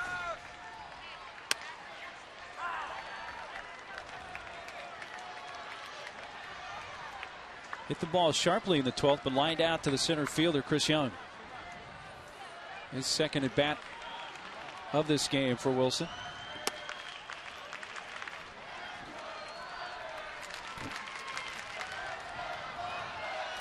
The Padres have not had a hit since Eckstein's game-tying home run in the 9th. They've had only one base runner since then, the 2-out walk to Hundley in the 14th. So all those D-back bullpen concerns, well, at least here in extra innings, they've been locking down the Padres hitters.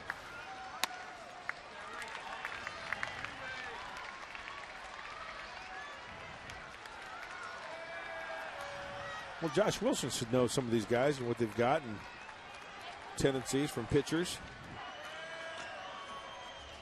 Being with the Diamondbacks. Oh, good pitch there. Strikeout, one away.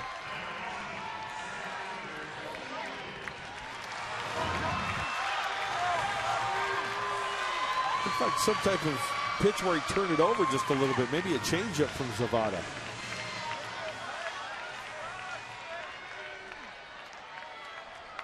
Zavada backwards is Adavaz. Is it really? Quint takes down low. Tony doubled in the 8th. He's 1 for 6.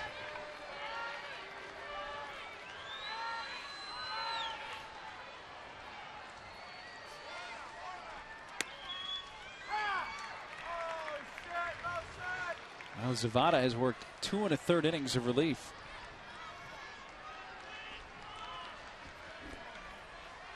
Ishmael is just going to town. I don't think he's stopped. He's got the foam shillelagh working.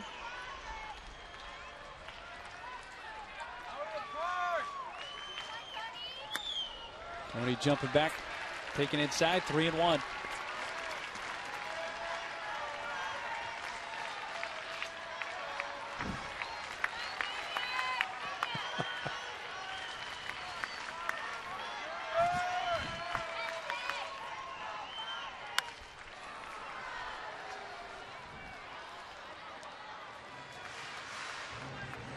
Three and 2 on Gwynn with 1 out in the 15th. You know, usually when Ishmael's out there, Luigi isn't too far behind. Looking for him right now. No Luigi.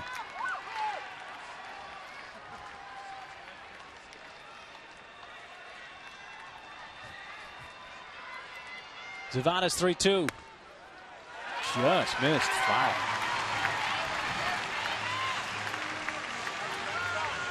Gwynn and the Friars may have caught a break there. A 1-out walk.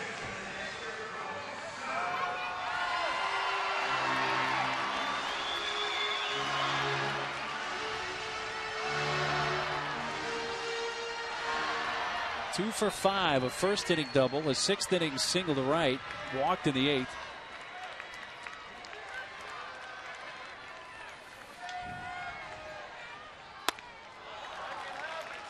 This is his 3rd at bat in extra innings. Fly to center in the 10th and line to center in the 13th. Both run down by Chris Young.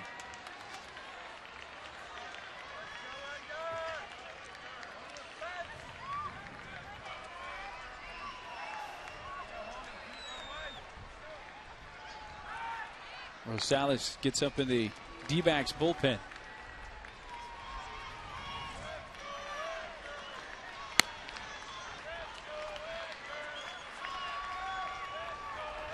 Six, bottom of the 15th. Win at first, 1 out for the Padres. Tony's got a pretty good lead. No time stepped out. Yeah, no time granted. The pitch counted, and it was out of the zone. Watch Edgar. He wants time, and Zavada follow through, and that's up and away for a ball.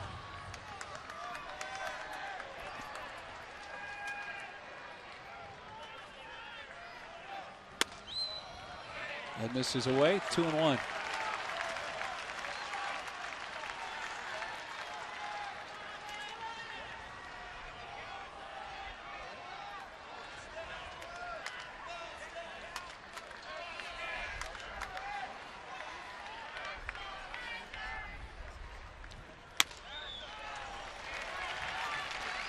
Three balls and a strike.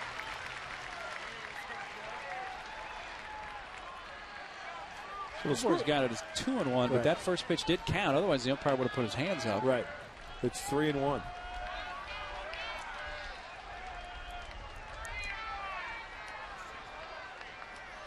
Big lead by Gwynn. Edgar fouls it. Full count.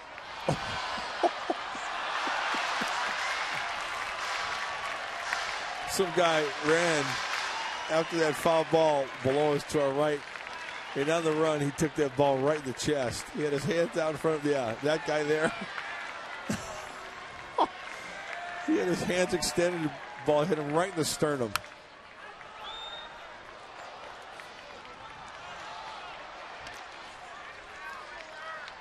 By the way, kudos go out to the umpires today. They've done well. Very nice game. Long day. It's not over. Nobody talks about the umpires, and they're out there just as long as the players. Chad Fairchild took a one off his shoulder earlier. Plate umpire. They've got to maintain their concentration too. And Paul Schreiber there, who's at third base tonight, behind the plate last night, took a pitch off the left side of his neck. That's inside. Well, should have been ball 4. If that pitch counted, that should have been ball 4. I guess it's full count now.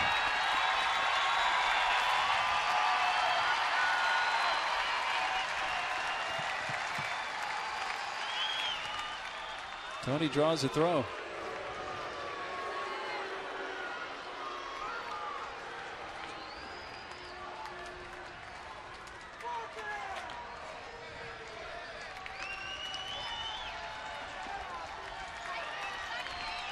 Gwynn takes off. Popped up. That's trouble. Out of the short right. Long run coming in, and it drops. But now they have a force out at second and get Tony.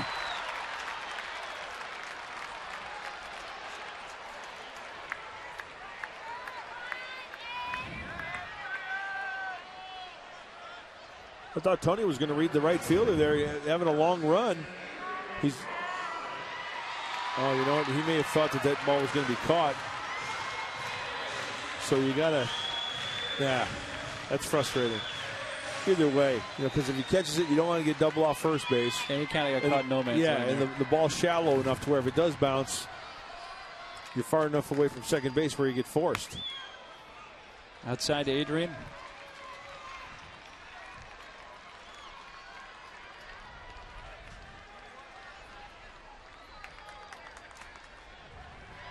Two outs in the 15th. Up and in. D-backs wanted an appeal there.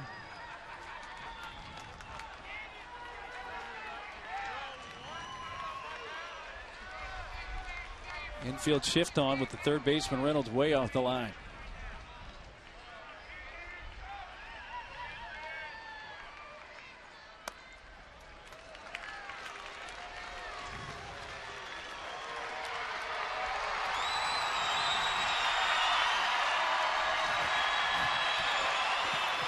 Headley's on deck.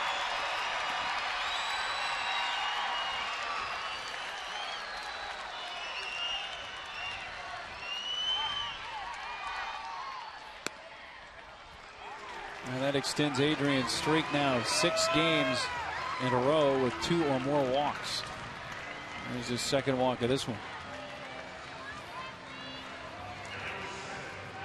Runners at first and second with 2 outs for Headley. I'd like to thank Louise Nelson for baking us some chocolate chip cookies. She always comes through for us. Rick, who works parking here for the Padres in the parking lot. Good day to have these cookies here in the 15th inning. E.J. Hinch comes out.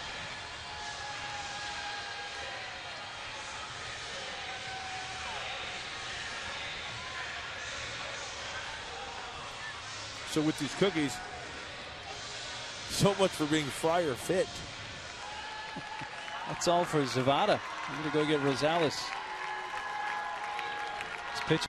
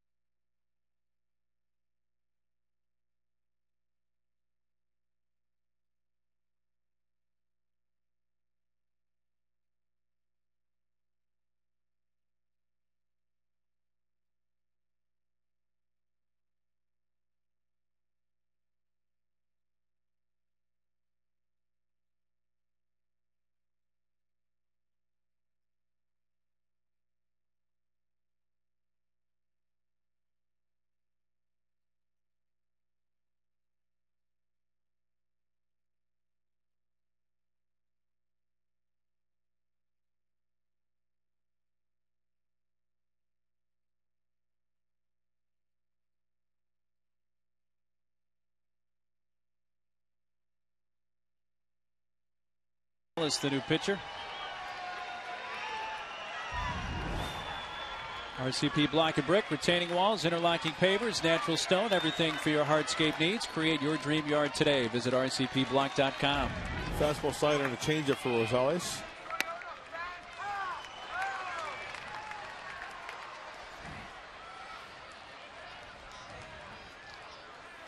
Two-thirds of an inning yesterday.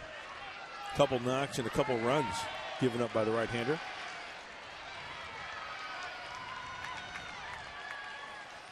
Headley on one hop right to the second baseman Lopez. 2 walks, 2 left. Friars have stranded 7 at the end of 15. Hey, it's 6-6.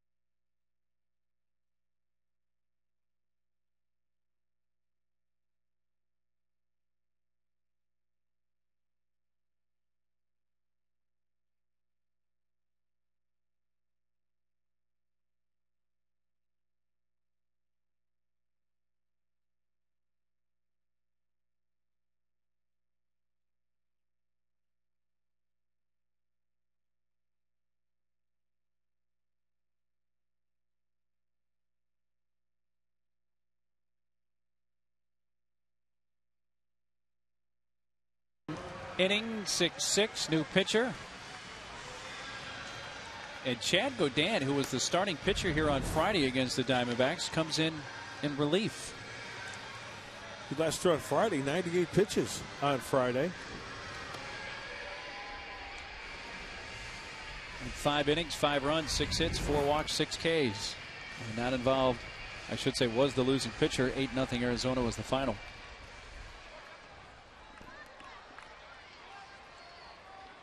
His first relief appearance as a Friar, and his first since last year when he was with the Cubs.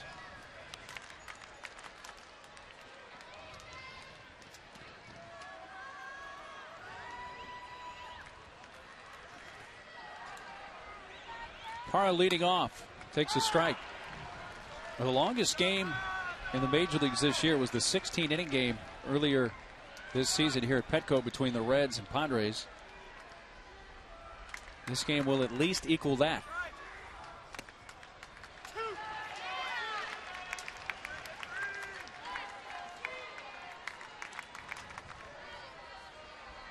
Heart of the order for Arizona. Parra, Roberts, and Drew.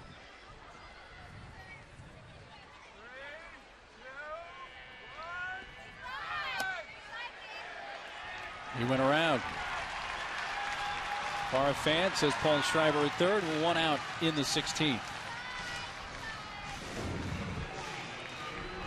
Looks like the slider that Chad Godin throws still has some bite to it after throwing 98 pitches on Friday, and you bet he most definitely went on that one.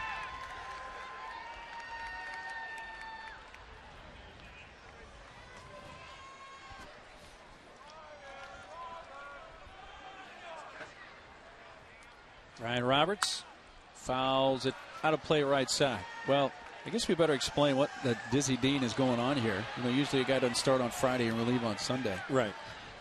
But this is just a chance for Godin to throw. I mean, this is just 1 inning. Correct? I would have to say so, yes. And, you know, usually when guys have bullpen days, they'll throw the second or third days. This ball is going a long way. Wow. Carried all the way to the warning track.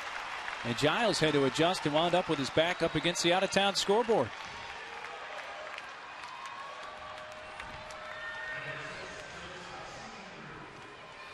Now, it's different having a pen day and just going out there and working on your stuff rather than, you know, stepping it up a notch and having to pitch in a ball game.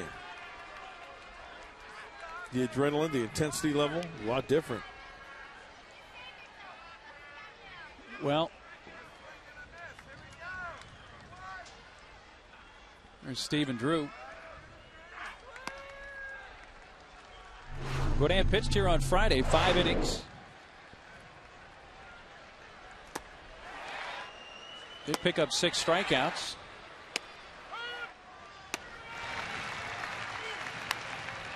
But a 4-run 5th inning was the big frame for Arizona. They went on to win that game 8-0 as Doug Davis stymied the Padres on the other side.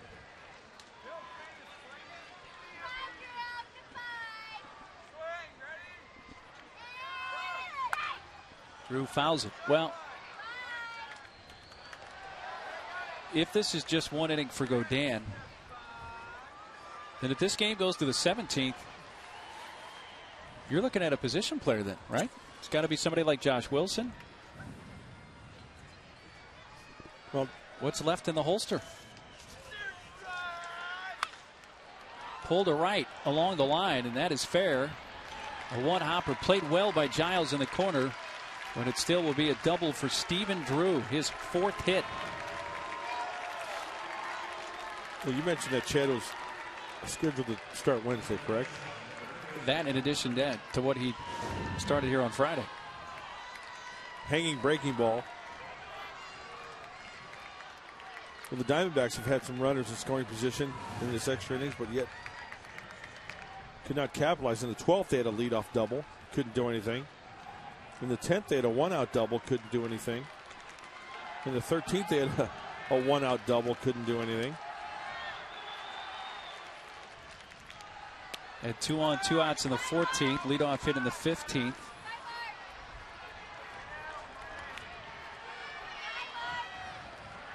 They've left 6 men on base just in extra innings alone. Well, if Chad Godin is scheduled to go on Wednesday, as the notes say, against the Dodgers,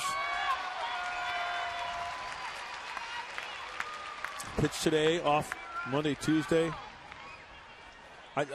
Like I said, I can't see him going more than, depending on pitch count. And once again, the intensity level and everything changes. This is not a side session. You know, he's trying to win a ball game here.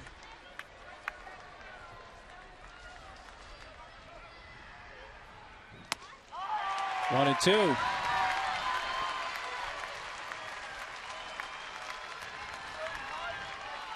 If it does get down to a position player, Josh Wilson has pitched a couple of times, including for the Diamondbacks earlier this year. But there's Wilson, who's playing short right now. He's already in this game. Swing and a miss, a strikeout. D-backs strand Drew at second and have now left 14 men on base.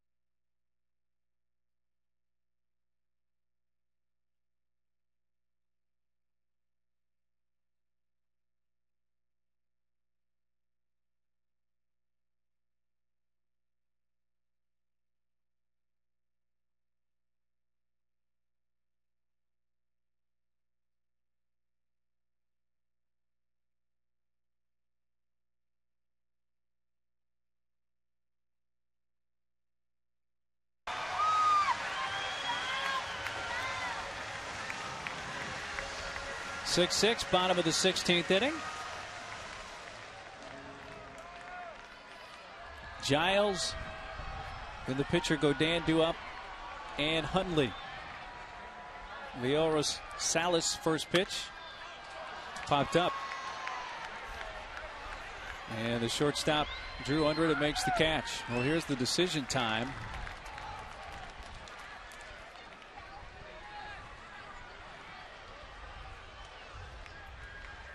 And Godin is going to bat for himself here. So he's going to go another one.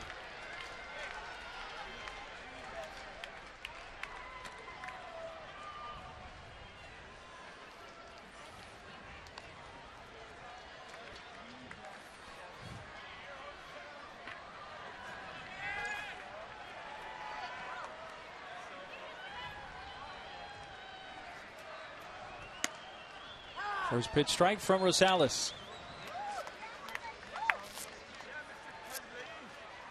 And the D-backs have Schlereth left in their bullpen. Cued foul to the right side, 0-2.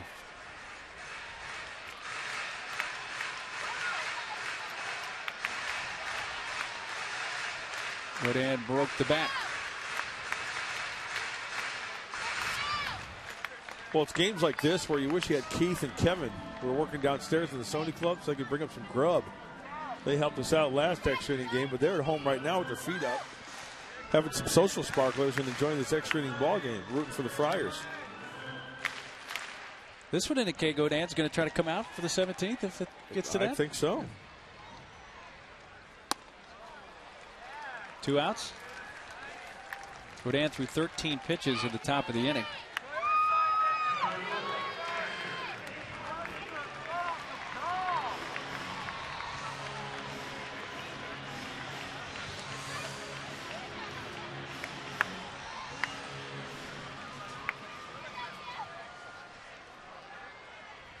Nick is 1 out of 5.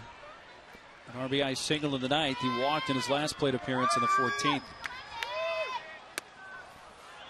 He was the first base runner to reach an extra innings for San Diego with that 2-out walk in the 14th. Padres have still not had a hit since the Eckstein game-tying home run of the ninth. 0-2. And up in Los Angeles, they're in the top of the 4th already. 1-0 Phillies over the Dodgers.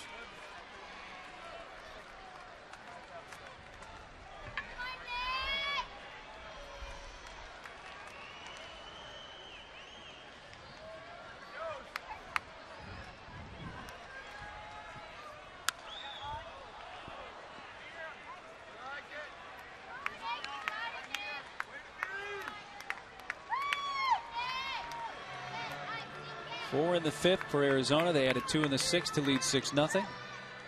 And the D-backs have not scored since the 6th. San Diego 1 in the 7th and 5 in the 9th.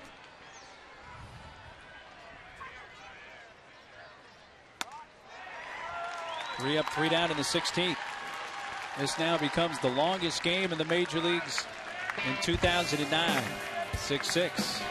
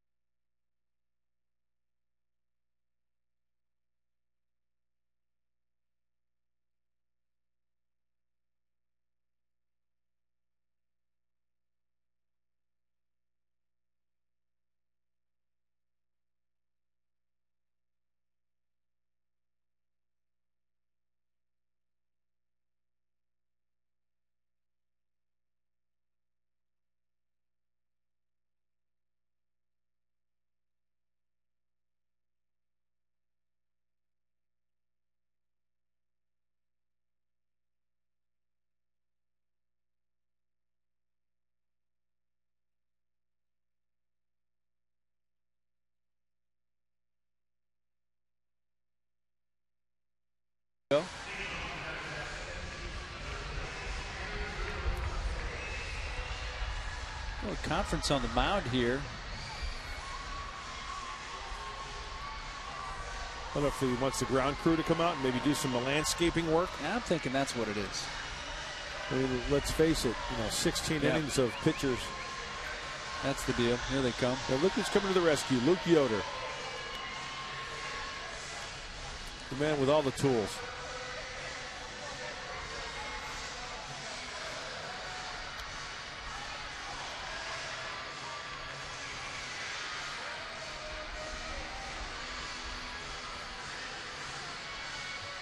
Got the spray bottle going. Yeah, get some moisture in there. And then that's a mixture of clay and dirt and sand. So what they'll do is pack it down. Put some of that clay mixture in there. And then pat that down real nice.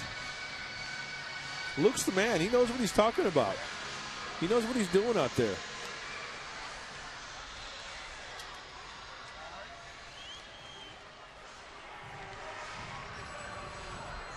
Well, we owed Luke this camera time, but really didn't need to be in the 17th inning on a Sunday. Yeah. But nonetheless, out there doing his thing.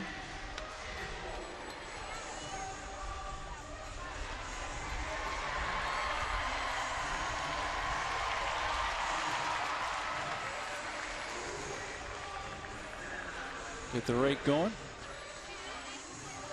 Well, they're working on the landing area. There's where he just filled in that area. That should stay pretty well put there.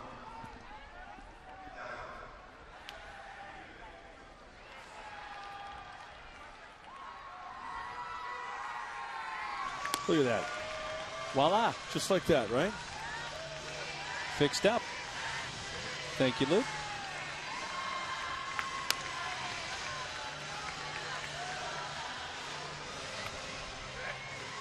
Montero, Young, and Weitzel due up.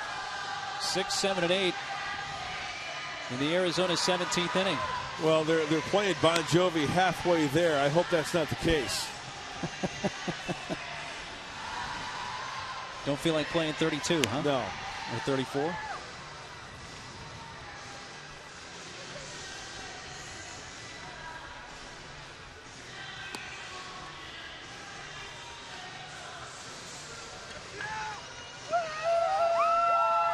Still having fun at the yard, though. Kids with the gloves. Oh, yeah, kids love it. Fans love it. Love bonus baseball. Still energetic.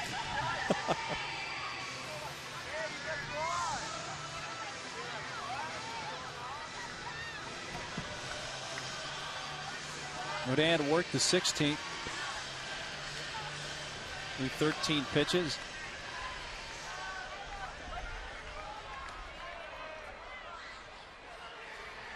Montero leading off. 3 hits today, including a double and a run scored, and he's driven in 1 with a sacrifice fly.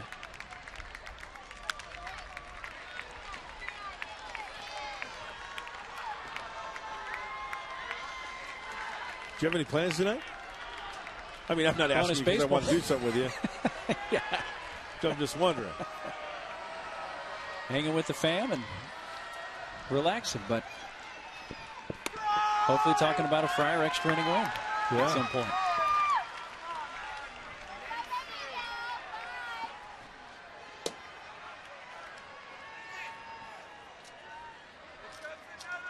Oh, 2 to Montero.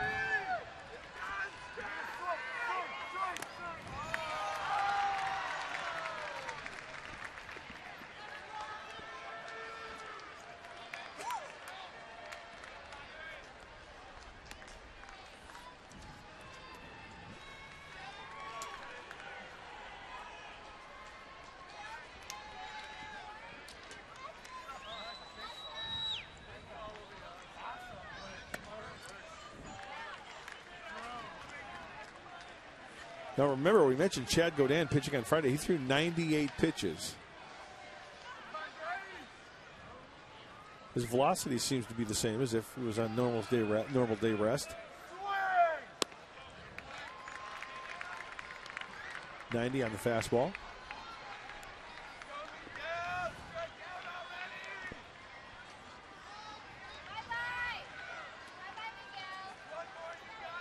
And you know, it's games like this, obviously you want to win, right? Because it helps the morale of the club. It really hurts when you lose. But it's also games like this can affect you for a week. Not only tomorrow, but yeah, you're right, into the next week. Good running catch by Chase off the bat. That ball's slicing. And it might be extra bases, but Chase running it down for the first out of the 17th. Well, you remember where you were on April 17th of last year, right? I certainly do. Lyndon Rush strikes out, and in 22 innings, Rockies won it 2-1.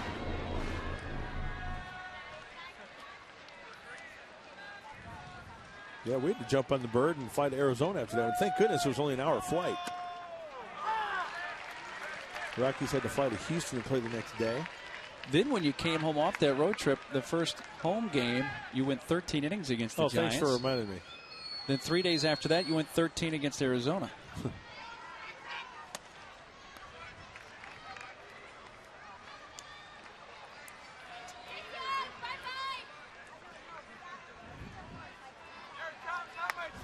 Two for 5, Chris Young.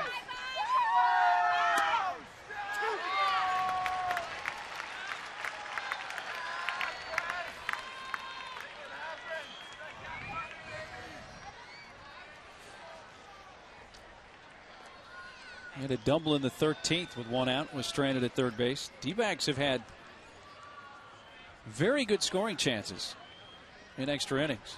Really the only inning they haven't was the 11th. They've left men on base in every inning in extra innings except the 11th.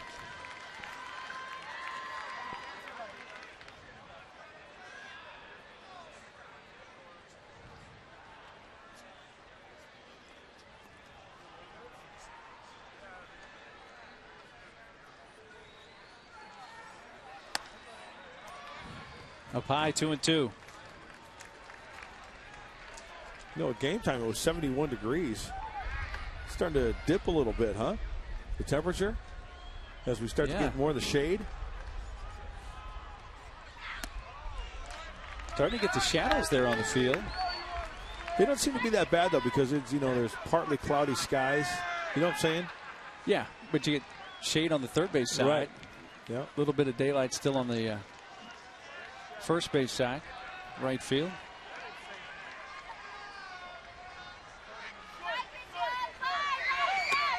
Strike 3, striking out Chris Young. 2 outs in the 17th. Well, the slider didn't have that much bite to it, but it was Chad Godin taking a little bit off on that one. He was way out in front of that pitch. And it's going to be interesting to see. And hopefully Chad gets this out here for the third out. If the Padres don't score next half, what are they going to do as far as pitching is concerned? That was the 26th pitch from Chad. I've got to guess it'd be that guy right there. Might be that guy. But the question is, how do you work that out? Yeah, who's going to play short, right? Because you have to bring Blanco in. Who's going to play short? You got Burke already at third base. Put Hundley at third. Put Blanco at third. Well, you know, Ted Simmons and Bud, all these options and alternatives are going through their mind right now, and probably have for a few innings. There's Henry in the middle of your screen, the only position player that is yet to be used by the Padres in this game. Edgar could catch. There you go. But you still have Blanco, of course. But right. I mean, we've discussed that. What all he can do in a pinch, if they were out of catchers, Edgar could catch. We've asked what happens if you lose Hundley and Blanco, and Edgar's been the answer from what we've heard in an emergency. You could have Headley come in from left field to play third base. There's an option. Put somebody in the outfield.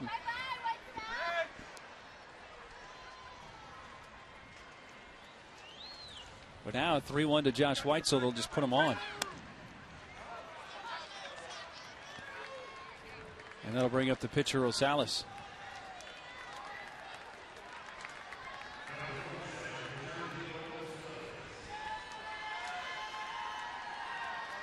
No bench players left for Arizona, so the pitcher's got a bat here. They don't have a guy like Micah Owings on their roster anymore. He's in Cincinnati. Yeah.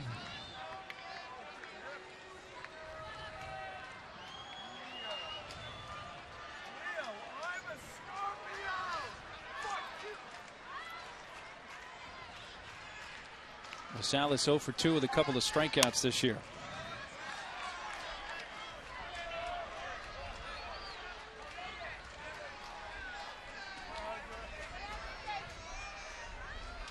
A one-time Padre farmhand. Reached as high as AAA Portland before being traded for Scott Hairston. 2-0.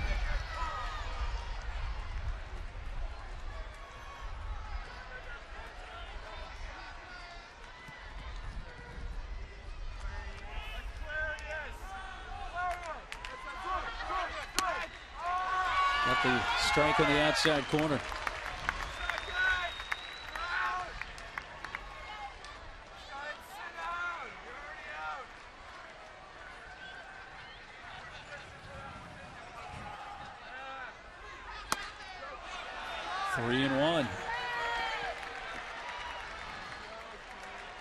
Once again, when Chad goes out there and pitches a game type situation rather than just throwing on the side, you know, the location might be off a little bit. Might not feel as sharp.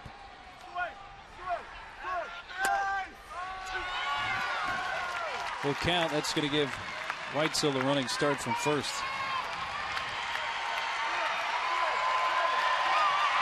Crowd that's here still into it. They make some noise.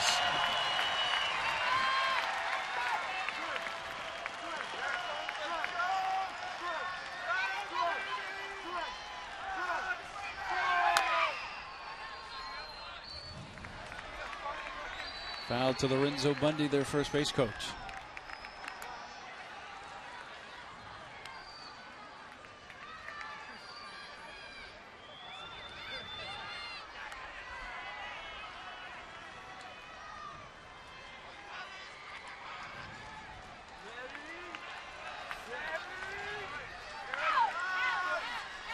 Three-two again to Leo Rosales.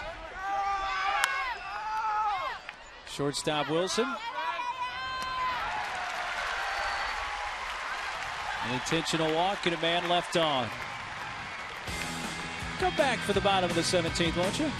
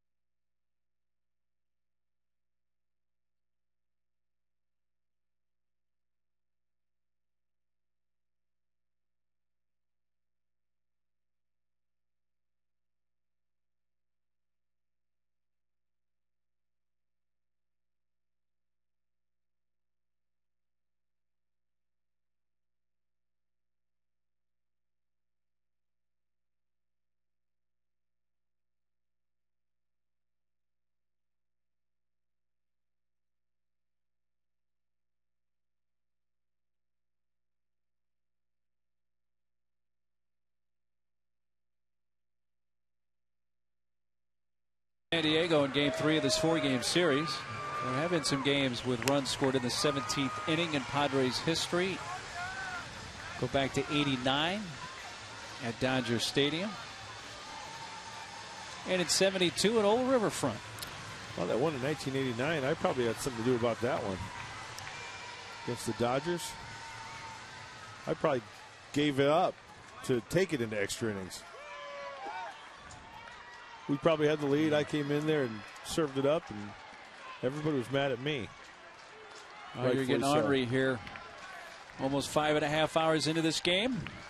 Burke leading off, 8-9-1 for San Diego. Shortens up and takes outside.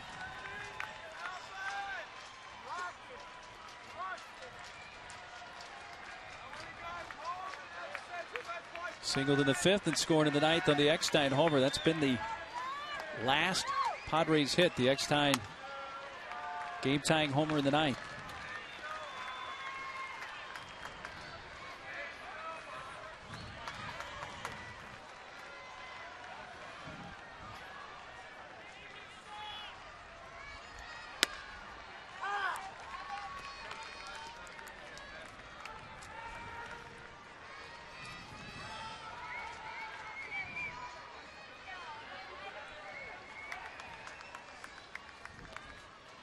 When was the Diamondbacks' last hit?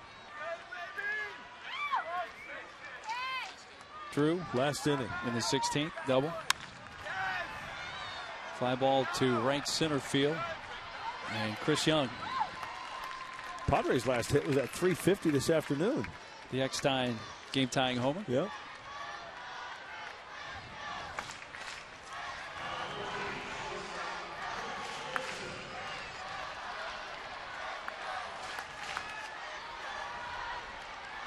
Josh Wilson.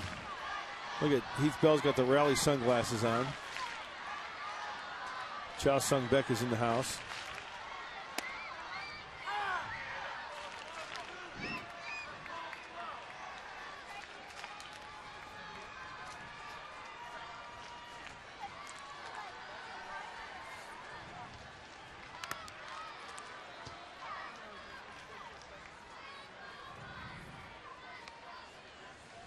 Josh 0 for 2.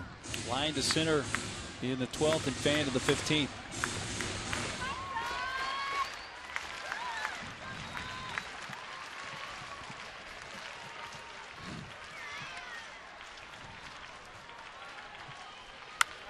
Grounded out to Drew at short. He gathers and throws, and 2 outs into San Diego's 17.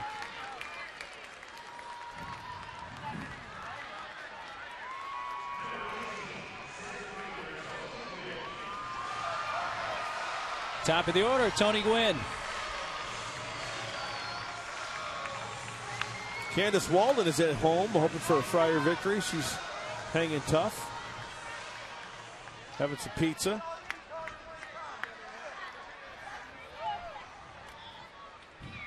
Sticking through and through in this game.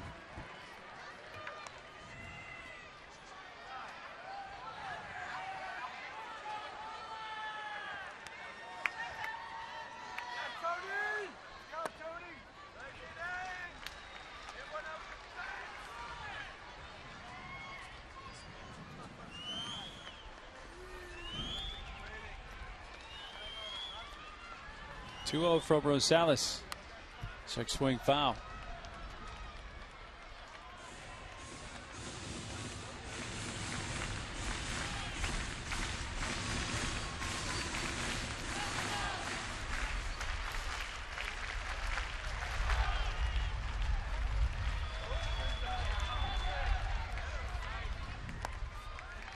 Down to the dirt, 3-1.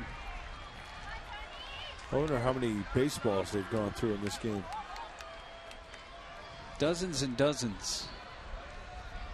I think they should also re-chalk the batter's box. Yeah, we've discussed that. It's non-existent right now, except for the upper left-hand corner of both boxes. Fly ball to right center, coming in. Para. 3 up, 3 down in the 17th. Into the 18th. Top of the order coming up for Arizona.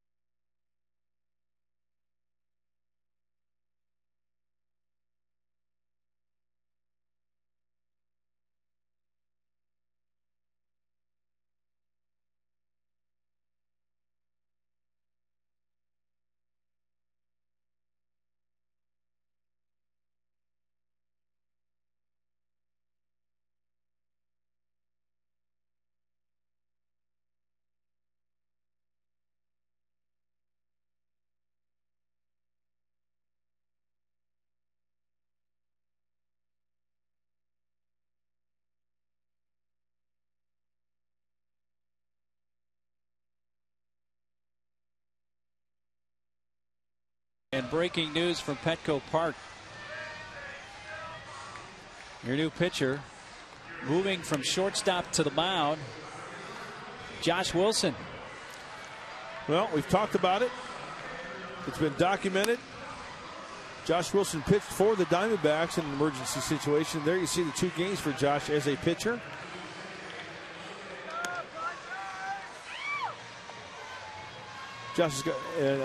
Henry Blanco goes into third base. Well, Blanco batting in the 6th spot. Wilson, of course, staying in the 9th spot and just moving from shortstop to the mound. Burke, who began the game at short, then went to third when Wilson came in to play short. Burke moves back to shortstop now. Wilson has a fastball, a breaking ball, and a changeup. He'll go in and out to lefties and righties. Tops out about mid-80s. Yeah. I was kidding. I know that. Because you and I, after the 16-inning game against the Reds, the next day we talked to him. We said, hey, you were close to getting in. What do you feature? Yeah. He said, four-seamers. That's what you get.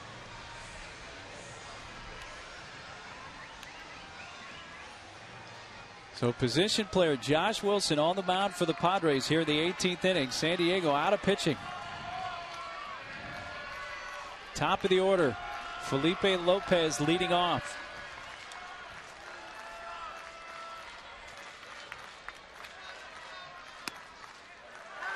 A first pitch strike from Wilson.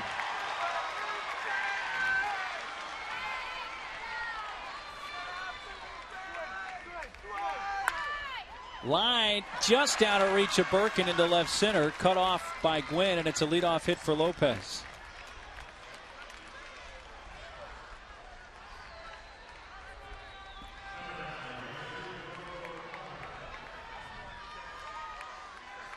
Hit number 16 for Arizona. Here's Gerardo Parra. By the way, for Blanco, it's his 2nd career game at third base. Actually played there one other time.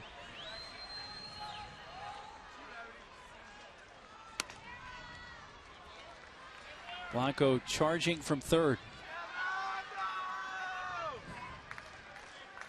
That's a sight I never thought I'd see right there.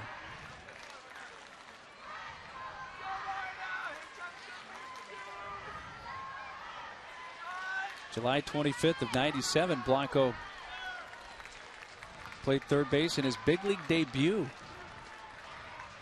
In his 2nd major league appearance at third base. Sunday, June 7th, 2009.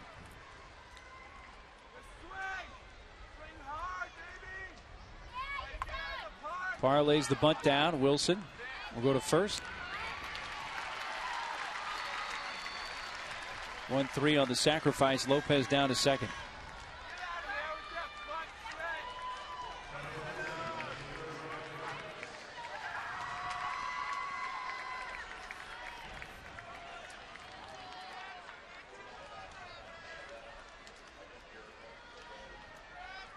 Wilson pitched May 11th for Arizona against the Cincinnati Reds.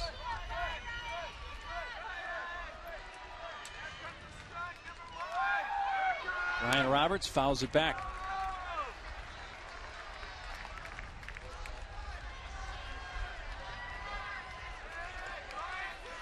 Got 86 on the fastball from Wilson. He also pitched June 8th of '07 when he was a member of the Tampa Bay Rays, as they were known then, the Devil Rays. You know, he's got a pretty nice delivery, too. A little breaking ball there. Looks like he cut it maybe a little bit. The thing you don't want, though, you don't want anybody to get injured in a situation like this. I mean, and that's a consideration. Not a consideration. That's a. Yeah, I think you said it correctly. Yeah. Just off the corner, 2-1. That's something you have to be concerned about. As we take a look at his motion, over the rubber nicely, nice little leg kick, good follow through. He's an athlete.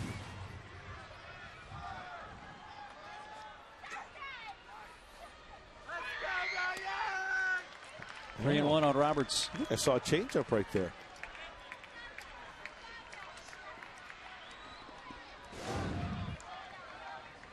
Oh, yeah, he turned it over a little bit. You bet.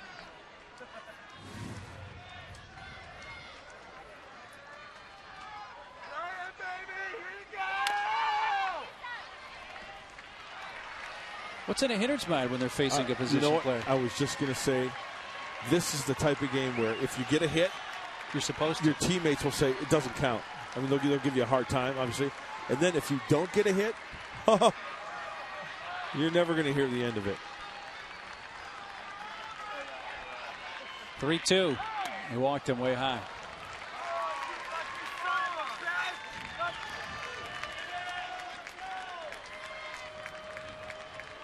Well, here's Steven Drew with a chance for a 5-hit game.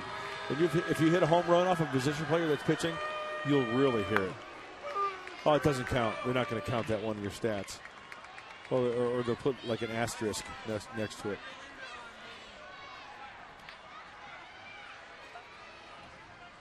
Two on, one out. In the Arizona 18th, the game tied at 6. Well, Josh Wilson has turned some double plays in his day. Hopefully he can roll a double play here. That would be nice. Make him appreciate it a little bit more. You know what I'm saying? As a pitcher? Oh, yeah. That would be kind of sweet.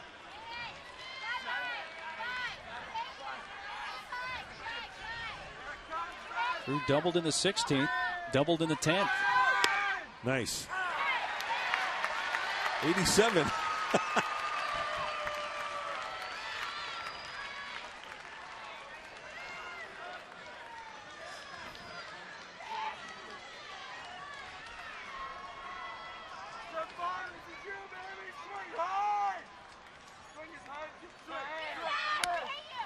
Upstairs, 2 balls and a strike.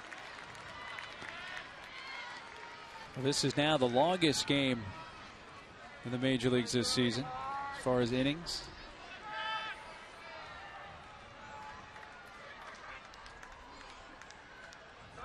$18 innings, the longest game in Arizona history back in 0-1 against the Giants.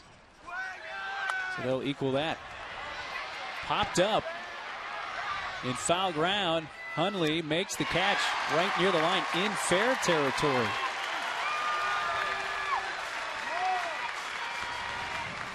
Wilson gets through, 2 outs. Bud trying to fight a grin there. Darren Valsey's like, hey, we're going to have to work on some things. He's doing pretty well. His next pen.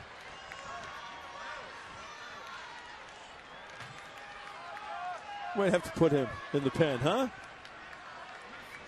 Mark Reynolds, the third baseman. 0-1. Well, the bullpen did a nice job today.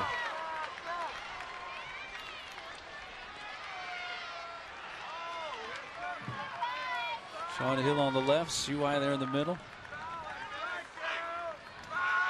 Paint.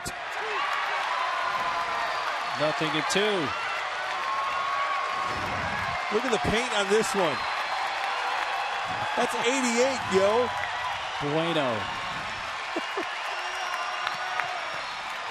2 on, 2 outs. Punch him out and let's get the shortstop a victory. The 0-2. Fouled off his foot.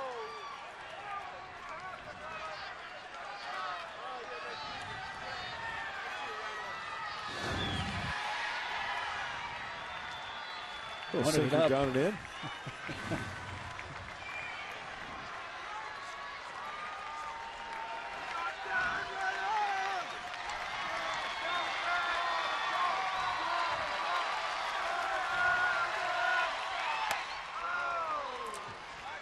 He tried to overthrow that one. Tell you what, the adrenaline's pumping for Josh Wilson, man. Next pitch will be the 20th for Josh.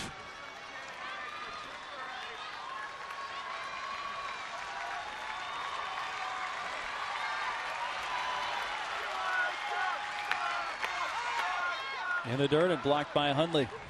The breaking ball.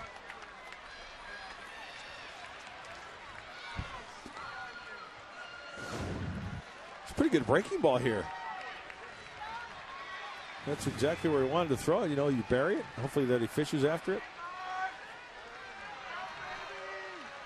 Weekend Perdomo. Upstairs in a full count, and with 2 outs, the runners will be off.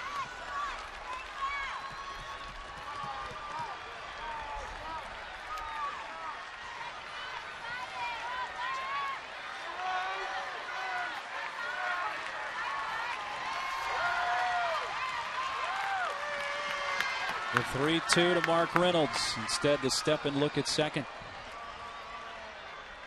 And Lopez, the lead runner, at second. Roberts at first. They're going to be off with the pitch, and Wilson thought he may catch one leaving early.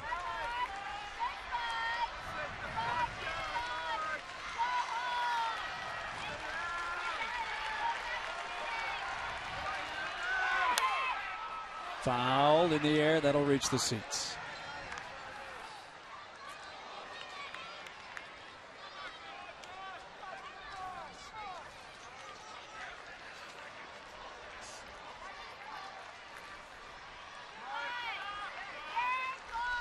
Six, top of the 18th inning from Petco Park. Shortstop Josh Wilson on the mound for San Diego. 2 on, 2 outs. The runners go. The 3-2. Fly ball to right. Well hit. Giles spinning, going back. It's over his head and out of here.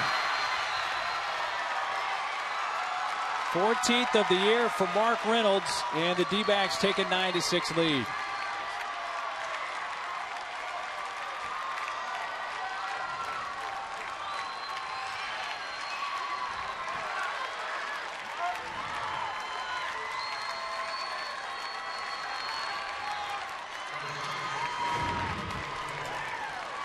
Well, he left one up and out. I mean, it's not like Josh Wilson's got pinpoint control, right? You guys pitching his heart out there, trying to get his team back in the dugout so they can rally and break the 6-6 tie.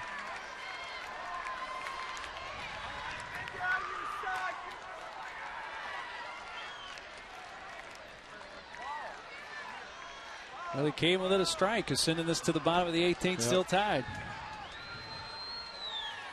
Now A.J. Hinch and Mel Stottlemyre talking about what they want to do to try to close it out in the bottom half. That's lined into right. Giles cutting it off up against the fence. Montero headed for second in the relay. He's in with a slide, almost overslid the bag.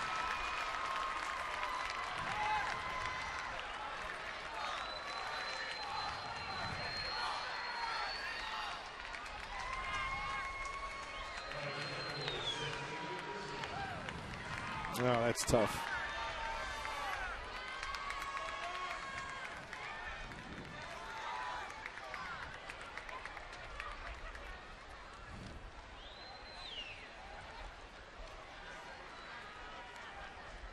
In steps the center fielder, Chris Young.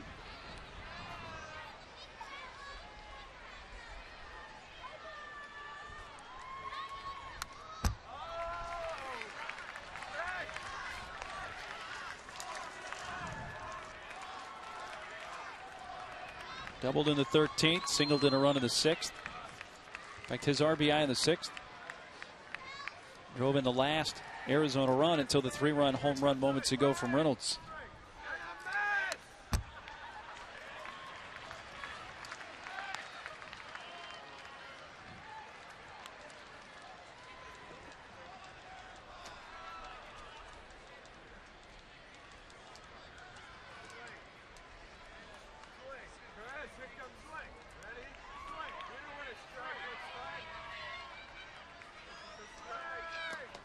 Goes to the breaking ball, and it's in the dirt.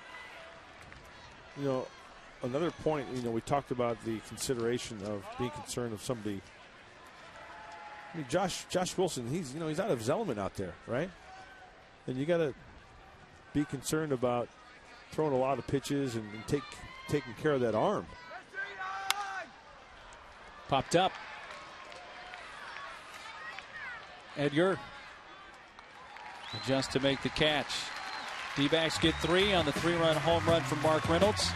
Heart of the order is coming up in the bottom of the inning.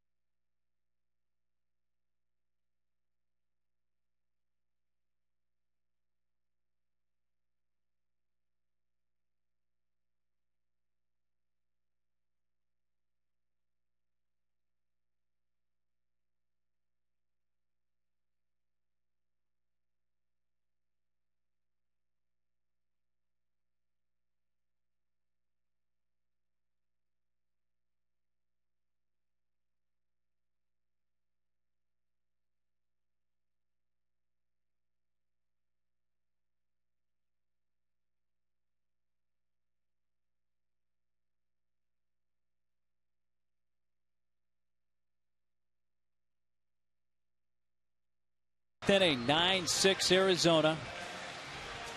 2, 3, and 4 due up for the Padres. Edgar, then Adrian, and Chase Headley.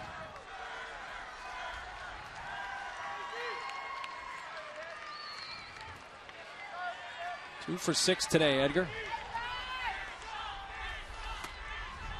First pitch, a strike from Rosales.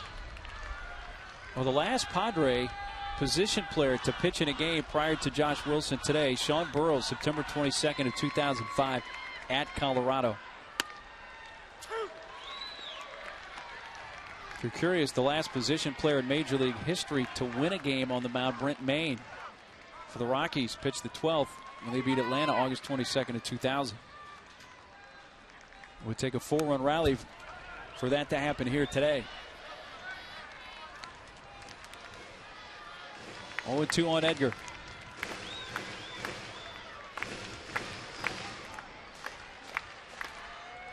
Josh was a strike away from sending this to the bottom of the 18th, still tied, but the Mark Reynolds home run on the 3-2 pitch has made it a 9-6 game.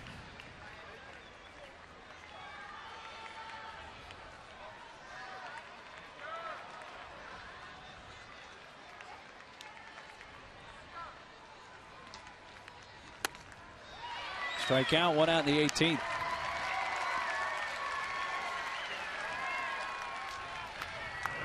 Padres without a hit in extra innings. Here we are in the 18th. And if the D-backs bullpen closes this out, you're looking at 9 consecutive no-hit innings to finish the game. Yeah. Here's Adrian with 2 outs. Or with 1 out, pardon me.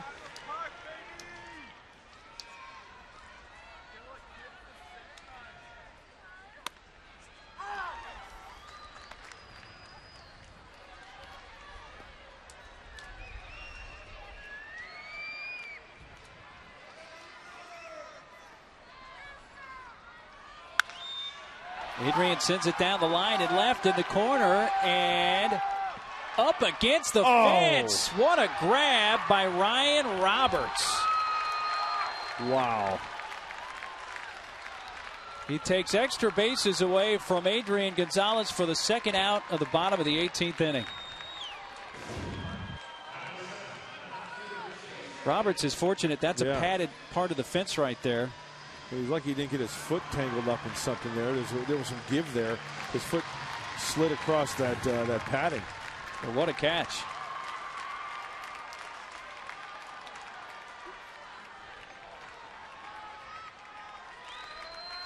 Buddy's out there talking about this one with the third base umpire, Paul Schreiber. Wonder if he trapped it up against the wall? That must be the only question here. Joe West, the crew chiefs, coming over from the first base side, as well as Chad Fairchild, the plate umpire, Paul North, the second base umpire.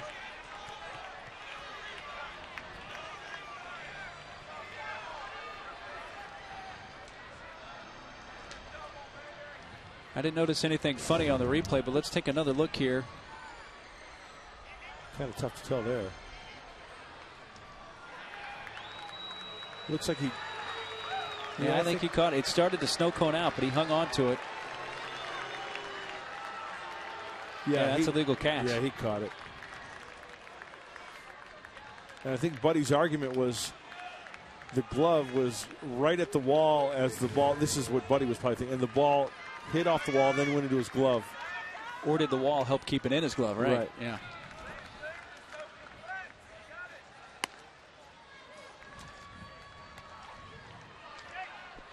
Padres down to their final out here in the 18th inning.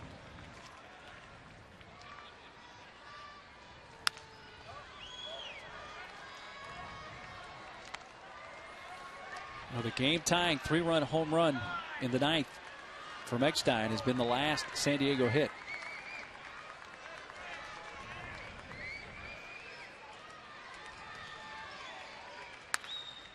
Down the right field side, foul.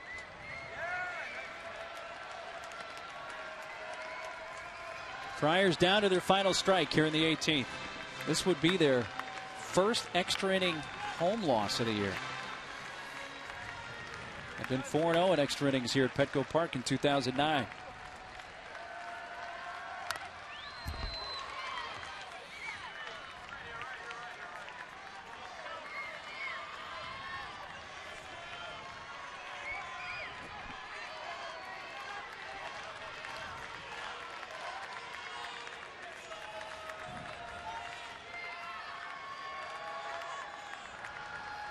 A 1-2 from Rosales. And in 18 innings, the Diamondbacks win it 9-6.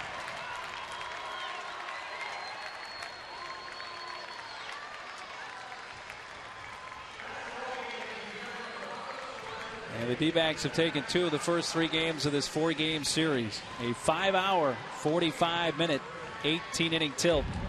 And the game summary brought to you by Jack in the Box, where you can get anything on the menu any time of day. D-backs got out to the 6-0 lead, 4 in the 5th, 2 in the 6th.